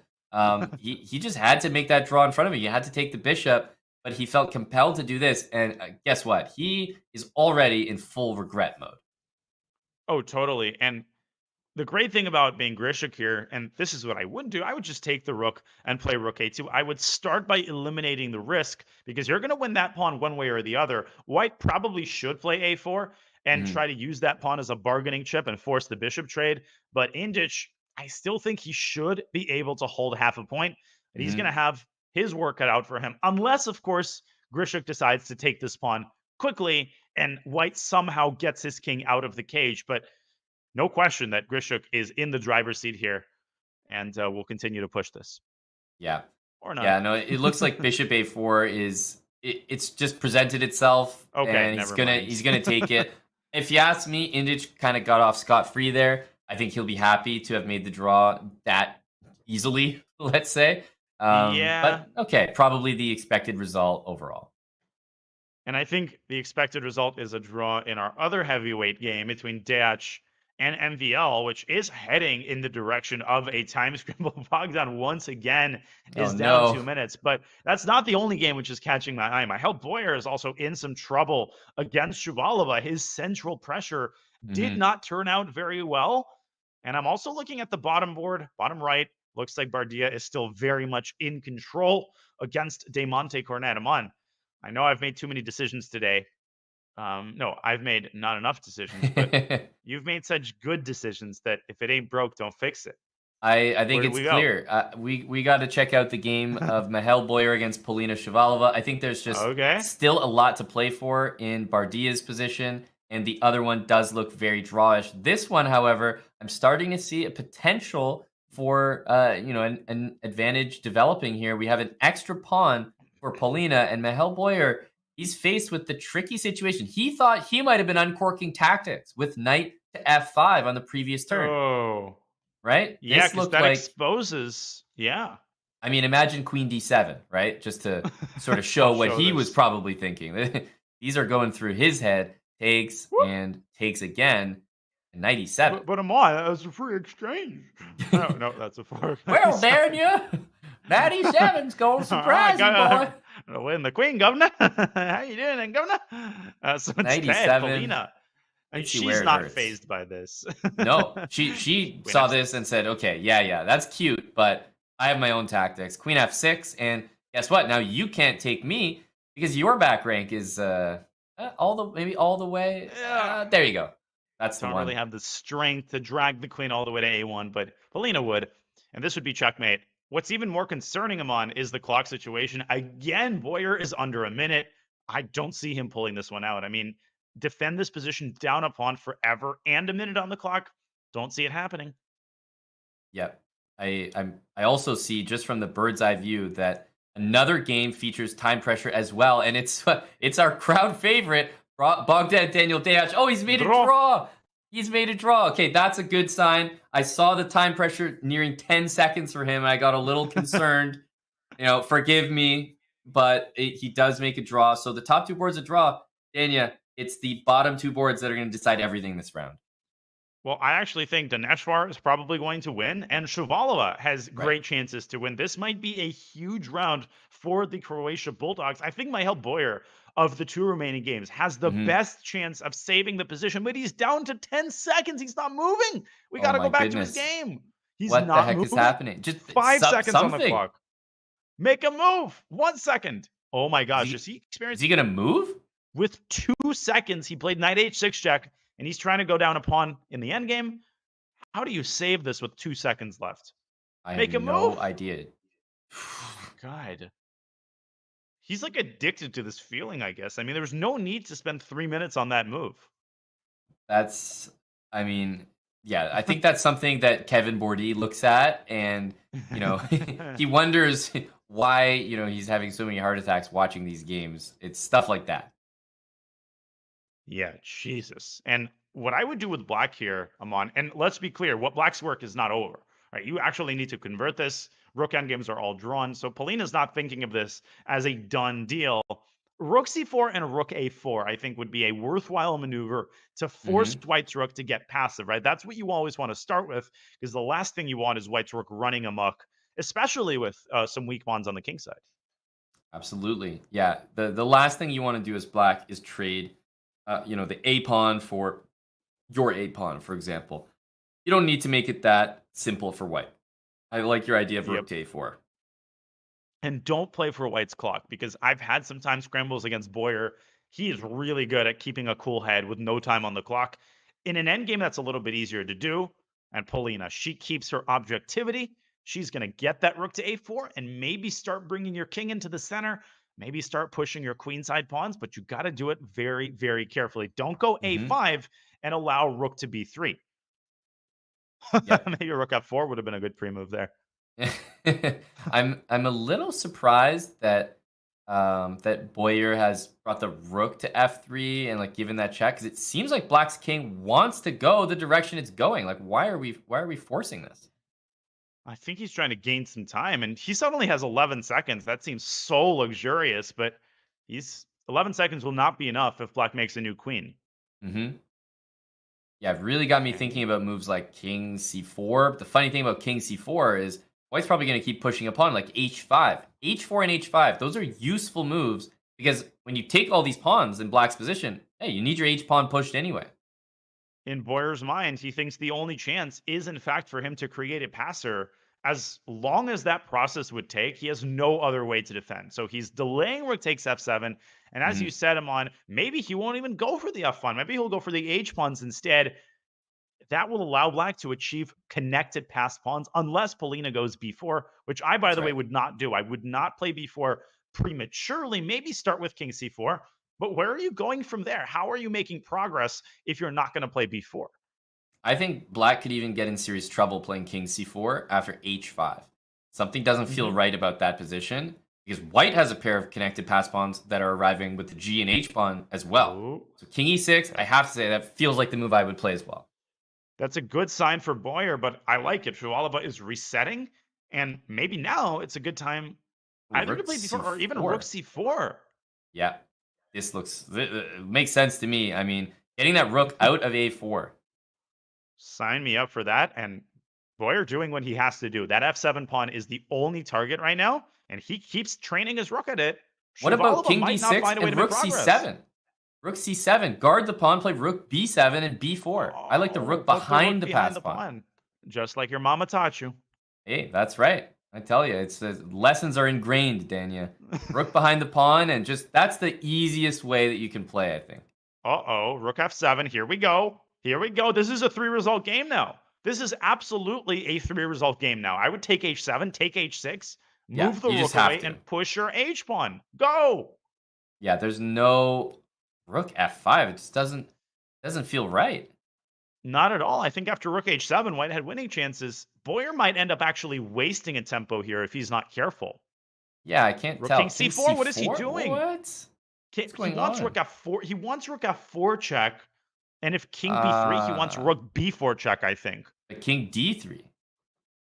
Then still rook b4, but then you've got rook b3. Yeah. Oh, gosh. He's definitely missed something. King d3, and black is getting the same position, but 20 moves ahead.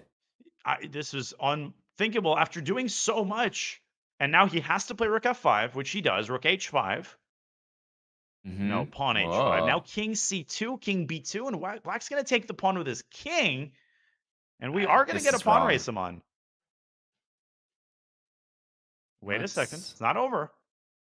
Rook a6. Okay. h6. Wait. h6. Go. Push. Move. But this can't. This is just not in time. No. What is he doing? Or is that interesting? h6, rook a3. I think he was worried about, but there was h7 there. h7. Why on earth would you give away your pawn? And Shuvalova might have left the pawn through. She's going. What the heck is happening? Oh my God, it's Czech on G8. It's Czech. He's gonna White's win. gonna win this. He's gonna win. He's gonna trade the believe queens. it. He's forcing the queen trade after Oh promoting. my goodness, it's forced. No, King A3. What a great move by Shabalova. She stays in the game. But Oh my take the God. rook, and this is indefensible with 4 seconds left. What did we just see? Shabalova can't believe it. And she's gonna This walk is just into a queen insanity. trade. Where are the danger squares? I guess there's not that many for the moment. King F4. Well, E5, right? Queen E5 check forces the queen trade. Uh-oh. Mhm. Shabalova trying to sidestep it. I would go back there. No, he blunders the pawn! Are you kidding me? King F3, and there are no more checks. I mean, White has great chances there. Now watch him mouse slip queen can't E4. believe it. Oh, He is. Both players are holding their heads. This is the Look fairest at- result I've ever seen. I see him hanging his head, but Shuvalova was also hanging her head. And you and I were both grabbing our heads. No one was happy with that result.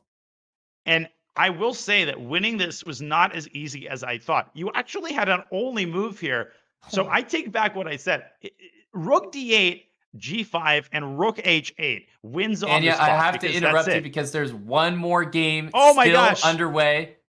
And it's probably in a time scramble at this point.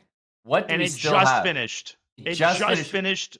Bardia Dineshvar won his game. Thank you for letting me know. Oh my He won a God. crucial game for the Croatia Bulldogs. And he's the only decisive game of the round. This was nuts. I can't believe it. That round ended with like time scrambles for everyone. It was the bottom 2 boards that were just scintillating this round. We had some kind of, whatever round beat around the bush draws by these, what are they, GMs. We're here to watch the action, Dania. The bottom 2 boards delivered. They did indeed. Rook endgames always result in some craziness. Oh my God, Polina and Bardia and Mahel are going to have to push what just happened out of their minds. Not Bardia. He won a relatively smooth game against Demonte Cornet. The score before the final round, ladies and gentlemen, is 6.5, 5.5 in favor of the Bulldogs. And the silver lining for the Blitz, Aman, is that Alexander Grischuk is doing okay. MVL is having a fantastic performance. So really, it's up to Boyer and Cornet to deliver for the bottom boards because they need to win the match 2.5, 1.5 to force the tie breaks. That's right. And from what we've seen here, I think anything is possible. I mean, Mahel Boyer has been playing some very enterprising chess, definitely getting in balanced positions. He's going to be up against Bardia. And right at the top there, the opponents are just going to switch. So they're going to be just as serious of matchups. Grischuk is going to be playing against board 1 in Bogdan Daniel Deak, and everyone is going to be matched up against their counterpart on the other team. Daniel, this final round is going to be so intense because, I mean, the Bulldogs still need 2 points to win this thing. So it's not like, oh, we only need a draw. This will be nice and easy. No, I mean, anything can happen in this final round. And the Blitz could absolutely win. I mean, we've seen a 4-0 performance by the Yogi. I mean, we've seen comebacks of greater magnitude than this. And this match, the way it's gone, it's so unpredictable, folks. You will not want to miss the conclusion of our second PCL match of the day. But before we conclude that match and watch this scintillating final round unfold, we are going to take one more break. We hope you're enjoying our coverage of PCL Thursday. We will be back with round 4 of the Croatia Blitz, the Croatia Bulldogs against the Blitz in just a couple of moments, folks.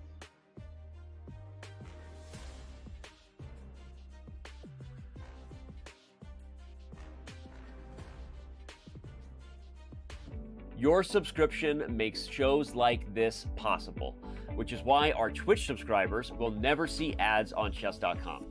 Connect your Chess.com account and Twitch account at go.chess.com/connectaccounts, and bang, boom, voila, you're done. 100% ad-free bliss forevermore. Whether you're following our events on site or on stream, type the command connect in the chat, and thank you for helping bring these shows to life.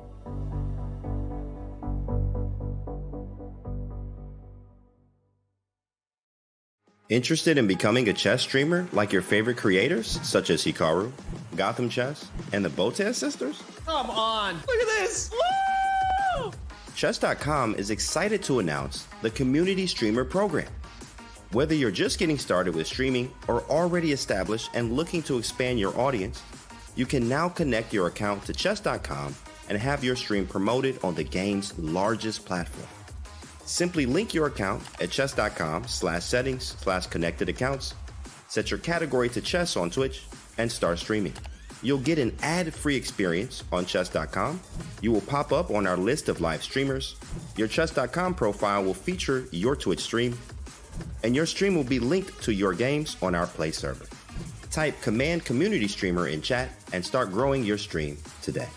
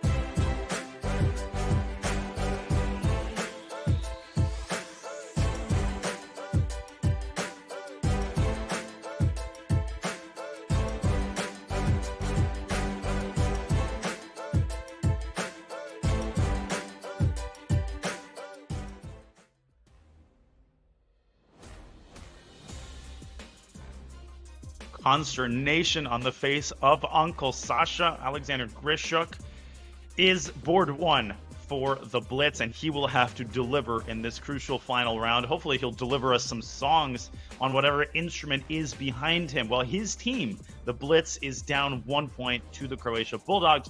The score going into the final round is 5.5, 6.5. Grandmaster Von Hamilton, Grischuk, and MVL really need their best performance in the final round here. They absolutely do, and this final round determines everything. It doesn't matter what kind of day you've had so far, what kind of form you're in. It's purely about this final round of gameplay here, Danya. Right now, obviously, MVL and Indich doing very well for their respective teams, but you can see the difference there. It's that board 4 performance. Polina Shuvalova, she has been able to eke out a draw here, a draw there, and that 1 point is the difference. Otherwise, equal and very similar performances on every board. So that does point me to say Demonte Cornet might need to really step up here, and I could see that board 4 matchup determining the entire thing. That's the beauty of the Pro Chess League. Every game is worth exactly 1 point, no more and no less. And in the final round, board 1 faces board 1, board 2 faces board 2, etc. And it's by design, right? You want the final round to feature, I think, the fairest matchups, and that is what we get here. So what are the X factor games? Obviously, Grischuk and MVL, they need to try to get, I think, at least 1.5 points between them. And Boyer and Monte Cornet need to try to do the same. The matchup that I'm most worried about on the Blitz's behalf, Amon, is that Daneshvar-Boyer game. Daneshvar with white is just a force to be reckoned with. And Shuvalova is definitely the favorite against Monte Cornet. So one of these two players is going to have to outperform the expectations, let alone Grischuk and MVL, whose good performance is a total prerequisite to a comeback in this final round. That's right. That's right. And a little more work has to be done on the side of the Blitz. They are down a point going into this. So even if the match gets, for example, even if they win 2.5, 1.5, we'll be seeing a playoff tiebreak, right? You have to think from the Blitz side, they have a lot more work to do to win this in regulation, so to speak. I think it comes down to the color of the pieces, though, Dania. White pieces for Grischuk and MVL. You have to hold them to high standards here. Your team needs you. You have the white pieces. The two lower boards for the Blitz have the black pieces. You mentioned, Bardia Daneshvar with white pieces, very tough to handle, and Polina has been having a day so far. So I think you got to lean on your top boards if you're the Blitz. And obviously they can't lose. I mean, if either Grischuk or MVL loses the game, technically, mathematically, they can still win the match. But I feel like it would be exceedingly unlikely that Cornet and Boyer get 2 out of 2 between them. But that's why we watch the PCL, right? You can never predict the course that these matches are going to take. Well, you could predict the course that this game has taken, because Dach has been essaying to Petrov pretty consistently, especially when he's needed a solid result. He played 1 B6 in the first round, something I'm not that surprised that he hasn't repeated this experiment against Grischuk. That's right. Yeah, I think that was more of a board 1 versus board 4 kind of decision rather than a board 1 versus board 1 kind of decision. But speaking of, Grischuk, he is trying to avoid just an obvious draw, right? He wants a position where he can play. He's imbalanced it already. I think this is what he was looking for from the opening. And yeah, he wasn't looking to play a Petrov, trade pawns in the middle, and play symmetrical. No, not at all. And he's gotten the sort of asymmetrical position he would want.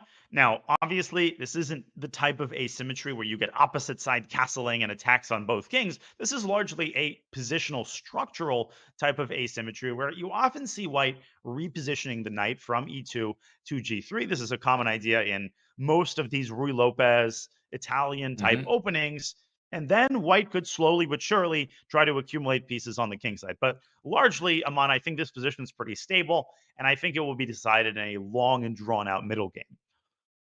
Yep, that's something I completely agree with. We're going to see a lot of maneuvering in this game right here. I think knight e2 is indeed, and it's on the board. So indeed, it's a nice plan, and it also ensures that there's going to be clear imbalances, knights against bishops. Black might have had the opportunity to play bishop takes c3 in some lines. Not the best, but it was on the table. Now, Grischuk ensures with that knight reaching g3 that things will absolutely be in balance, both with the minor pieces and the pawn structure for the rest of the game. So this should be kind of slow moving going forward. It should, and slow moving literally, because both players are obviously taking their time. Not a surprise when you've got Grischuk against Dach. I'd be surprised if this wasn't a time scramble by move 15. So as Dach contemplates his next step, I think it's a good time for us to take a swing back to the bird's eye view, because all 4 games are now officially underway. The clock was just started on that bottom right board between Shuvalova and Monte Cornet. We have another Sicilian on the docket here between MVL and Indic. That's top right. And a very strange opening at the bottom left. I don't even know what that is. I was maybe about you to can say. Enlighten me. I think we should take a closer look at that. We have to take a look at that, because I've simply never seen this, and even looking at it now, I'm not sure I could produce what the opening moves were. Like, how exactly did we get here? I think it involved the moves g3 and b6, but I don't want to be too controversial here. I want to keep my commentary job. Okay, so this started out normally, but Black played a relatively unorthodox move. The immediate b6 here is relatively uncommon, and White tries to punish Black by striking at the center immediately. Black takes on c4, also pretty uncommon. You usually see White declining that quote-unquote sacrifice with e6. Knight a3, e5, exploiting, obviously, the pin on the bishop. Yep. And after knight c4, he just goes for it, steps on the gas pedal, and develops his knight to h6.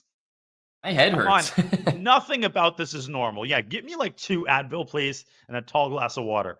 What the heck is going on? So everybody, there actually has not been a knight. So like it's all on the knight on b8.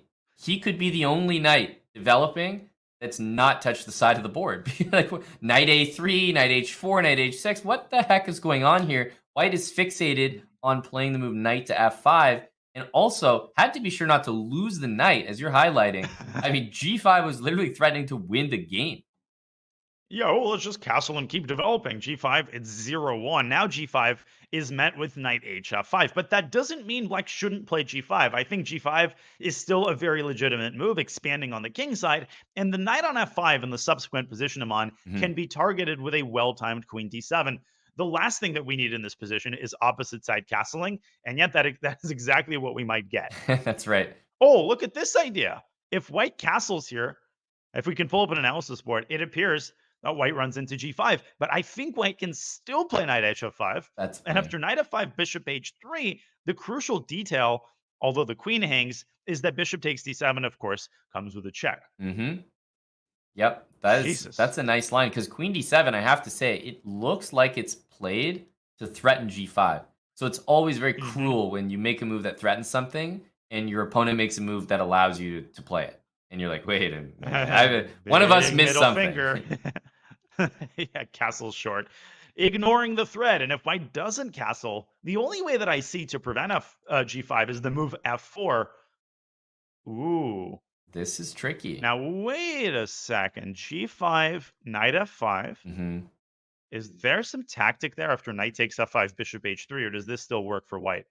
It appears like it does still get the job done. It doesn't really matter where white's queen is. Black's queen is still on d7 with check. So I'm kind of wondering what move they want here.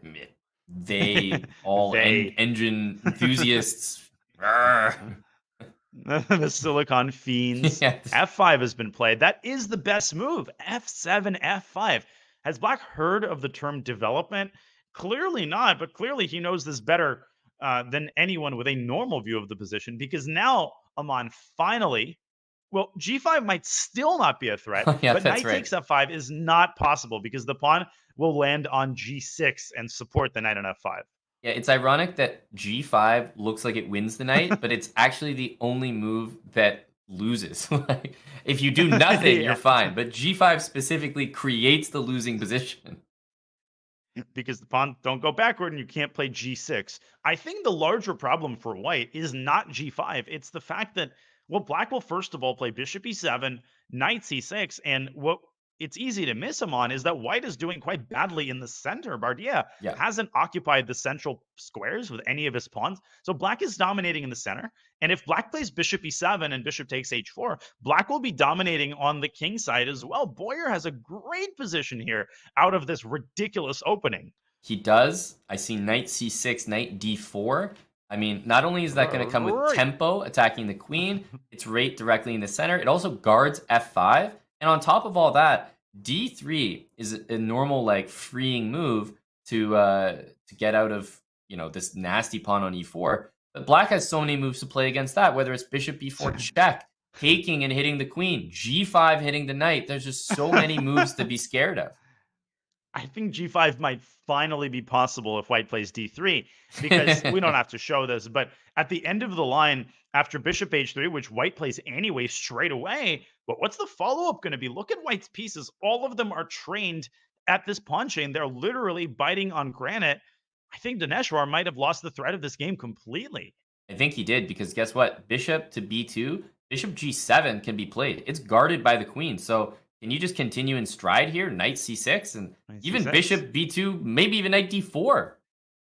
Even rook g8. I mean, you could move your rook away, and white's pieces have no rhyme or reason behind the way that they're developed. White's not going to lose in 3 moves, but he might lose in 10 once black castles queenside him on and puts a knight on d4, and these pawns are set in motion. Yeah. This might be a disaster for this the Bulldogs. Looks like a disaster. I'm just going to call a spade a spade. This looks like a terrible opening for Bardia. Mahel Boyer look, we can't call it too early, but we can definitely say a serious, real advantage here with the black pieces and such an easy position to play. But apparently Bishop G7 wasn't the most accurate move. The eval bar has just shot back up. Is it and queen I takes wonder e4? why that is. Queen takes e4. Queen takes e4. Yeah. Let me reword that. Mahel had a very real and noticeable advantage, and he doesn't have it anymore. This is a disaster now from the opposite side. Queen takes e4, and the reason this works is because the bishop on g7 not only hangs, but once you take it, black can simply resign because it's a fork on the bishop, the rook, and the knight. That was a great spot by you. Always pay attention to the pins, however insignificant they might seem. So after queen takes e4, I'm on. It's not like the game ends. Black plays king f8, and we've got total pandemonium on the board. Maybe white could even sack on f5. I would like to let the players calculate this out. I'm part of an eliminated team.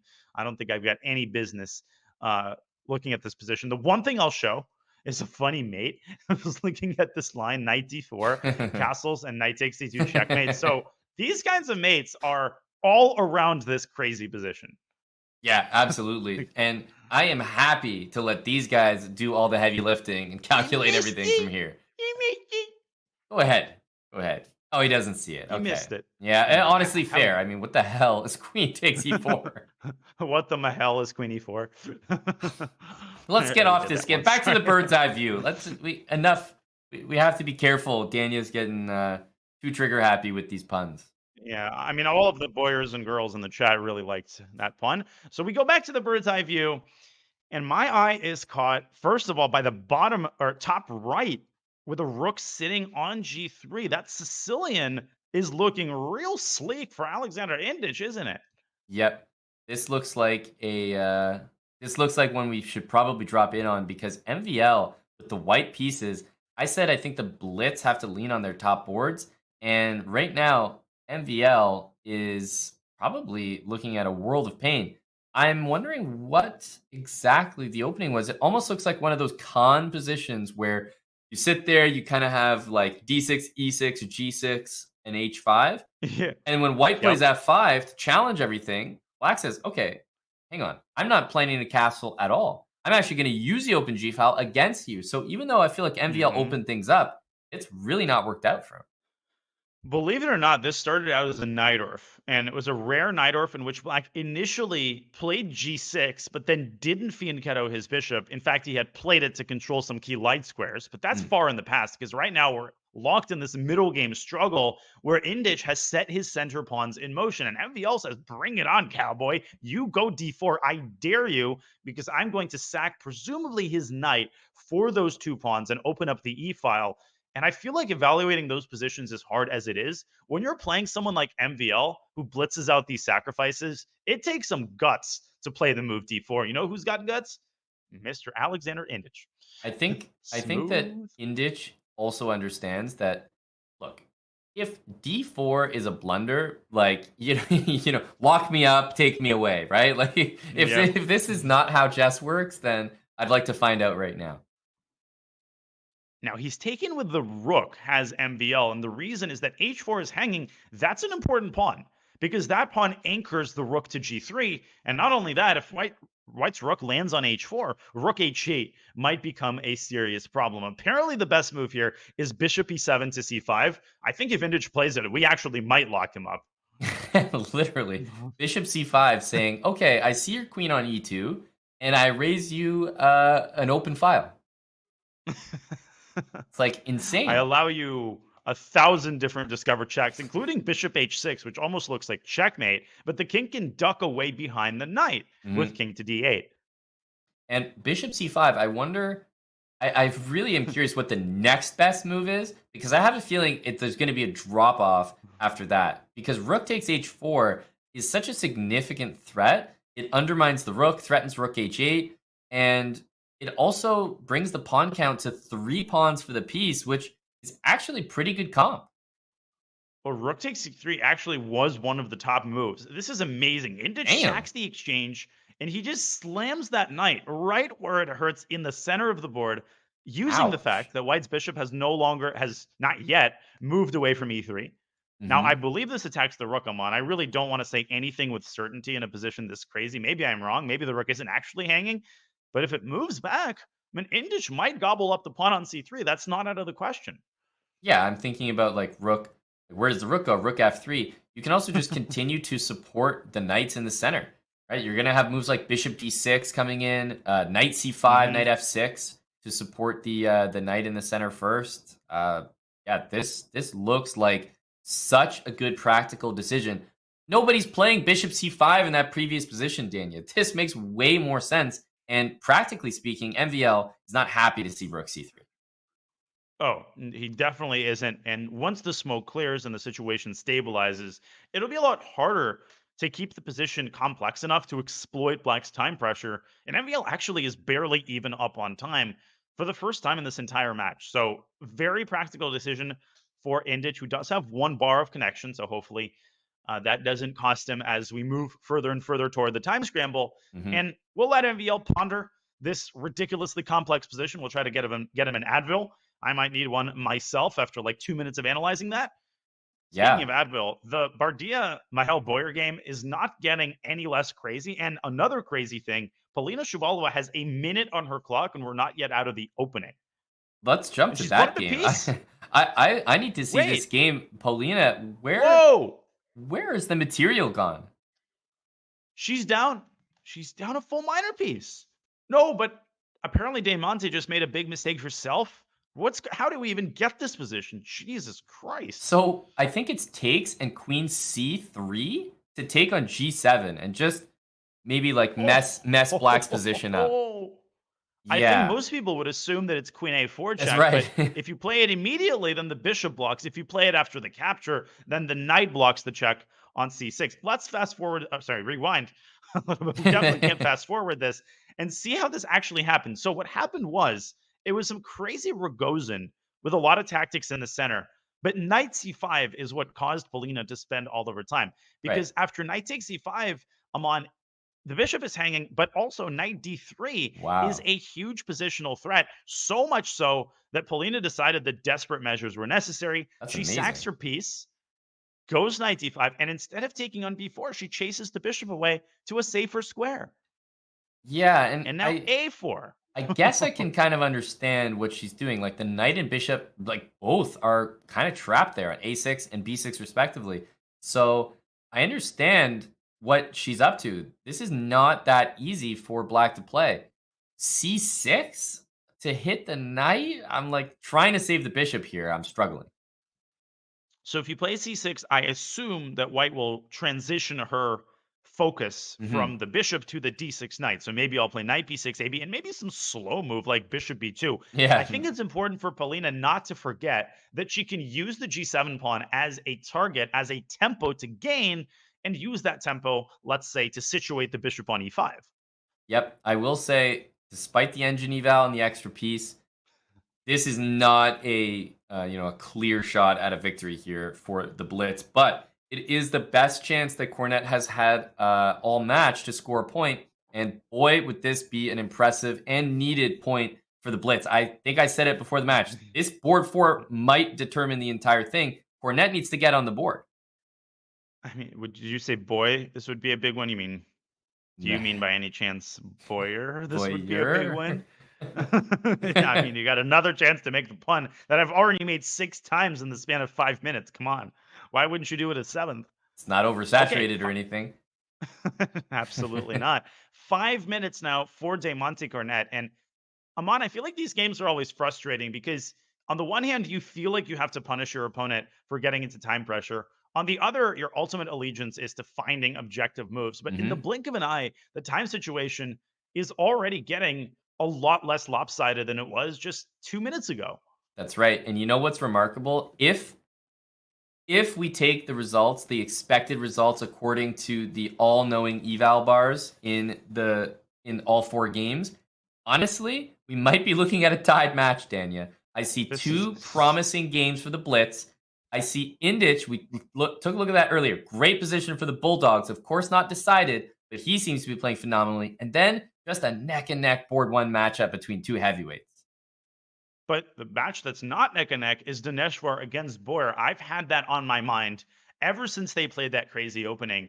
And White has indeed lost the knight on h4. Black found the opportunity to play g5. Yeah. And White sacrificed on f5. So we were anticipating this type of position. And the big question, Aman, is whether or not White will be able to win back the f5 knight.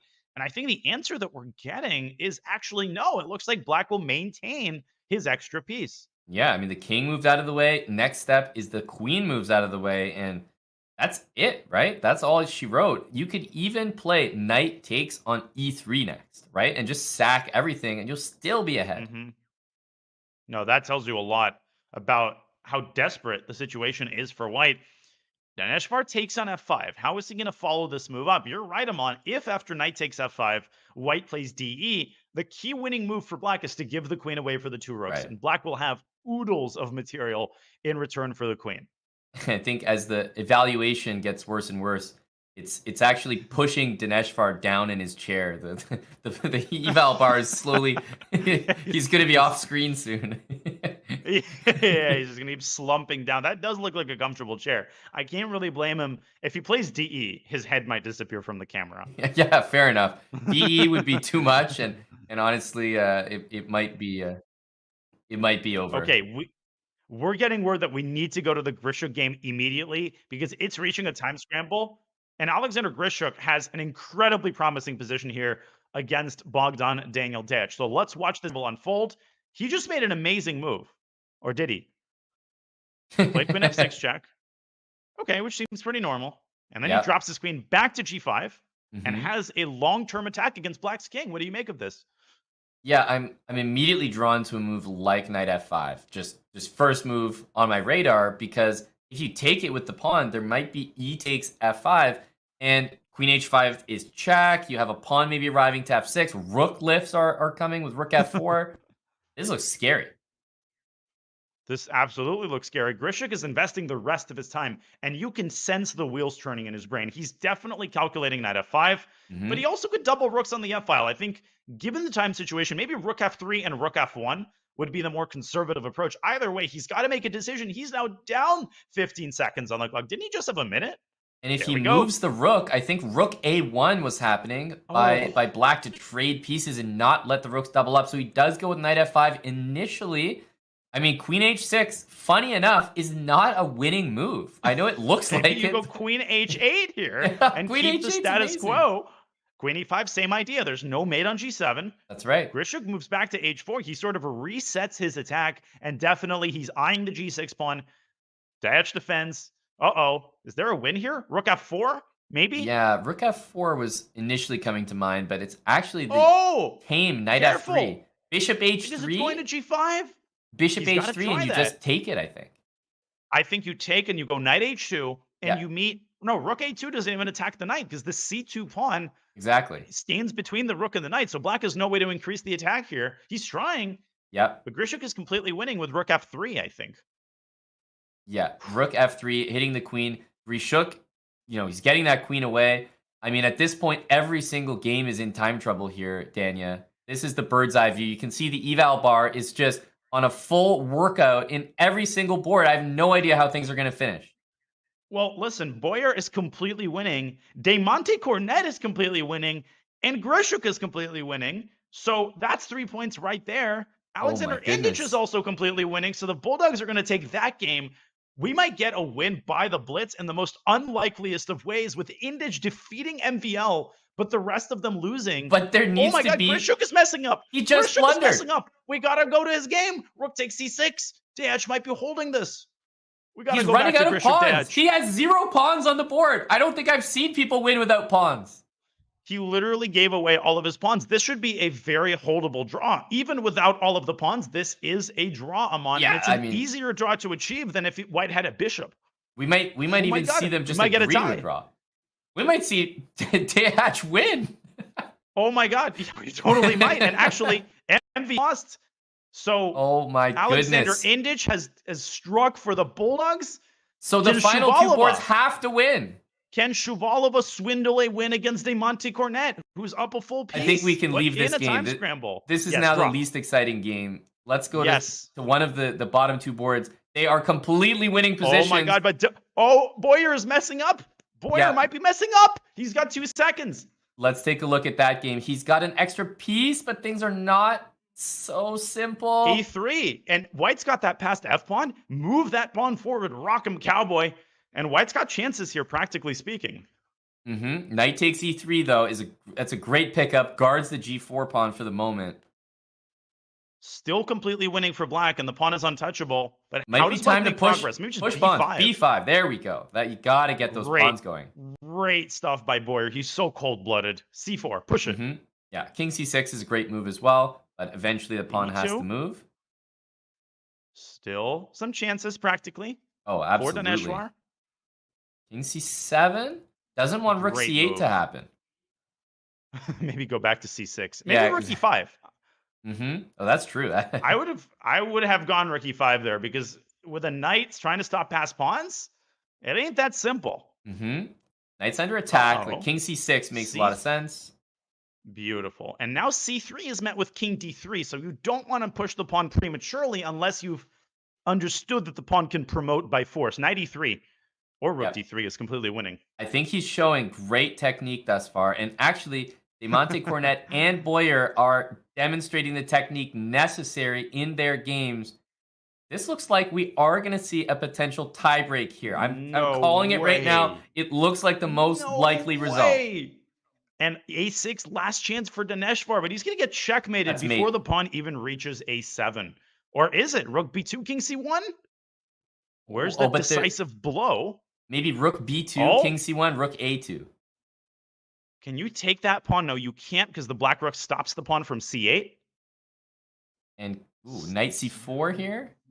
And Great C1, Queen, and Rook A2 at the very end. Oh, and that's like an only move. King C3 also released to checkmate. This is nice. Very nice finish King here. C3. Okay, now we got to go to our last remaining game. No, that's it. Madame DD, has checkmated Polina Shuvalova, is about to checkmate Polina Shuvalova. We got to go to that game, though, because it's never over till it's over. It's never over. This is an absolute necessary result here. Let's not forget. 2 seconds. Knight Grischuk B5. is still playing. Knight B5. He's still playing. He's trying to torture White. 2 seconds for Demonte Cornet, who could have taken White's rook. It was literally hanging a little bit earlier. I can imagine. She's still totally winning. Oh my goodness. Bishop E2 is coming. Bishop E2 is... She played that with 1 second. Again, Bishop E2. Oh my goodness. B5. Bishop D8 is almost made. Oh my god. The king has B8. Bishop B6. Yeah, you have to go Bishop B6, right? This is insane. Is sidestepping all of the checks. Knight C6, Bishop F6. Wait a second. Oh my goodness. E6? E7. This is madness. E7? Bishop E7, it's not over. No. Takes a Bishop F6. Oh my goodness. Bishop F6. She might mess this up. It still might be winning, though, Aman. It says draw, but I feel like this is practically great chances. This game is completely... Oh, Wrong no. way. C5. Just push that pawn. Cornet. She's got this. Gosh. King C4. C5. Bishop B2. Wait a second. If you play C4 prematurely, you're going to get blockaded. This has to be winning, though. King D3. B2. Now, B2. B2 was winning, but I think now the pawn just advances. Oh my She does have it. Gracious. And you know what? White at some point might throw in H5 to make that pawn capture. And I'm saying, just in case it was necessary, it would be the right color. Wait a second. Still trying is Polina Shuvalova. I would go Bishop E2 there. I would not have gone B2, but this works as well. A draw official in the Grischuk game, by the way, which means we are going to go to tie breaks unless we see an insane stalemate here. Polina should try. No, she resigns. This might have just been the most insane PCL round I've ever seen. What the heck did we just witness? Every game was crucial. We got a 8-8 result at the end from some of the most unlikely results on each board. I mean, look at this.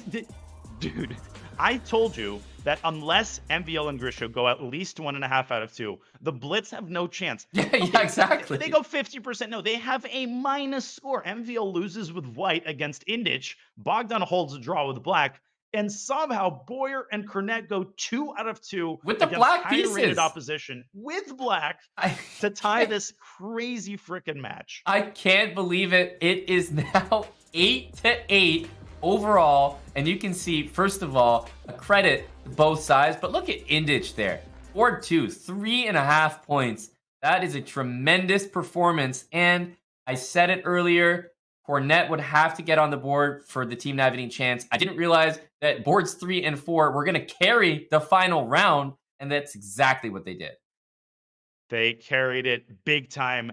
It will take me some time to settle into what we are seeing. But what we are about to see, ladies and gentlemen, is an overtime tiebreaker match. The time control will be 3+2. If you thought this was crazy, you ain't seen nothing yet. Well, you will want to see the tiebreak match between the Blitz and the Croatia Bulldogs, and we will be bringing you that match as soon as we set the players up. We'll be back with more PCL action in just a couple of short minutes.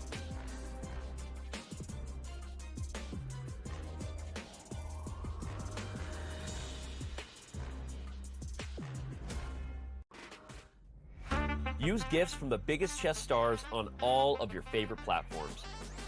Just search Chess.com and your favorite chess star on Discord, Twitter, WhatsApp, and more to find hundreds of gifts from Chess.com's biggest broadcasts and events. Hikaru, Magnus, Botez, Hess, and even me, Danny. Try it today.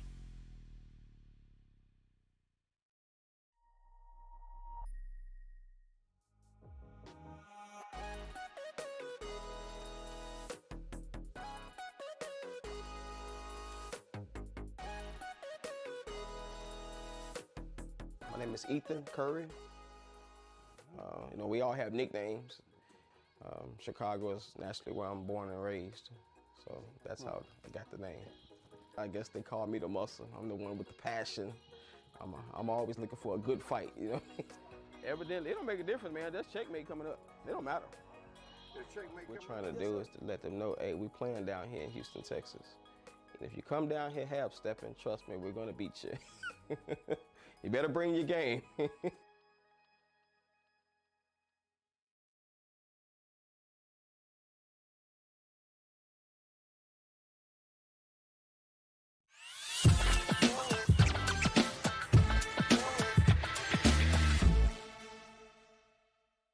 I understand. Ooh, 18 seconds for black, so not too much time there either. Rook c7. A7's falling. It is. E4. He pushes the pawn. This is getting a little messy. Takes a knight f1. Knight f3. Like knight f3. King e4. 91. Move. Oh my gosh, 0.9 seconds when that move was played. On b1. Move the rook. I was going to say king c2 and run the king. King knight g3. Knight d4. Takes it. Was it? Takes an a7. White's winning. Oh my gosh. Takes it right. Knight c2 was winning. But there was checkmate in 1 for black after knight takes g3. Oh my god, that was me! And instead he played here, and you're now losing on time. Oh my god! A7 wins for white. Oh my gosh!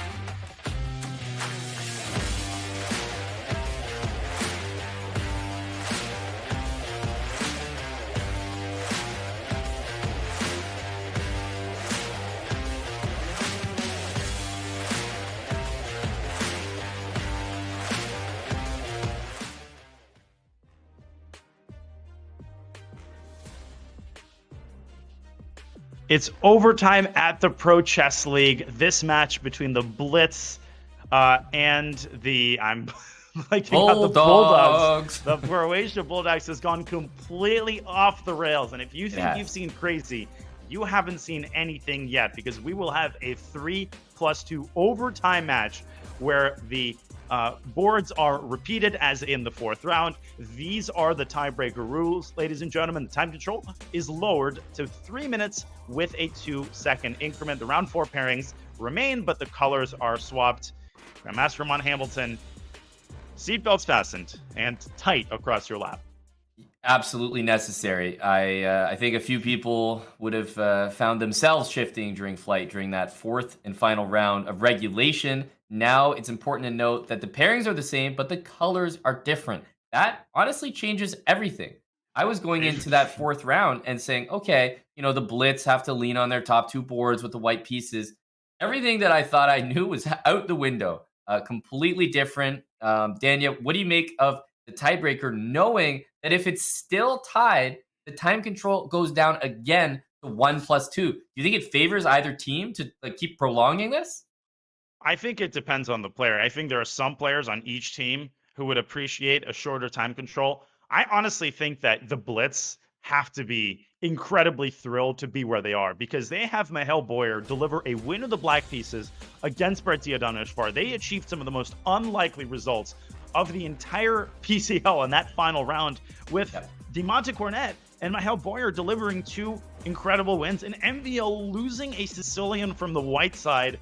Everything about that round was crazy, and I think MVL and Grischuk once again are going to be the X factors, although I said that in the last round, and that was not just out the window. In fact, the opposite was the case. They were not the X factors. They were the least important games. That's right. And I don't know what it is with the Blitz, but they have been in tiebreaks before. So they seem to be addicted to this. I don't know what it is. They just have the most exciting matchups. So for everyone in the chat right now, you are witness to an extremely exciting treat today. 8-8, which means now, Danny, it's first to 10.5 points for the win. And obviously, the first team to win a round. They keep going back and forth, switching the colors, making the time control even lower. If we see another tie, 2-2, but otherwise 2.5 points will win the entire round and the match.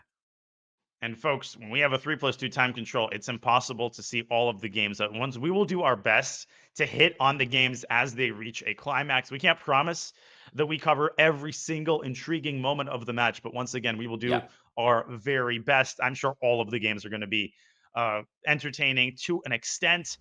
Quiet openings, positional chess essentially goes out the window as we look at the lineups one more time. You can see there, the most important bit is that the colors have been reversed. Dach now has white, Indich now has white, and they will need to repeat the success of the previous round. In particular, I'm really looking forward to the Indich MVL game. Both of them are incredibly strong and experienced Blitz players. They play Title Tuesdays every Tuesday. This is where that experience, Amon, really, really comes in handy. This moment right here. Absolutely. This is going to be so intense. I'm immediately drawn to the top boards because, I mean, MVL, I think when you start to play these little mini matches, right, where you play opponent and immediately you have a chance. This reminds you of, when you just log on to Chess.com and just play a few games, you immediately hit the rematch button. That's essentially what these guys are doing, except the time control is way different. So they probably have never experienced this type of a rematch clause before. No, they definitely have not. Dude, you said it. Where the Blitz, there is intrigue. Bogdan Daniel Dach, I think he might be the magnet for this kind of craziness. Anytime he plays a match, we get the craziest stuff on the board and off the board. But all of that doesn't matter because Dach has played a relatively non-crazy opening. He's played the Catalan, so he wants to keep it relatively quiet. And Alexander Grischuk is blitzing out what I think can safely be called the most popular variation nowadays, where the bishop is aiming for c6 and the knight will stop by the parking spot on d7. That's right. And 3+2, kind of an interesting time control because, ironically, a lot of the Chess.com tournaments that are held, whether it's, Title Tuesday or even Speed Chess Championship that these strong players might be used to, you're dealing with +1 nowadays. So actually +2 as a time control, which is like kind of FIDE standard, you don't actually play it that much online. Yeah, 2-second increment online is pretty hefty. You can build up a significant amount of time with a 2-second increment, and Grischuk has built up a significant time advantage. I think someone needs to tell Bogdan that this isn't a 10-minute game anymore. He's already burned 30 seconds of his clock, and more disturbingly, it feels like Grischuk is still in his preparation. He's pressuring the pawn on d4, and I like the clamp that Black has achieved along the light squares on the queen side. I think this is a positive outcome for Alexander Grischuk out of the opening. Yeah. I mean, the funny thing about this is we're on, I don't know, move 12, 13, and Grischuk has 3 minutes on his clock, so nothing seems to have changed from the previous time control. Oh my gosh. I have to interrupt you, Aman. We got to go to the bird's eye view because barely has the MVL game started. He is already experiencing major problems out of the opening. Remember that the colors have reversed. So MVL has black, and he's got a very difficult position after only 11 moves in a Grunfeld, his most noted opening. Indich has somehow forced the H file open, and the eval bar is sky high. It's higher than the Empire State Building. Well, the thing about this opening, take it with a grain of salt. This is the Grunfeld after all, Daniel. We can tolerate +3 advantages, but no. In all seriousness, this is a real issue. I mean, there are basic moves like Bishop H6, right? Just stone cold, trade the bishop off, bring the queen to D2, and go for checkmate. If that's not good enough for you, I mean, I don't know what is. This is plain and simple chess, and remember, this is Blitz. It's even easier to execute these types of attacks. I can't believe this. MVL clearly confused something because not only is he getting checkmated on the king side, he doesn't even have something to suffer for him on. In fact, he's actually down a pawn to begin with. He's got nothing going in the center. His pieces are barely developed. And I think his only chance to get back into this game is to do exactly what he's doing right now. He brings his bishop to g4, get the knight out to d7, and hope, just pray that there's no mating tactic. I think rook h8 is a threat, followed by queen h6 and knight g5. There might be no defense to it. Rook h8 is such a nasty threat. And if you go bishop takes f3, you're dreaming of knight takes f3. Uh-oh, that's mate. Rook h8 is mate. It's literal mate. This was one of the worst blitz games I've ever seen from MVL. And he just put his hands up. Wait for Indich to play the move. I'm going to show the line I'm on. I don't need to show it. Alexander Indich is showing us the move. Yeah. It's over. It's over. It's on the board. Knight f6, take it. No checks. Well, I stand corrected. I stand corrected. King F1 and King G1 even is fine, but I would take back on E2 because Black can't even stave off mate. Knight F6, EF6, and if you take on G5, Aman, even that doesn't help because there's a mate on G7. But King G1. Exactly. King G1 is like crazy. Precise way to go. Takes Queen G5 and Queen G7. Okay. Hello. There we go. Wow. That is a tremendous game. Indich just went 2-0 against MVL. Like, he's looking around at his fellow Bulldogs. Like, come on, guys. Let's go. Like, I'm leading by example here. Well, step up your game, he says to his teammates. It looks like Bogdan Daniel Dach is stepping up his game because he seems to have a pretty hefty advantage against Alexander Grischuk. And I think the top two boards for the Bulldogs have already overfulfilled their expectations, right? If they can go 1 out of 2, the bottom two boards are pretty heavy favorites, but Bogdan might do even better than that. He actually might win this game. Yeah, this looks like a position where it's so easy to go wrong as Grischuk. This is a blitz game, and with a minute approaching on the clock, you have to like White's chances here. Even bishop takes f8, just playing that position, gotta be good for White. Oh my gosh, bishop f8. Black could try queen takes c4. The light squares are terrifyingly weak, but so and both are the sides dark are getting squares. mated. Both sides. Exactly. Who comes at who first? Bishop f8 is on the board. And a big decision for Alexander Grischuk. He can play rook takes f8, Aman, but that might allow the white queen to get into the action, and the queen and knight combo against a wide open king. Not what you want to deal with 1 minute on the clock. That's right. I think this is the right decision. Bishop c4 and bishop d5 is one way to sort of set up the threats. There's a lot of danger here on the light squares, and surprisingly, Black might be one move ahead of White. White might have to trade queens soon. I think he will have to trade queens, and the question is always, are the team members aware of how their teammates do. I don't think they are in a 3-minute match. So Datch, he's got to just play his own game. Queen G5 takes G6 and Rook E1 forces a draw, which would be an incredibly positive result right now for the Bulldogs. That means we need to look at the other boards. The bottom 2 boards were the heroes for the Blitz in the previous round. Can they repeat their heroics here? Aman, what do you see? Yeah, basically we saw the bottom 2 boards being heroes for the Blitz. Well, guess what? They're gonna have to be heroes in a different way once again, and this time with the white pieces though. Mahel Boyer seems to have a very balanced game, but very closed off as well. I'm looking at Demonte Cornet's game as one that we should take a look at because it looks a lot more open, and I see some aggression on the king side here being launched by Cornet. And I see the same narrative being repeated with Polina's very poor time management. She's down to 30 seconds. The material is equal. Black should be better because of her bishop pair. But does she realize it's a 3-minute game? She's down to 20 seconds. We're only on move 15. Maybe she's trying to find a way to win the knight on e5, but she can't because the knight, worst comes to worst, can drop back to f3 because the queen is protected by the other knight, but that loses a pawn. Yeah, I mean, Danya, neither one of these teams wants to go quietly into the night, right? These are teams that are at 1-1 in the Pro Chess League. They do not want to fall to 1-2 and face elimination. They're putting everything on the line here. And to that end, Datch actually refused the queen trade, so he's actually going for the win. They're in a time scramble. And this is not an elimination match, but you called it, Aman. The stakes are still absolutely huge. You win, you're essentially in the playoffs. I don't know where to go. 59 seconds now for Cornet. And the last thing she wants is a time scramble here. C4. Oh, reasonable. Jesus Christ.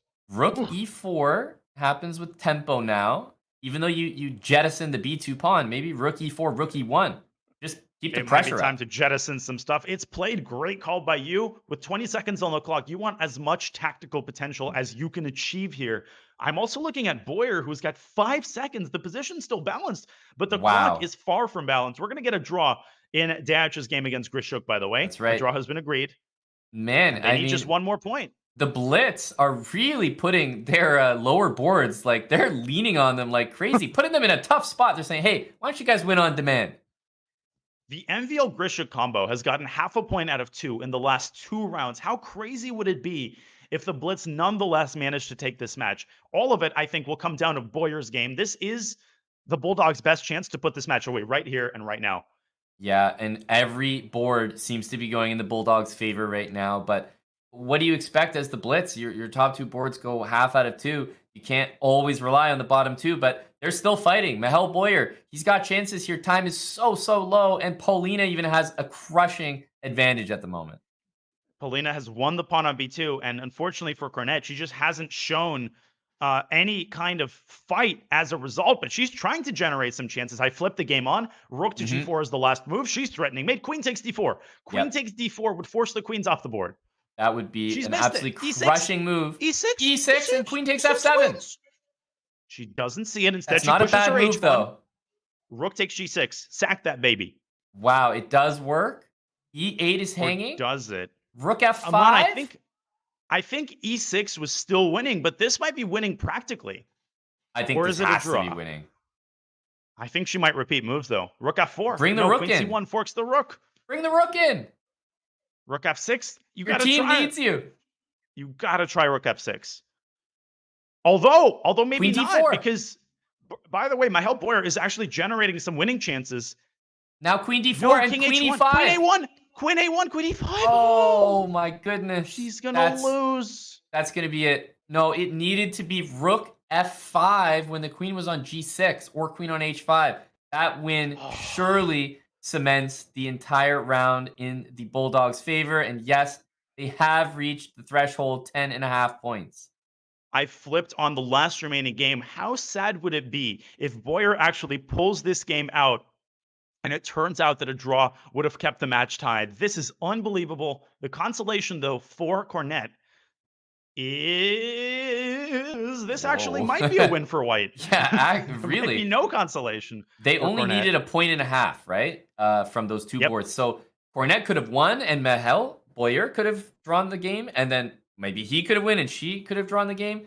You can never plan it out perfectly. Ooh, rook to a4 would have been nice there. Gosh, but now white's bishop is in trouble after king d6. It's staring at the e4 pawn, which is protected by black's knight. Boyer shouldn't lose this unless he blunders into some sort of a fork. Oh my gosh. This is wild. Yeah, the result of this game definitely does not matter. We can say for the overall match, it has been decided already. But I just think you can't expect your bottom two boards to bail you out every time, right? That's just not the way the match can go. They overfulfilled their expectations by a country mile. They carried the match in the final round, but Grischuk and MVL, particularly Maxime, has got to be incredibly disappointed with the way that he played the final two games. And that Blitz game, Amon, he plays his best opening. He's losing by move 10. That just can't happen if you're one of the top boards, if you're over 2,700. Can't happen. Yeah, that's really unfortunate. Definitely disappointing. It should be noted that Bardia here, he does not know the result of the match, especially these are Blitz games. I mean, the results are flying in. So he's playing on because this could be a really impactful result. And Mihail Boyer doesn't know either. So these guys are playing like it really matters. They're playing as if the match depends on the results of this game. You're right. They don't know that it doesn't. This actually might be a win for black. No, the king is hiding on h5. King a4, king h4 would have been a funny line. Yeah. Okay, but this should be a draw now by force after g7. Yeah, if white doesn't do something ridiculous and win. Like knight f4, g7, rook h5 mate. That's right. Is Boyer playing for a win here? I can't tell. I think they're both playing for a win. Exactly. Just repeat moves, Dineshvar. Yeah, white's playing for a win. Yep. Which is ridiculous. Which is ridiculous because there's no way to make progress here. Black could even sack the rook for the pawn and it would be a draw.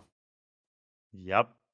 I think Boyer might know that they're losing the match, but he might not realize the extent, or he'd just go for the draw because there's nothing left to gain here. Even a win doesn't keep them in the match. All right, time to repeat moves, gents. I don't know. I respect the I mean, it has been a draw by repetition. He just doesn't know the results, so I really love that mentality that you're always, willing to, because you can't lose as white. Technically, you can lose as black because there's a pawn on the board. So I love the mentality, but like, what can you do when the top two boards here just aren't scoring more than half a point back to back? Unfortunately, the Blitz lose in tie breaks after bringing it back, Danya. I mean, what do you make of that result? I'm just beside myself with excitement. That was so fun to watch. Honestly, it was such a pleasure to watch that match unfold, really starting from round 3. I mean, the entire way from the very first round, we had sharp games on all 4 boards. Everybody was going at each other's throats. And honestly, De Montecornet and Mihail Boyer got to hold their heads up high. It's not about assigning blame, and it's important not to assign blame, Amon, because the Blitz are still in the PCL, and they have actually shown that they can absolutely win the next 3 matches. They are very much still in the conversation. They have to have better performances from the top 2 boards, though.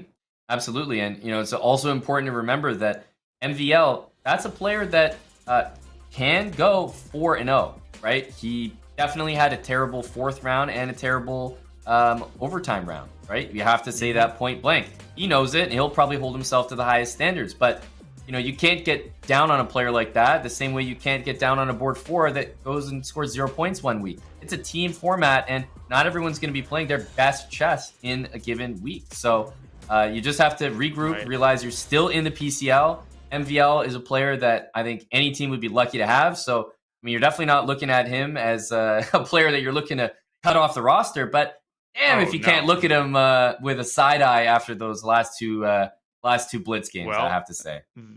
He will look at himself with a side eye, but we will be looking at the Bulldogs manager, Vyacheslav Nemets, who we will have for an interview after the break. He must be chewing whatever objects are near him. That must have been wildly stressful for Vyacheslav. We will find out the first-person view, but first we're going to take a short break and set him up. Folks, don't go anywhere because we will wrap up the show and have an interview with the Bulldogs manager in just a couple of moments.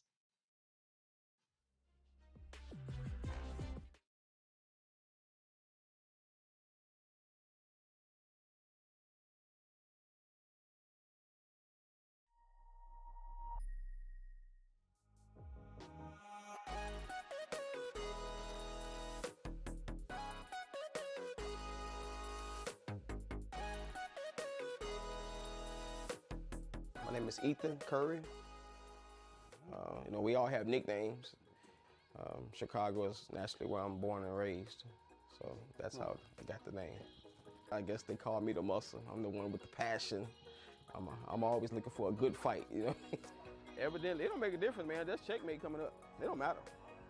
What we're trying to do is to let them know, hey, we playing down here in Houston, Texas. And if you come down here half-stepping, trust me, we're gonna beat you. You better bring your game.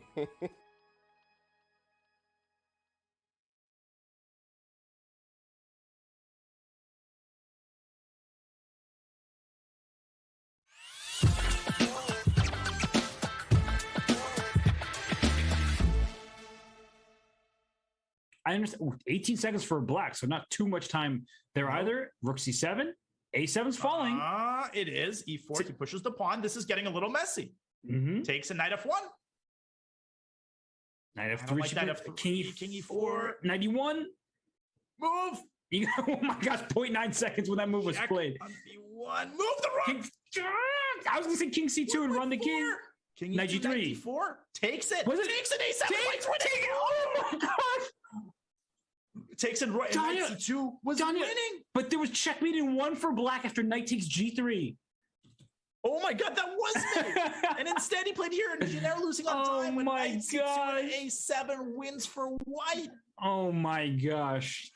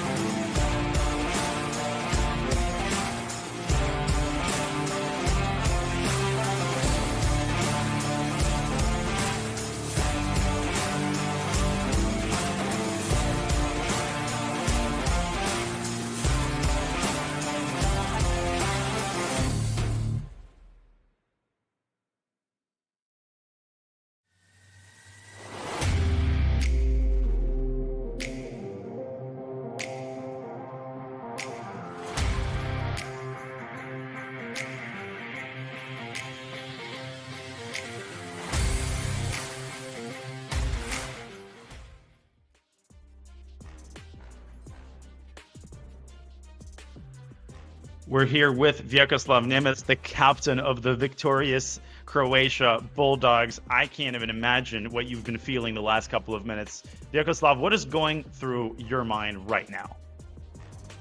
I don't know, my heart is beating so hard, I still haven't cooled down.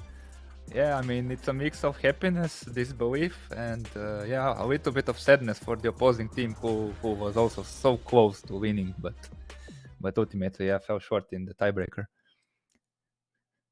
Yeah, this match had us on the edge of our seats. I think going into it, we would say things like, honestly, I think this could be an 8-8 match. Well, then it actually was an 8-8 match. And in order for that to happen, there was a comeback mounted by the Blitz. So, Vyacheslav, take us through that final round in regulation when it was the Blitz that mounted a comeback against your Bulldogs. I mean, what were you thinking? Did you think you could actually lose?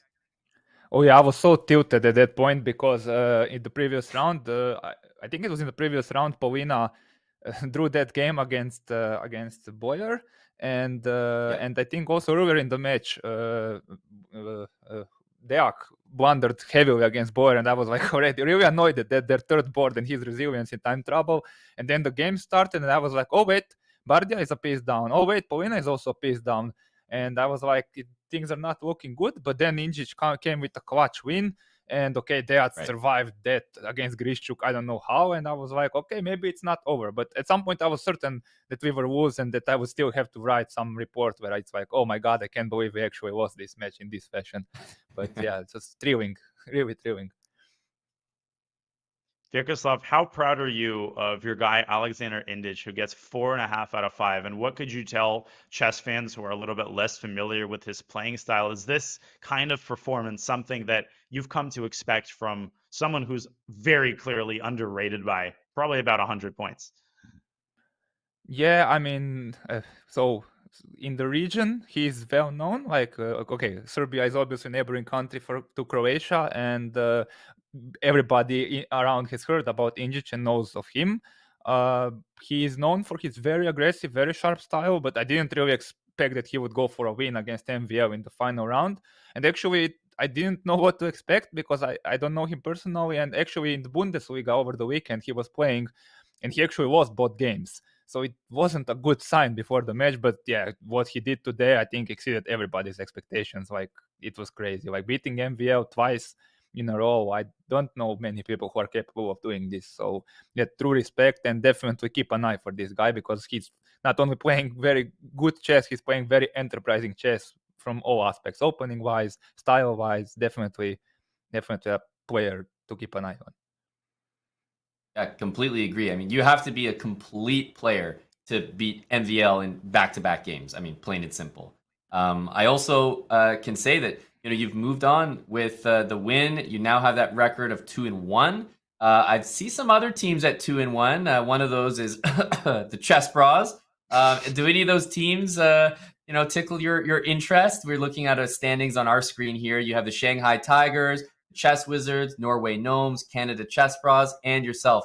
Any of those teams, are ones that you'd want to match up against next week? That depends. Is Eric Hansen playing? Well, that depends. Yeah. If Magnus is playing, I'm not sure he'll ever be allowed on the same roster as him again. So yeah, I mean, I don't know. Like, in all seriousness, it's hard to say. Like, at this point, all the teams are so strong and super stacked, and I guess there are no easy matches. Whatever. I like the fact that Rating Cup is sort of an equalizer. But we will see. Actually, it's hard for me to think about the next match at this moment when the repercussions of this one are still going on to my head. Vyacheslav, we have two quick chat questions for you before we let you go. The first one from Bruce Mac, who asks, does the team get together to practice, or do they do meetings via Zoom or something like that? Or is most of the communication sort of just formal by email? Yeah, I was actually thinking about that and how maybe it wouldn't be a bad idea to actually, because I don't know whether the players know each other or not. No, there's definitely no practice sessions. I mean, this is, first of all, they're all professionals, and I'm not sure if they would like to share their maybe secrets or do anything together with a team of 9 other players. And also there are schedules and geographical differences and time differences and such. Maybe it would be a good idea to hold a meeting. I don't know what's the practice with other teams, but in my case, I just didn't get around it because I'm not sure how much they would enjoy it. I did try it once in the previous seasons, and it wasn't like super good. So for the moment, it's all formal. But given the results, maybe it should change, or maybe not. I don't know. Maybe it's the best as it is. Yeah, maybe keep it that way. Vyacheslav, we have one more featured chat question from Goran Chess. A question for you. How do you pick your weekly lineup with basically so many great players on your overall roster? Like, you have so many good options. What goes into it as the manager for the Croatia Bulldogs to picking the lineup each week? Yeah, it's tricky because there are many strong players, and like on paper, would you say there's a difference, for example, between Injic and Yilmaz or Burabayev? They're all great players of similar rating, similar strength. But most of the time, it also comes down to, let's say, the performance in the recent matches. Obviously, Bardia was doing super well this season, so it's natural to give him as many opportunities as possible. But also, it often comes down to the availability of the players. Like, for example, last week, Yilmaz was able to play, but this week he's playing in the Norway Chess League. This week, Injic is playing, but next week he will play in the European Individual Championship. So you guys from Chess, when we get paired, you know that you don't have to prepare for him. So it's kind of a mix of a both. But ultimately, it's also, Deats as a highest rated player, obviously, usually gets the opportunity. So yeah, it's communication, some decision making, and also scheduling with the other obligations. Mm-hmm.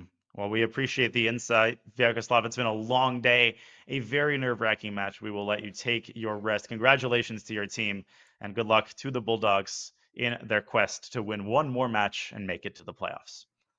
Yeah, thank you, guys, and yeah, good luck to you too. And I don't know, hope to see you in the playoffs, I guess. Absolutely. Thanks, Vyacheslav. Yeah. Well, that's all she wrote him on. 2 teams are now at a perfect score. Man, the Gotham Knights match, it feels like it was, I don't know, like a decade ago. It feels like a different millennium. That was the same day? I can't believe that. The same morning. I mean, this is crazy. We just had 6 hours of incredible breakneck action. The Gotham Knights blowing the Shanghai Tigers out of the water. And the Shanghai Tigers are now joined at the score of 2-1 from the Croatia Bulldogs, who came from the other direction. But I think Amon are basically here to stay, especially if Indic and Dejac keep performing this well.